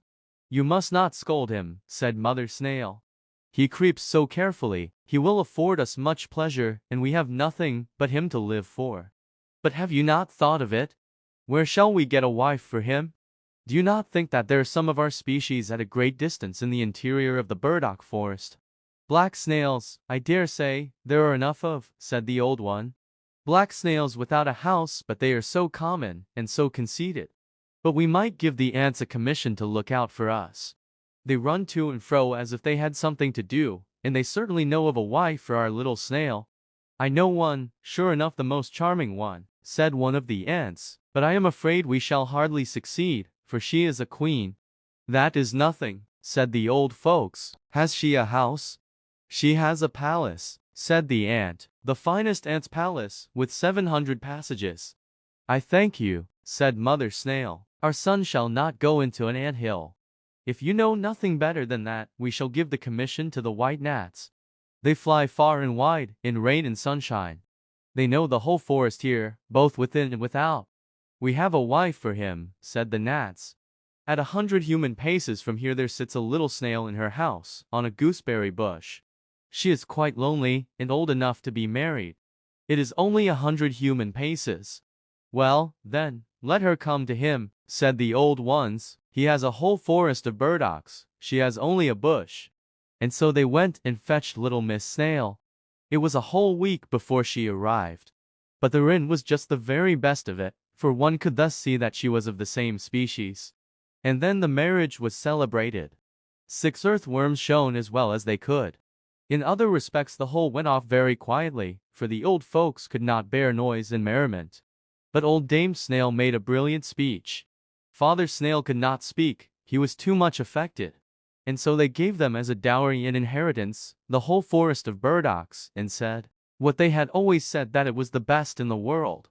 And if they lived honestly and decently, and increased and multiplied, they and their children would once in the course of time come to the manor house, be boiled black, and laid on silver dishes. After this speech was made, the old ones crept into their shells, and never more came out. They slept. The young couple governed in the forest, and had a numerous progeny. But they were never boiled, and never came on the silver dishes. So from this they concluded that the manor house had fallen to ruins, and that all the men in the world were extinct. And as no one contradicted them, so, of course it was so. And the rain beat on the dock leaves to make drum music for their sake. And the sun shone in order to give the burdock forest a color for their sakes. And they were very happy, and the whole family was happy. For they, indeed, were so. The story of a mother. A mother sat there with her little child. She was so downcast, so afraid that it should die. It was so pale, the small eyes had closed themselves, and it drew its breath. So softly, now and then, with a deep respiration, as if it sighed. And the mother looked still more sorrowfully on the little creature. Then a knocking was heard at the door, and in came a poor old man wrapped up as in a large horse cloth. For it warms one, and he needed it, as it was the cold winter season. Everything out of doors was covered with ice and snow, and the wind blew so that it cut the face. As the old man trembled with cold, and the little child slept a moment, The mother went and poured some ale into a pot and set it on the stove, that it might be warm for him. The old man sat and rocked the cradle, and the mother sat down on a chair close by him, and looked at her little sick child that drew its breath so deep, and raised its little hand. "Do you not think that I shall save him?" said she. "Our Lord will not take him from me." And the old man, it was Death himself, he nodded so strangely, it could just as well signify yes as no. And the mother looked down in her lap, and the tears ran down over her cheeks. Her head became so heavy she had not closed her eyes for 3 days and nights. And now she slept, but only for a minute, when she started up and trembled with cold. "What is that?" said she, and looked on all sides. But the old man was gone, and her little child was gone. He had taken it with him. And the old clock in the corner bird, and bird, the great leaden weight ran down to the floor, bump. And then the clock also stood still. But the poor mother ran out of the house and cried aloud for her child. Out there, in the midst of the snow, there sat a woman in long, black clothes. And she said, "Death has been in thy chamber, and I saw him hasten away with thy little child. He goes faster than the wind, and he never brings back what he takes." "Oh, only tell me which way he went," said the mother. "Tell me the way, and I shall find him." "I know it," said the woman in the black clothes. "But before I tell it, thou must first sing for me all the songs thou hast sung for thy child. I am fond of them, I have heard them before. I am Night, I saw thy tears whilst thou sangst them. I will sing them all, said the mother, "but do not stop me now. I may overtake him, I may find my child." But Night stood still and mute. Then the mother wrung her hands, sang and wept, and there were many songs, but yet many more tears. And then Night said, "Go to the right, into the dark pine forest. Thither I saw Death take his way with thy little child." The roads crossed each other in the depths of the forest, and she no longer knew whither she should go. Then there stood a thorn bush. There was neither leaf nor flower on it. It was also in the cold winter season, and ice flakes hung on the branches. "Hast thou not seen Death go past with my little child?" said the mother. "Yes," said the thorn bush, "but I will not tell thee which way he took, unless thou wilt first warm me up at thy heart. I am freezing to death. I shall become a lump of ice." And she pressed the thorn bush to her breast, so firmly that it might be thoroughly warmed, and the thorns went right into her flesh, and her blood flowed in large drops, but the thorn bush shot forth fresh green leaves, and there came flowers on it in the cold winter night. The heart of the afflicted mother was so warm, and the thorn bush told her the way she should go. She then came to a large lake, where there was neither ship nor boat. The lake was not frozen sufficiently to bear her. Neither was it open, nor low enough that she could wade through it. And across it she must go if she would find her child. Then she lay down to drink up the lake, and that was an impossibility for a human being. But the afflicted mother thought that a miracle might happen nevertheless. "Oh, what would I not give to come to my child?" said the weeping mother. And she wept still more, and her eyes sunk down in the depths of the waters, and became to precious pearls. But the water bore her up, as if she sat in a swing, and she flew in the rocking waves to the shore on the opposite side, where there stood a mile broad, strange house. One knew not if it were a mountain with forests and caverns, or if it were built up. But the poor mother could not see it. She had wept her eyes out. "Where shall I find Death, who took away my little child?" said she. "He has not come here yet," said the old grave woman, who was appointed to look after Death's great greenhouse. "How have you been able to find the way hither? And who has helped you?" "Our Lord has helped me," said she. "He is merciful, and you will also be so." "Where shall I find my little child?"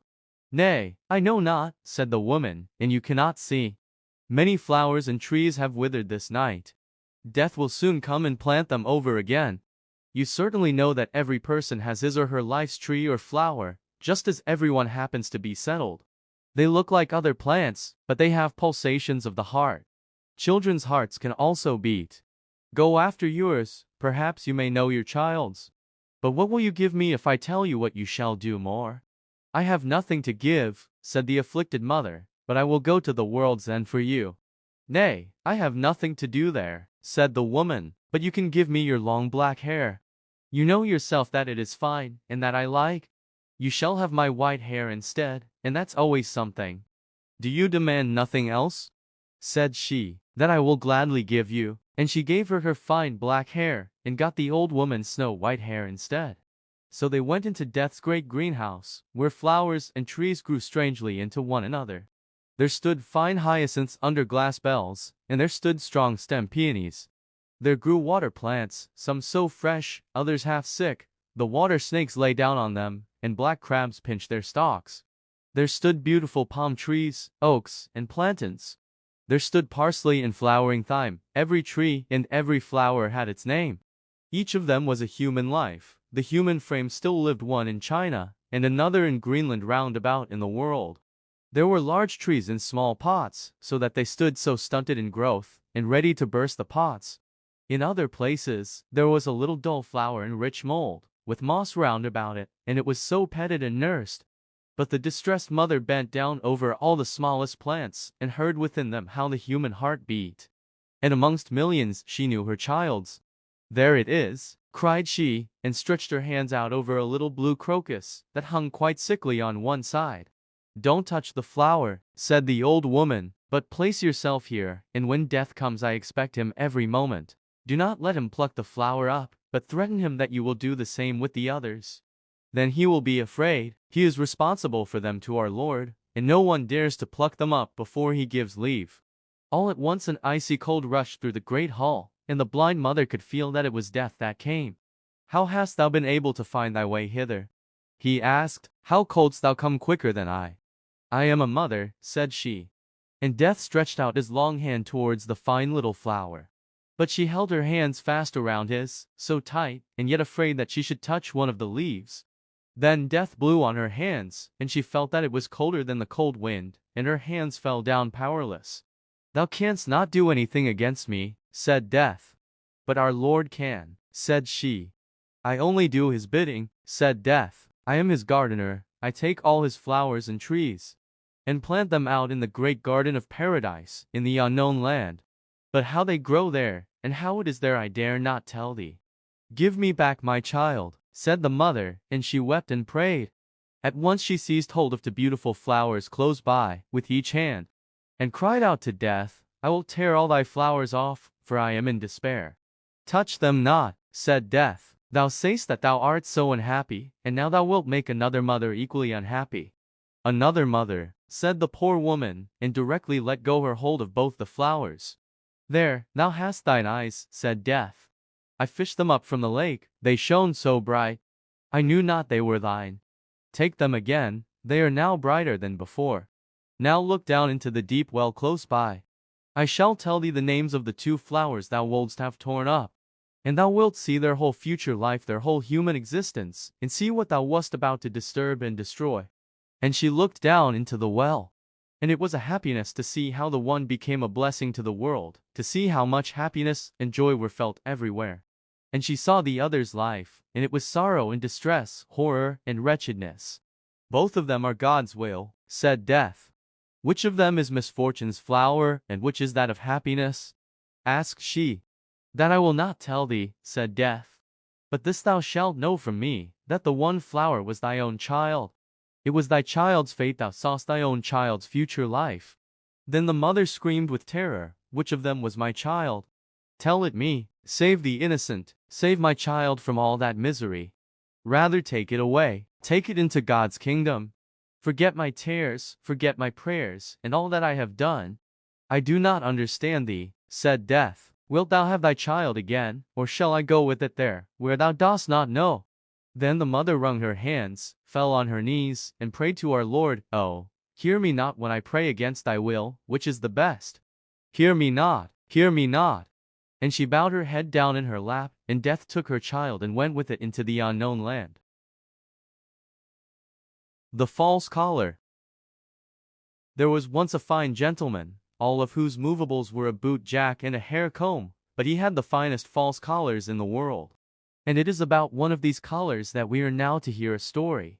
It was so old that it began to think of marriage. And it happened that it came to be washed in company with a garter. "Nay," said the collar, "I never did see anything so slender and so fine, so soft and so neat. May I not ask your name?" "That I shall not tell you," said the garter. "Where do you live?" asked the collar. But the garter was so bashful, so modest, and thought it was a strange question to answer. "You are certainly a girdle," said the collar. "That is to say, an inside girdle. I see well that you are both for use and ornament, my dear young lady." "I will thank you not to speak to me," said the garter. "I think I have not given the least occasion for it." "Yes, when one is as handsome as you," said the collar, "that is occasion enough." "Don't come so near me, I beg of you," said the garter. "You look so much like those men folks." "I am also a fine gentleman," said the collar. "I have a boot jack and a hair comb." But that was not true, for it was his master who had them, but he boasted. "Don't come so near me," said the garter, "I am not accustomed to it." "Prude!" exclaimed the collar, and then it was taken out of the washing tub. It was starched, hung over the back of a chair in the sunshine, and was then laid on the ironing blanket. Then came the warm box iron. "Dear lady," said the collar, "dear widow lady, I feel quite hot, I am quite changed, I begin to unfold myself. You will burn a hole in me. Oh, I offer you my hand." "Rag," said the box iron, and went proudly over the collar. For she fancied she was a steam engine that would go on the railroad and draw the wagons. "Rag," said the box iron. The collar was a little jagged at the edge, and so came the long scissors to cut off the jagged part. "Oh," said the collar, "you are certainly the first opera dancer. How well you can stretch your legs out! It is the most graceful performance I have ever seen. No one can imitate you." "I know it," said the scissors. "You deserve to be a baroness," said the collar. "All that I have is a fine gentleman, a boot jack, and a hair comb. If I only had the barony." "Do you seek my hand?" said the scissors, for she was angry, and without more ado, she cut him, and then he was condemned. "I shall now be obliged to ask the hair comb." "It is surprising how well you preserve your teeth, miss," said the collar. "Have you never thought of being betrothed?" "Yes, of course, you may be sure of that," said the hair comb. "I am betrothed to the boot jack." "Betrothed!" exclaimed the collar. Now there was no other to court, and so he despised it. A long time passed away, then the collar came into the rag chest at the paper mill. There was a large company of rags, the fine by themselves, and the coarse by themselves, just as it should be. They all had much to say, but the collar the most. For he was a real boaster. "I have had such an immense number of sweethearts," said the collar, "I could not be in peace. It is true, I was always a fine starched-up gentleman. I had both a boot jack and a hair comb, which I never used. You should have seen me then, you should have seen me when I lay down. I shall never forget my first love. She was a girdle, so fine, so soft, and so charming, she threw herself into a tub of water for my sake. There was also a widow, who became glowing hot, but I left her standing till she got black again. There was also the first opera dancer, she gave me that cut which I now go with, she was so ferocious. My own hair comb was in love with me, she lost all her teeth from the heartache. Yes, I have lived to see much of that sort of thing. But I am extremely sorry for the garter, I mean the girdle that went into the water tub. I have much on my conscience, I want to become white paper." And it became so, all the rags were turned into white paper. But the collar came to be just this very piece of white paper we here see, and on which the story is printed. And that was because it boasted so terribly afterwards of what had never happened to it. It would be well for us to beware, that we may not act in a similar manner. For we can never know if we may not, in the course of time, also come into the rag chest, and be made into white paper. And then have our whole life's history printed on it, even the most secret. And be obliged to run about and tell it ourselves, just like this collar. The shadow. It is in the hot lands that the sun burns, sure enough. There the people become quite a mahogany brown, and in the hottest lands they are burnt to negroes. But now it was only to the hot lands that a learned man had come from the cold. There he thought that he could run about just as when at home, but he soon found out his mistake. He, and all sensible folks, were obliged to stay within doors. The window shutters and doors were closed the whole day. It looked as if the whole house slept, or there was no one at home. The narrow street with the high houses was built so that the sunshine must fall there from morning till evening. It was really not to be borne. The learned man from the cold lands, he was a young man, and seemed to be a clever man, sat in a glowing oven. It took effect on him, he became quite meager, even his shadow shrunk in, for the sun had also an effect on it. It was first towards evening, when the sun was down, that they began to freshen up again. In the warm lands every window has a balcony, and the people came out on all the balconies in the street, for one must have air, even if one be accustomed to be mahogany. It was lively both up and down the street. Tailors and shoemakers and all the folks moved out into the street. Chairs and tables were brought forth, and candles burnt, yes, above 1,000 lights were burning, and the one talked and the other sung. And people walked, and church bells rang, and asses went along with the dingle-dingle-dong, for they too had bells on. The street boys were screaming and hooting and shouting and shooting with devils and detonating balls. And there came corpse bearers and hood wearers, for there were funerals with psalm and hymn. And then the din of carriages driving and company arriving. Yes, it was, in truth, lively enough down in the street. Only in that single house, which stood opposite that in which the learned foreigner lived, it was quite still. And yet someone lived there, for there stood flowers in the balcony. They grew so well in the sun's heat, and that they could not do unless they were watered, and someone must water them. There must be somebody there. The door opposite was also opened late in the evening, but it was dark within, at least in the front room. Further in there was heard the sound of music. The learned foreigner thought it quite marvelous, but now it might be that he only imagined it, for he found everything marvelous out there, in the warm lands, if there had only been no sun. The stranger's landlord said that he didn't know who had taken the house opposite. One saw no person about. And as to the music, it appeared to him to be extremely tiresome. It is as if someone sat there and practiced a piece that he could not master, always the same piece. I shall master it, says he, but yet he cannot master it, however long he plays. The word mahogany can be understood, in Danish, as having two meanings. In general, it means the reddish-brown wood itself.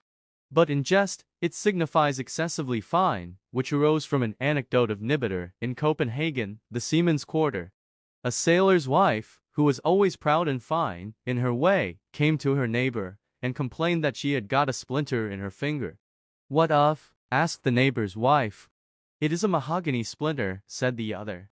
"Mahogany, it cannot be less with you," exclaimed the woman, and thence the proverb, "It is so mahogany," that is, so excessively fine, is derived. One night the stranger awoke. He slept with the doors of the balcony open, the curtain before it was raised by the wind, and he thought that a strange luster came from the opposite neighbor's house. All the flowers shone like flames, in the most beautiful colors, and in the midst of the flowers stood a slender, graceful maiden. It was as if she also shone. The light really hurt his eyes. He now opened them quite wide. Yes, he was quite awake. With one spring he was on the floor. He crept gently behind the curtain, but the maiden was gone. The flowers shone no longer, but there they stood, fresh and blooming as ever. The door was ajar, and, far within, the music sounded so soft and delightful, one could really melt away in sweet thoughts from it. Yet it was like a piece of enchantment. And who lived there? Where was the actual entrance? The whole of the ground floor was a row of shops, and their people could not always be running through.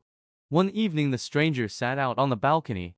The light burnt in the room behind him, and thus it was quite natural that his shadow should fall on his opposite neighbor's wall. Yes, there it sat, directly opposite, between the flowers on the balcony. And when the stranger moved, the shadow also moved, for that it always does. "I think my shadow is the only living thing one sees over there," said the learned man. "See, how nicely it sits between the flowers. The door stands half open. Now the shadow should be cunning, and go into the room, look about, and then come and tell me what it had seen. Come, now, be useful, and do me a service," said he, in jest.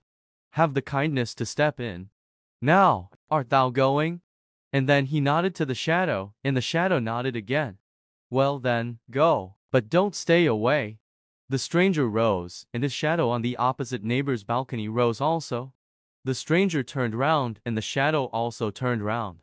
Yes, if anyone had paid particular attention to it, they would have seen, quite distinctly, that the shadow went in through the half-open balcony door of their opposite neighbor, just as the stranger went into his own room, and let the long curtain fall down after him.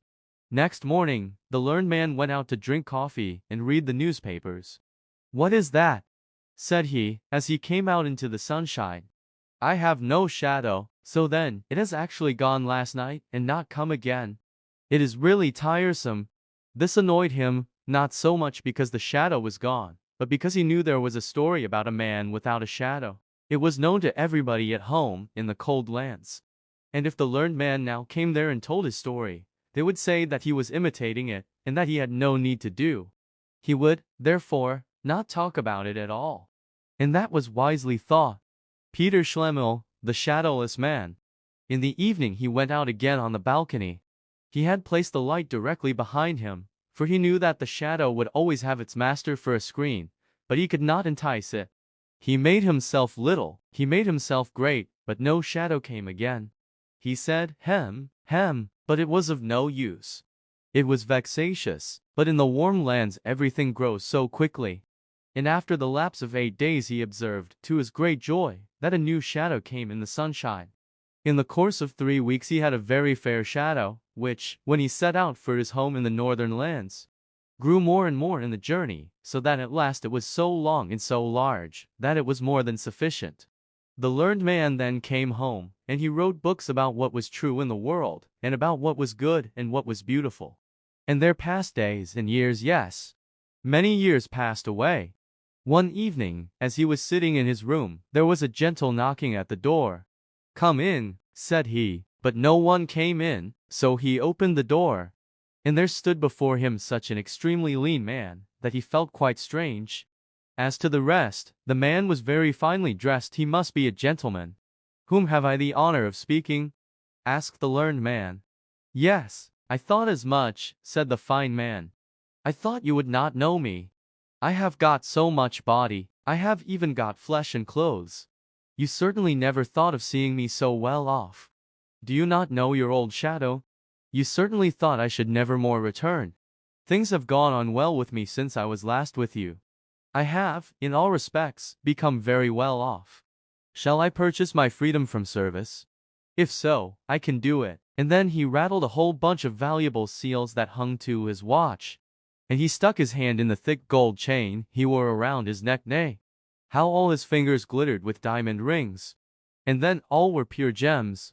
"Nay, I cannot recover from my surprise," said the learned man. "What is the meaning of all this?"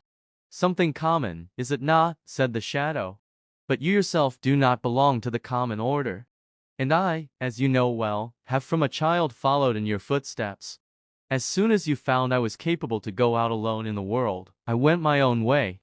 I am in the most brilliant circumstances, but there came a sort of desire over me to see you once more before you die.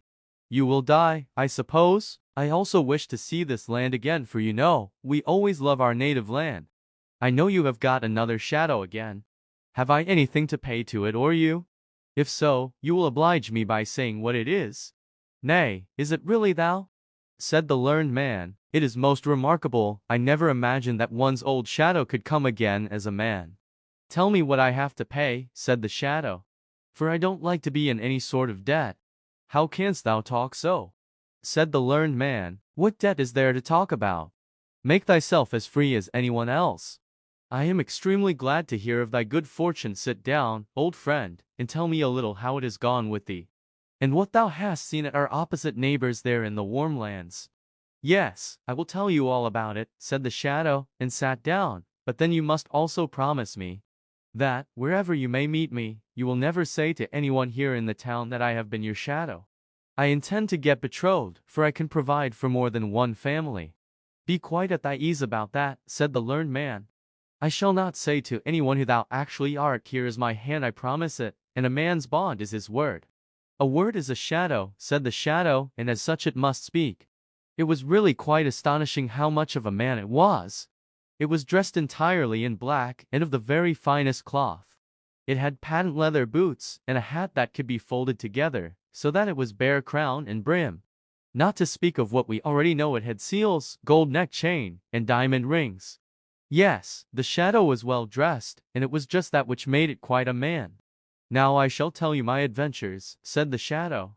And then he sat, with the polished boots, as heavily as he could, on the arm of the learned man's new shadow, which lay like a poodle dog at his feet. Now this was perhaps from arrogance, and the shadow on the ground kept itself so still and quiet. That it might hear all that passed, it wished to know how it could get free and work its way up so as to become its own master. "Do you know who lived in our opposite neighbor's house?"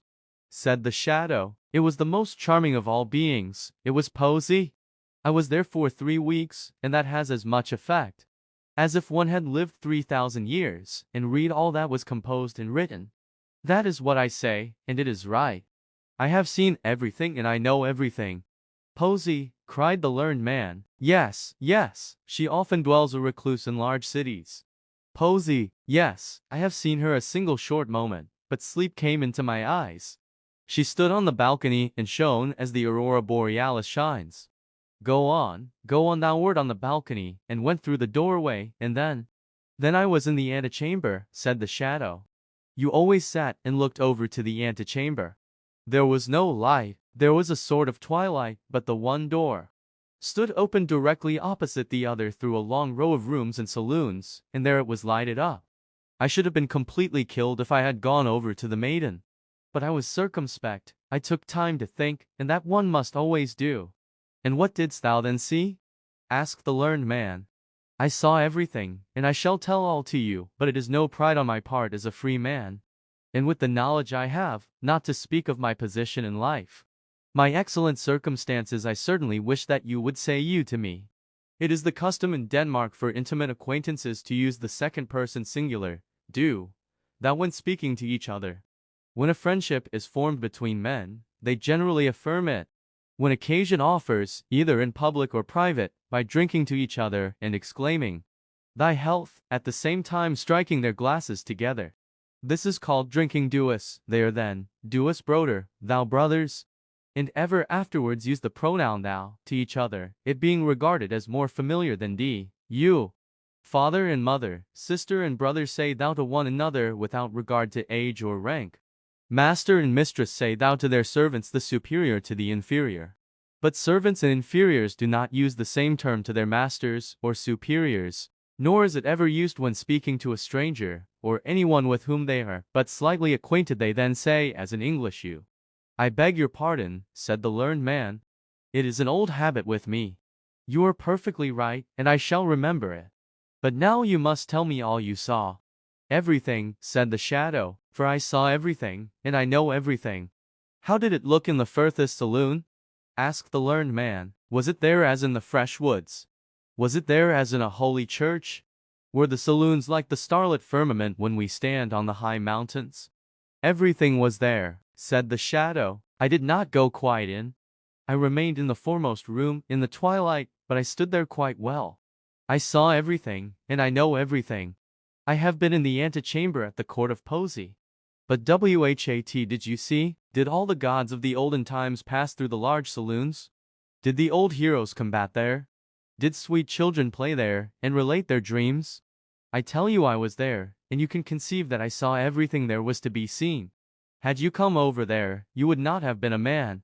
But I became so, and besides, I learned to know my inward nature, my innate qualities, the relationship I had with Posy. At the time I was with you, I thought not of that, but always, you know it well. When the sun rose, and when the sun went down, I became so strangely great. In the moonlight I was very near being more distinct than yourself. At that time I did not understand my nature. It was revealed to me in the antechamber. I became a man, I came out matured, but you were no longer in the warm lands. As a man I was ashamed to go as I did. I was in want of boots, of clothes, of the whole human varnish that makes a man perceptible. I took my way, I tell it to you, but you will not put it in any book. I took my way to the cake woman. I hid myself behind her. The woman didn't think how much she concealed. I went out first in the evening. I ran about the streets in the moonlight. I made myself long up the walls. It tickles the back so delightfully. I ran up and ran down, peeped into the highest windows, into the saloons, and on the roofs. I peeped in where no one could peep. And I saw what no one else saw, what no one else should see. This is, in fact, a base world. I would not be a man if it were not now once accepted and regarded as something to be so. I saw the most unimaginable things with the women, with the men, with parents, and with the sweet, matchless children. I saw, said the shadow, what no human being must know, but what they would also willingly know, what is bad in their neighbor. Had I written a newspaper, it would have been read. But I wrote direct to the persons themselves, and there was consternation in all the towns where I came. They were so afraid of me, and yet they were so excessively fond of me. The professors made a professor of me. The tailors gave me new clothes, I am well furnished. The master of the mint struck new coin for me, and the women said I was so handsome. And so I became the man I am. And I now bid you farewell.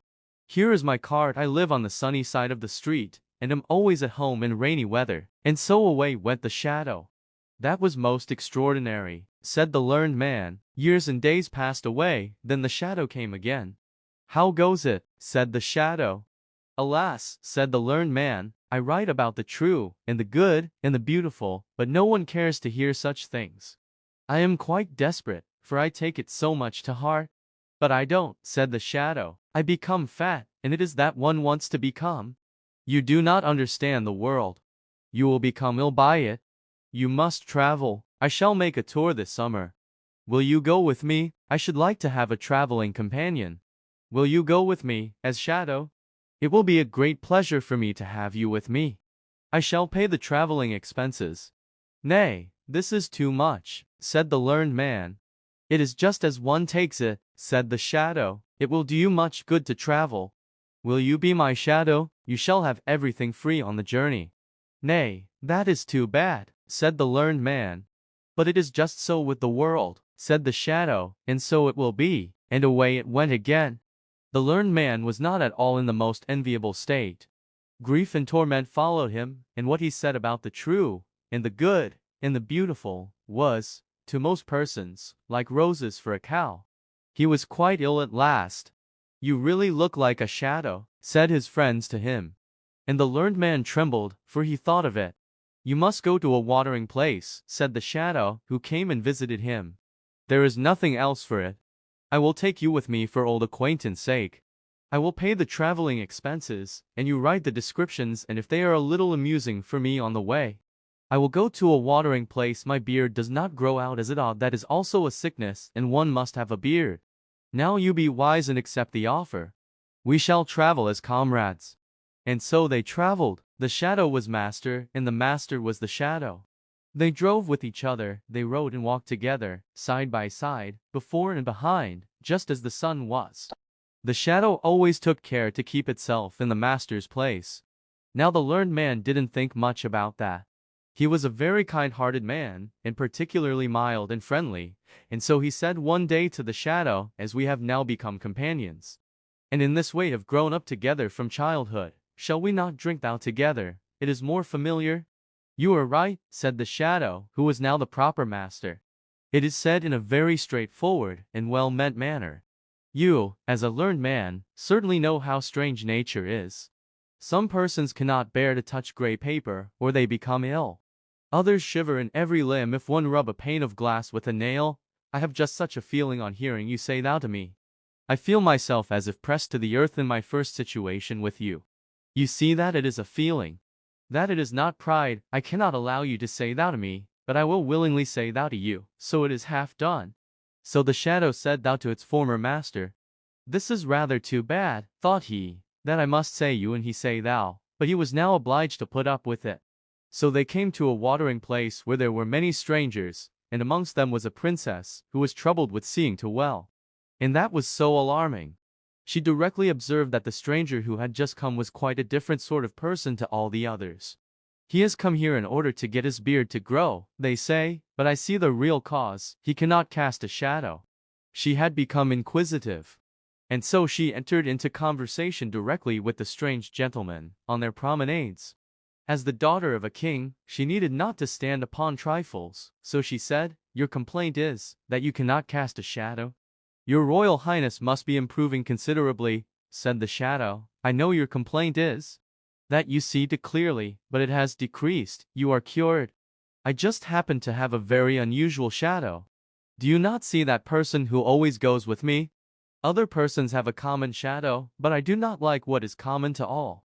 We give our servants finer cloth for their livery than we ourselves use. And so I had my shadow trimmed up into a man. Yes, you see I have even given him a shadow. It is somewhat expensive, but I like to have something for myself. What, thought the princess, should I really be cured? These baths are the first in the world. In our time water has wonderful powers. But I shall not leave the place, for it now begins to be amusing here. I am extremely fond of that stranger, would that his beard should not grow, for in that case he will leave us. In the evening, the princess and the shadow danced together in the large ballroom. She was light, but he was still lighter. She had never had such a partner in the dance. She told him from what land she came, and he knew that land. He had been there, but then she was not at home. He had peeped in at the window, above and below he had seen both the one and the other. And so he could answer the princess, and make insinuations, so that she was quite astonished. He must be the wisest man in the whole world. She felt such respect for what he knew, so that when they again danced together she fell in love with him. And that the shadow could remark, for she almost pierced him through with her eyes. So they danced once more together. And she was about to declare herself, but she was discreet. She thought of her country and kingdom, and of the many persons she would have to reign over. He is a wise man, said she to herself, it is well. And he dances delightfully, that is also good. But has he solid knowledge? That is just as important, he must be examined. So she began, by degrees, to question him about the most difficult things she could think of, and which she herself could not have answered. So that the shadow made a strange face. You cannot answer these questions, said the princess. They belong to my childhood's learning, said the shadow. I really believe my shadow, by the door there, can answer them. Your shadow, said the princess. That would indeed be marvelous. I will not say for a certainty that he can, said the shadow, but I think so. He has now followed me for so many years, and listened to my conversation, I should think it possible. But your royal highness will permit me to observe, that he is so proud of passing himself off for a man, that when he is to be in a proper humor, and he must be so to answer well, he must be treated quite like a man. Oh, I like that, said the princess. So she went to the learned man by the door, and she spoke to him about the sun and the moon, and about persons out of and in the world, and he answered with wisdom and prudence. What a man that must be who has so wise a shadow, thought she. It will be a real blessing to my people and kingdom if I choose him for my consort. I will do it. They were soon agreed, both the princess and the shadow. But no one was to know about it before she arrived in her own kingdom. No one, not even my shadow, said the shadow, and he had his own thoughts about it. Now they were in the country where the princess reigned when she was at home. Listen, my good friend, said the shadow to the learned man. I have now become as happy and mighty as anyone can be. I will, therefore, do something particular for thee. Thou shalt always live with me in the palace, drive with me in my royal carriage, and have 10,000 pounds a year. But then thou must submit to be called shadow by all and every one. Thou must not say that thou hast ever been a man. And once a year, when I sit on the balcony in the sunshine, thou must lie at my feet, as a shadow shall do. I must tell thee, I am going to marry the king's daughter, and the nuptials are to take place this evening. Nay, this is going too far, said the learned man. I will not have it. I will not do it. It is to deceive the whole country, and the princess too. I will tell everything, that I am a man, and that thou art a shadow, thou art only dressed up. There is no one who will believe it, said the shadow. Be reasonable, or I will call the guard. I will go directly to the princess, said the learned man. But I will go first, said the shadow, and thou wilt go to prison. And that he was obliged to do, for the sentinels obeyed him whom they knew the king's daughter was to marry. You tremble, said the princess, as the shadow came into her chamber. Has anything happened? You must not be unwell this evening, now that we are to have our nuptials celebrated. I have lived to see the most cruel thing that anyone can live to see, said the shadow. Only imagine, yes, it is true, such a poor shadow. Skull cannot bear much, only think, my shadow has become mad. He thinks that he is a man, and that I now only think that I am his shadow. It is terrible, said the princess. But he is confined, is he not? That he is. I am afraid that he will never recover. Poor shadow, said the princess. He is very unfortunate. It would be a real work of charity to deliver him from the little life he has, and, when I think properly over the matter, I am of opinion that it will be necessary to do away with him in all stillness. It is certainly hard, said the shadow, for he was a faithful servant, and then he gave a sort of sigh. "You are a noble character," said the princess. The whole city was illuminated in the evening, and the cannons went off with a bum, bum, and the soldiers presented arms. That was a marriage. The princess and the shadow went out on the balcony to show themselves, and get another hurrah. The learned man heard nothing of all this, for they had deprived him of life. The Little Match Girl. Most terribly cold it was. It snowed, and was nearly quite dark, and evening the last evening of the year. In this cold and darkness there went along the street a poor little girl, bareheaded, and with naked feet. When she left home she had slippers on, it is true. But what was the good of that? They were very large slippers, which her mother had hitherto worn. So large were they, and the poor little thing lost them as she scuffled away across the street. Because of two carriages that rolled by dreadfully fast. One slipper was nowhere to be found. The other had been laid hold of by an urchin, and off he ran with it. He thought it would do capitally for a cradle when he some day or other should have children himself. So the little maiden walked on with her tiny naked feet, that were quite red and blue from cold. She carried a quantity of matches in an old apron, and she held a bundle of them in her hand. Nobody had bought anything of her the whole livelong day. No one had given her a single farthing. She crept along trembling with cold and hunger, a very picture of sorrow, the poor little thing. The flakes of snow covered her long fair hair, which fell in beautiful curls around her neck. But of that, of course, she never once now thought. From all the windows the candles were gleaming, and it smelt so deliciously of roast goose, for you know it was New Year's Eve. Yes, of that she thought. In a corner formed by two houses, of which one advanced more than the other, she seated herself down and cowered together. Her little feet she had drawn close up to her, but she grew colder and colder. And to go home she did not venture, for she had not sold any matches and could not bring a farthing of money. From her father she would certainly get blows, and at home it was cold too, for above her she had only the roof, through which the wind whistled, even though the largest cracks were stopped up with straw and rags. Her little hands were almost numbed with cold. Oh, a match might afford her a world of comfort, if she only dared take a single one out of the bundle, draw it against the wall, and warm her fingers by it. She drew one out. Rished, how it blazed, how it burnt! It was a warm, bright flame, like a candle. As she held her hands over it, it was a wonderful light. It seemed really to the little maiden as though she were sitting before a large iron stove, with burnished brass feet and a brass ornament at top. The fire burned with such blessed influence. It warmed so delightfully. The little girl had already stretched out her feet to warm them too. But the small flame went out, the stove vanished, she had only the remains of the burnt-out match in her hand. She rubbed another against the wall, it burned brightly, and where the light fell on the wall, there the wall became transparent like a veil, so that she could see into the room. On the table was spread a snow-white tablecloth. Upon it was a splendid porcelain service, and the roast goose was steaming famously with its stuffing of apple and dried plums. And what was still more capital to behold was, the goose hopped down from the dish, reeled about on the floor with knife and fork in its breast, till it came up to the poor little girl, when the match went out and nothing but the thick, cold, damp wall was left behind. She lighted another match. Now there she was sitting under the most magnificent Christmas tree. It was still larger and more decorated than the one which she had seen through the glass door in the rich merchant's house. Thousands of lights were burning on the green branches, and gaily colored pictures, such as she had seen in the shop windows, looked down upon her.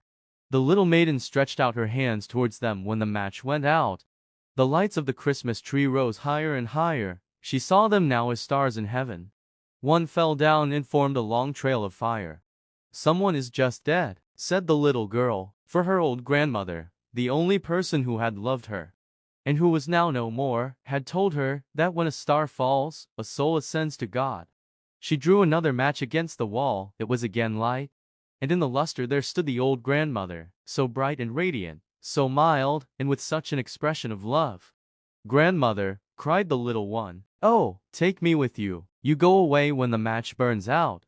You vanish like the warm stove, like the delicious roast goose, and like the magnificent Christmas tree." And she rubbed the whole bundle of matches quickly against the wall, for she wanted to be quite sure of keeping her grandmother near her. And the matches gave such a brilliant light that it was brighter than at noonday. Never formerly had the grandmother been so beautiful and so tall.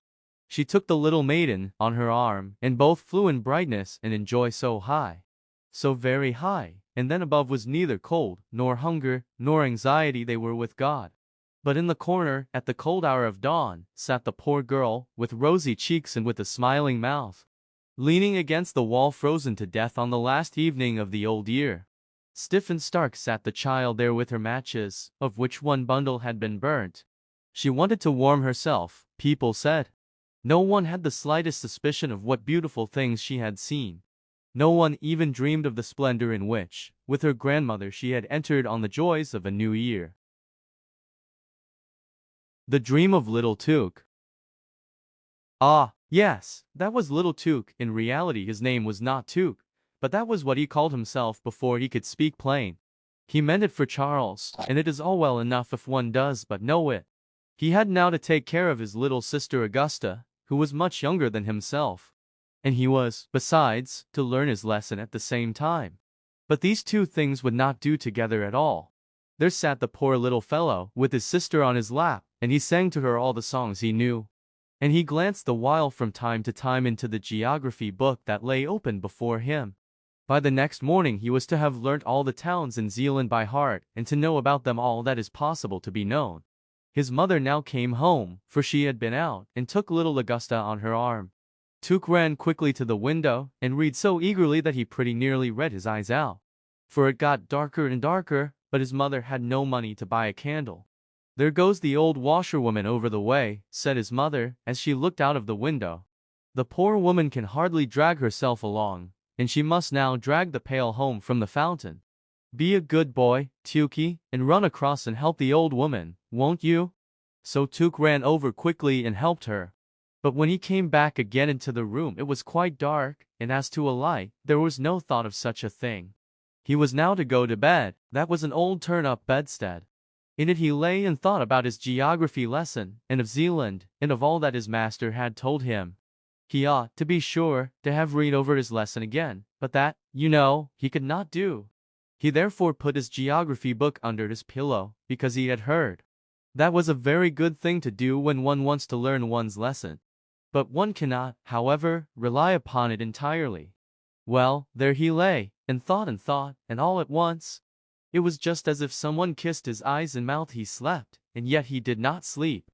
It was as though the old washerwoman gazed on him with her mild eyes and said, "It were a great sin if you were not to know your lesson tomorrow morning. You have aided me, I therefore will now help you. And the loving God will do so at all times."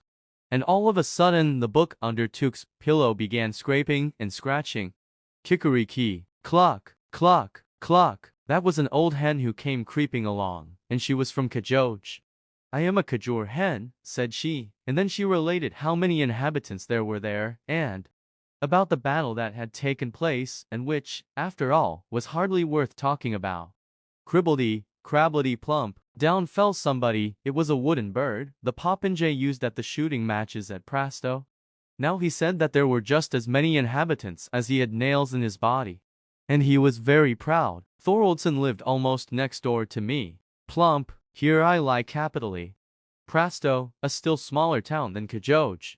Some 100 paces from it lies the manor house Nyso, where Thoroldson, the famed sculptor, generally sojourned during his stay in Denmark, and where he called many of his immortal works into existence. But little Tuk was no longer lying down. All at once he was on horseback. On he went at full gallop, still galloping on and on. A knight with a gleaming plume, and most magnificently dressed, held him before him on the horse. And thus they rode through the wood to the old town of Bordingborg, and that was a large and very lively town. High towers rose from the castle of the king, and the brightness of many candles streamed from all the windows. Within was dance and song, and King Valdemar and the young, richly attired maids of honor danced together. The morn now came, and as soon as the sun appeared, the whole town and the king's palace crumbled together, and one tower after the other. And at last only a single one remained standing where the castle had been before, and the town was so small and poor. And the schoolboys came along with their books under their arms, and said, 200 inhabitants. But that was not true, for there were not so many. Vordingborg, in the reign of King Valdemar, a considerable place, now an unimportant little town. One solitary tower only, and some remains of a wall, show where the castle once stood. And little Tukey lay in his bed. It seemed to him as if he dreamed, and yet as if he were not dreaming. However, somebody was close beside him. Little Tukey, cried someone near. It was a seaman, quite a little personage, so little as if he were a midshipman. But a midshipman it was not. Many remembrances from Corsair. That is a town that is just rising into importance. A lively town that has steamboats and stagecoaches. Formerly people called it ugly, but that is no longer true. I lie on the sea, said Corsair. I have high roads and gardens, and I have given birth to a poet who was witty and amusing, which all poets are not. I once intended to equip a ship that was to sail all round the earth. But I did not do it, although I could have done so, and then, too, I smell so deliciously, for close before the gate bloomed the most beautiful roses. Corsair, on the Great Belt, called, formerly, before the introduction of steam vessels, when travelers were often obliged to wait a long time for a favorable wind, the most tiresome of towns. The poet Baggesen was born here. Little Tuk looked, and all was red and green before his eyes. But as soon as the confusion of colors was somewhat over, all of a sudden there appeared a wooded slope close to the bay. And high up above stood a magnificent old church, with 2 high-pointed towers. From out the hillside spouted fountains and thick streams of water, so that there was a continual splashing. And close beside them sat an old king with a golden crown upon his white head. That was King Roar, near the fountains, close to the town of Roskilde, as it is now called. And up the slope into the old church went all the kings and queens of Denmark, hand in hand, all with their golden crowns. And the organ played, and the fountains rustled. Little Tuk saw all, heard all. Do not forget the diet, said King Roar. Roskilde, once the capital of Denmark. The town takes its name from King Roar, and the many fountains in the neighborhood. In the beautiful cathedral the greater number of the kings and queens of Denmark are interred. In Roskilde, too, the members of the Danish Diet assemble. Again all suddenly disappeared. Yes, and whither? It seemed to him just as if one turned over a leaf in a book. And now stood there an old peasant woman, who came from Sorrow, where grass grows in the market-place. She had an old grey linen apron hanging over her head and back. It was so wet, it certainly must have been raining. Yes, that it has, said she. And she now related many pretty things out of Holberg's comedies, and about Valdemar and Absalon. But all at once she cowered together, and her head began shaking backwards and forwards, and she looked as she were going to make a spring. Croak, croak, said she. It is wet, it is wet. There is such a pleasant death-like stillness, and sorb. She was now suddenly a frog, croak. And now she was an old woman. One must dress according to the weather, said she. It is wet, it is wet. My town is just like a bottle. And one gets in by the neck, and by the neck one must get out again. In former times I had the finest fish, and now I have fresh rosy-cheeked boys at the bottom of the bottle, who learn wisdom, Hebrew, Greek, croak. Sorb, a very quiet little town, beautifully situated, surrounded by woods and lakes. Holberg, Denmark's Molière, founded here an academy for the sons of the nobles. The poets Hoch and Ingemann were appointed professors here. The latter lives there still. When she spoke it sounded just like the noise of frogs, or as if one walked with great boots over a moor. Always the same tone, so uniform and so tiring that little Tuk fell into a good sound sleep, which, by the by, could not do him any harm. But even in this sleep there came a dream, or whatever else it was. His little sister Augusta, she with the blue eyes and the fair curling hair, was suddenly a tall, beautiful girl, and without having wings was yet able to fly. And she now flew over Zealand, over the green woods, in the blue lakes. Do you hear the cock crow, Tukey? Cock-a-doodle-doo, the cocks are flying up from Kajoj. You will have a farm-yard, so large, oh, so very large, you will suffer neither hunger nor thirst. You will get on in the world. You will be a rich and happy man. Your house will exalt itself like King Valdemar's tower, and will be richly decorated with marble statues, like that at Prasto. You understand what I mean. Your name shall circulate with renown all round the earth, like unto the ship that was to have sailed from Corsair. And in Roskilde. Do not forget the diet, said King Roar. Then you will speak well and wisely, little Tuki. And when at last you sink into your grave, you shall sleep as quietly as if I lay in sorrow, said Tuk, awaking. It was bright day, and he was now quite unable to call to mind his dream. That, however, was not at all necessary, for one may not know what the future will bring. And out of bed he jumped and read in his book, and now all at once he knew his whole lesson. And the old washerwoman popped her head in at the door, nodded to him friendly, and said, "Thanks, many thanks, my good child, for your help. May the good ever-loving God fulfill your loveliest dream." Little Tuki did not at all know what he had dreamed, but the loving God knew it. The Naughty Boy. A long time ago, there lived an old poet, a thoroughly kind old poet. As he was sitting one evening in his room, a dreadful storm arose without, and the rain streamed down from heaven. But the old poet sat warm and comfortable in his chimney corner, where the fire blazed and the roasting apple hissed. "Those who have not a roof over their heads will be wetted to the skin," said the good old poet.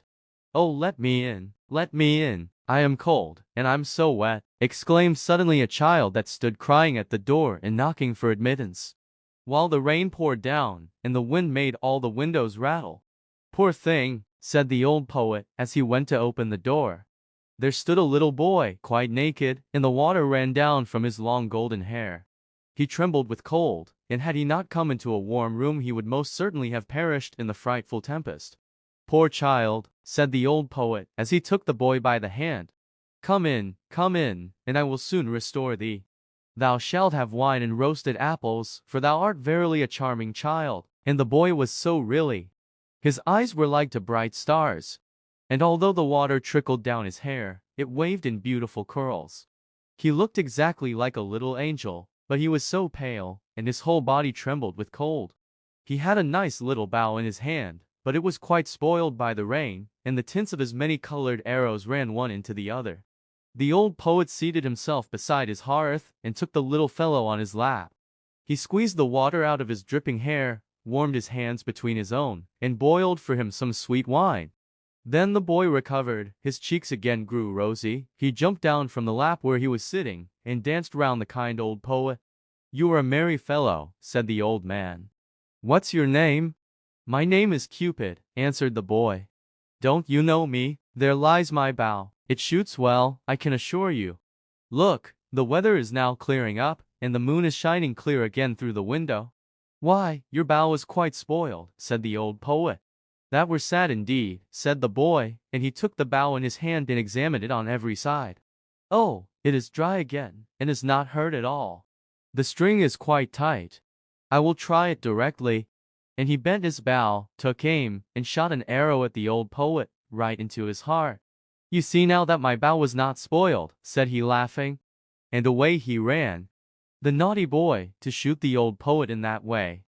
He who had taken him into his warm room, who had treated him so kindly, and who had given him warm wine, and the very best apples. The poor poet lay on the earth and wept, for the arrow had really flown into his heart. "Fie," said he, "how naughty a boy Cupid is!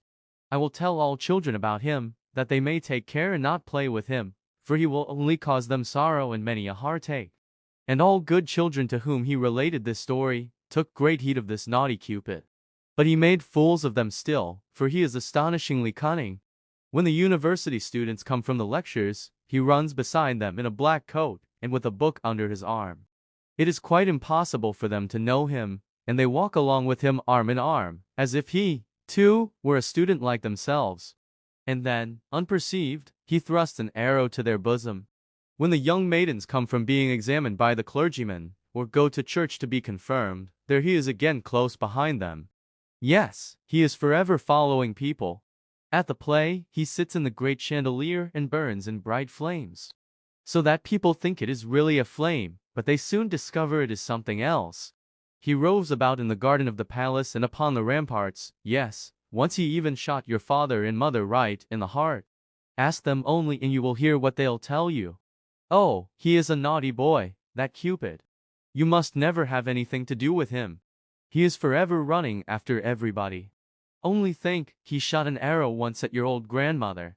But that is a long time ago, and it is all past now.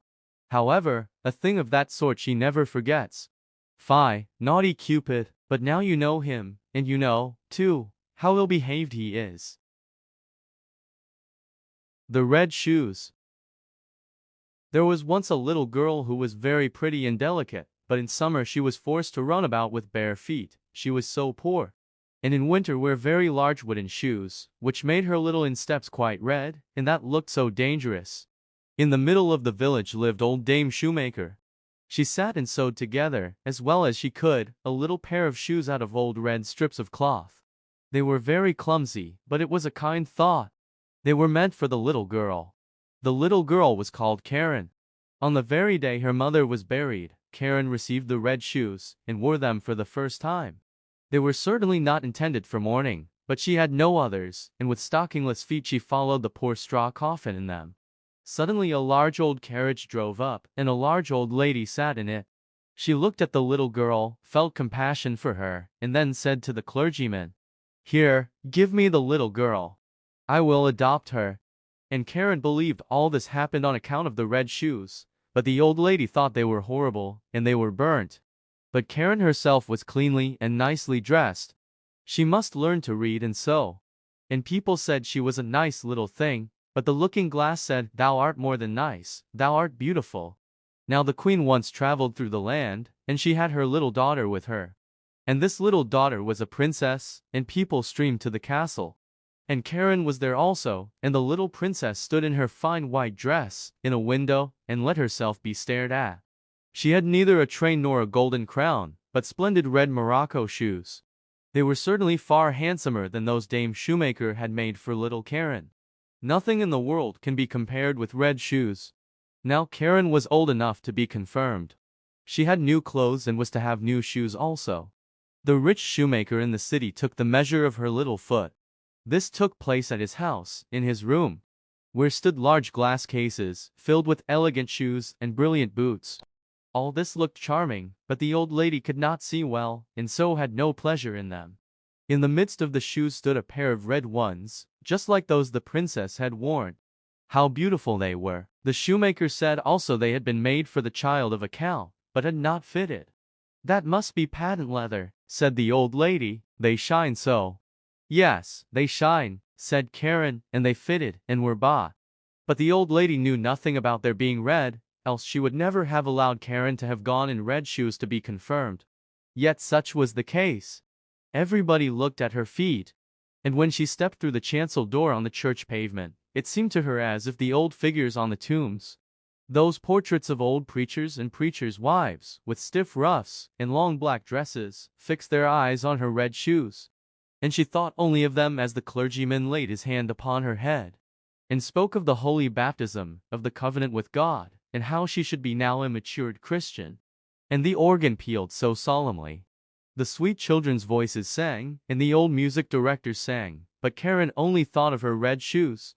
In the afternoon, the old lady heard from everyone that the shoes had been red, and she said that it was very wrong of Karen, that it was not at all becoming, and that in future Karen should only go in black shoes to church, even when she should be older. The next Sunday there was the sacrament, and Karen looked at the black shoes, looked at the red ones, looked at them again, and put on the red shoes. The sun shone gloriously. Karen and the old lady walked along the path through the corn. It was rather dusty there. At the church door stood an old soldier with a crutch, and with a wonderfully long beard, which was more red than white. And he bowed to the ground, and asked the old lady whether he might dust her shoes. And Karen stretched out her little foot. "See, what beautiful dancing shoes," said the soldier. "Sit firm when you dance." And he put his hand out towards the soles. And the old lady gave the old soldier alms, and went into the church with Karen. And all the people in the church looked at Karen's red shoes, and all the pictures. And as Karen knelt before the altar, and raised the cup to her lips, she only thought of the red shoes, and they seemed to swim in it. And she forgot to sing her psalm, and she forgot to pray, "Our Father in heaven." Now all the people went out of church, and the old lady got into her carriage. Karen raised her foot to get in after her, when the old soldier said, "Look, what beautiful dancing shoes." And Karen could not help dancing a step or two, and when she began her feet continued to dance. It was just as though the shoes had power over them. She danced round the church corner. She could not leave off. The coachman was obliged to run after and catch hold of her, and he lifted her in the carriage. But her feet continued to dance so that she trod on the old lady dreadfully. At length she took the shoes off, and then her legs had peace. The shoes were placed in a closet at home, but Karen could not avoid looking at them. Now the old lady was sick, and it was said she could not recover. She must be nursed and waited upon, and there was no one whose duty it was so much as Karen's. But there was a great ball in the city, to which Karen was invited. She looked at the old lady, who could not recover. She looked at the red shoes, and she thought there could be no sin in it. She put on the red shoes. She might do that also, she thought. But then she went to the ball and began to dance. When she wanted to dance to the right, the shoes would dance to the left. And when she wanted to dance up the room, the shoes danced back again, down the steps, into the street, and out of the city gate. She danced, and was forced to dance straight out into the gloomy wood. Then it was suddenly light up among the trees, and she fancied it must be the moon, for there was a face. But it was the old soldier with the red beard. He sat there, nodded his head, and said, "Look, what beautiful dancing shoes." Then she was terrified, and wanted to fling off the red shoes, but they clung fast. And she pulled down her stockings, but the shoes seemed to have grown to her feet. And she danced, and must dance, over fields and meadows, in rain and sunshine, by night and day. But at night it was the most fearful. She danced over the churchyard, but the dead did not dance. They had something better to do than to dance. She wished to seat herself on a poor man's grave, where the bitter tansy grew. But for her there was neither peace nor rest. And when she danced towards the open church door, she saw an angel standing there. He wore long, white garments. He had wings which reached from his shoulders to the earth. His countenance was severe and grave, and in his hand he held a sword, broad and glittering. "Dance shalt thou," said he, "dance in thy red shoes till thou art pale and cold, till thy skin shrivels up and thou art a skeleton. Dance shalt thou from door to door, and where proud, vain children dwell, thou shalt knock, that they may hear thee and tremble. Dance shalt thou." "Mercy," cried Karen, but she did not hear the angel's reply. For the shoes carried her through the gate into the fields, across roads and bridges, and she must keep ever dancing. One morning she danced past a door which she well knew. Within sounded a psalm. A coffin, decked with flowers, was borne forth. Then she knew that the old lady was dead, and felt that she was abandoned by all, and condemned by the angel of God. She danced, and she was forced to dance through the gloomy night. The shoes carried her over stack and stone. She was torn till she bled. She danced over the heath till she came to a little house. Here, she knew, dwelt the executioner. And she tapped with her fingers at the window, and said, "Come out! Come out! I cannot come in, for I am forced to dance." And the executioner said, "Thou dost not know who I am, I fancy? I strike bad people's heads off, and I hear that my axe rings." "Don't strike my head off," said Karen, "then I can't repent of my sins. But strike off my feet in the red shoes." And then she confessed her entire sin, and the executioner struck off her feet with the red shoes. But the shoes danced away with the little feet across the field into the deep wood. And he carved out little wooden feet for her, and crutches, taught her the psalm criminals always sing. And she kissed the hand which had wielded the axe, and went over the heath. "Now I have suffered enough for the red shoes," said she. "Now I will go into the church that people may see me." And she hastened towards the church door, but when she was near it, the red shoes danced before her, and she was terrified and turned round.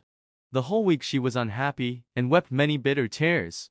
But when Sunday returned, she said, "Well, now I have suffered and struggled enough.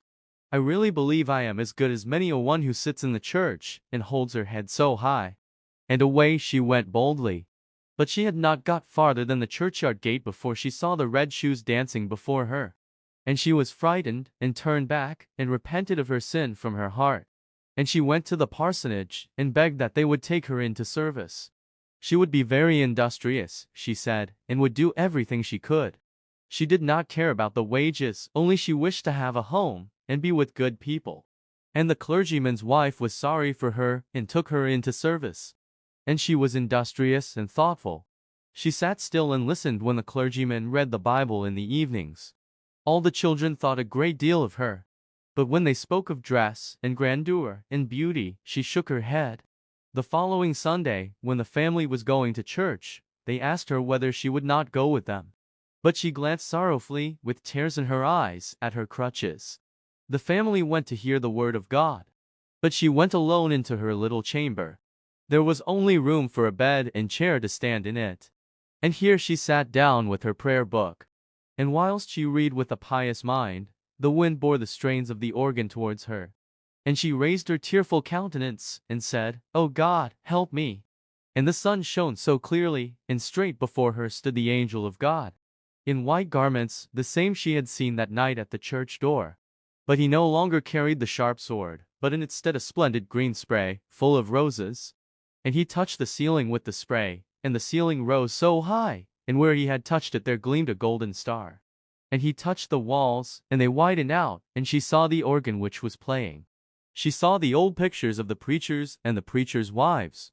The congregation sat in cushioned seats, and sang out of their prayer books. For the church itself had come to the poor girl in her narrow chamber, or else she had come into the church.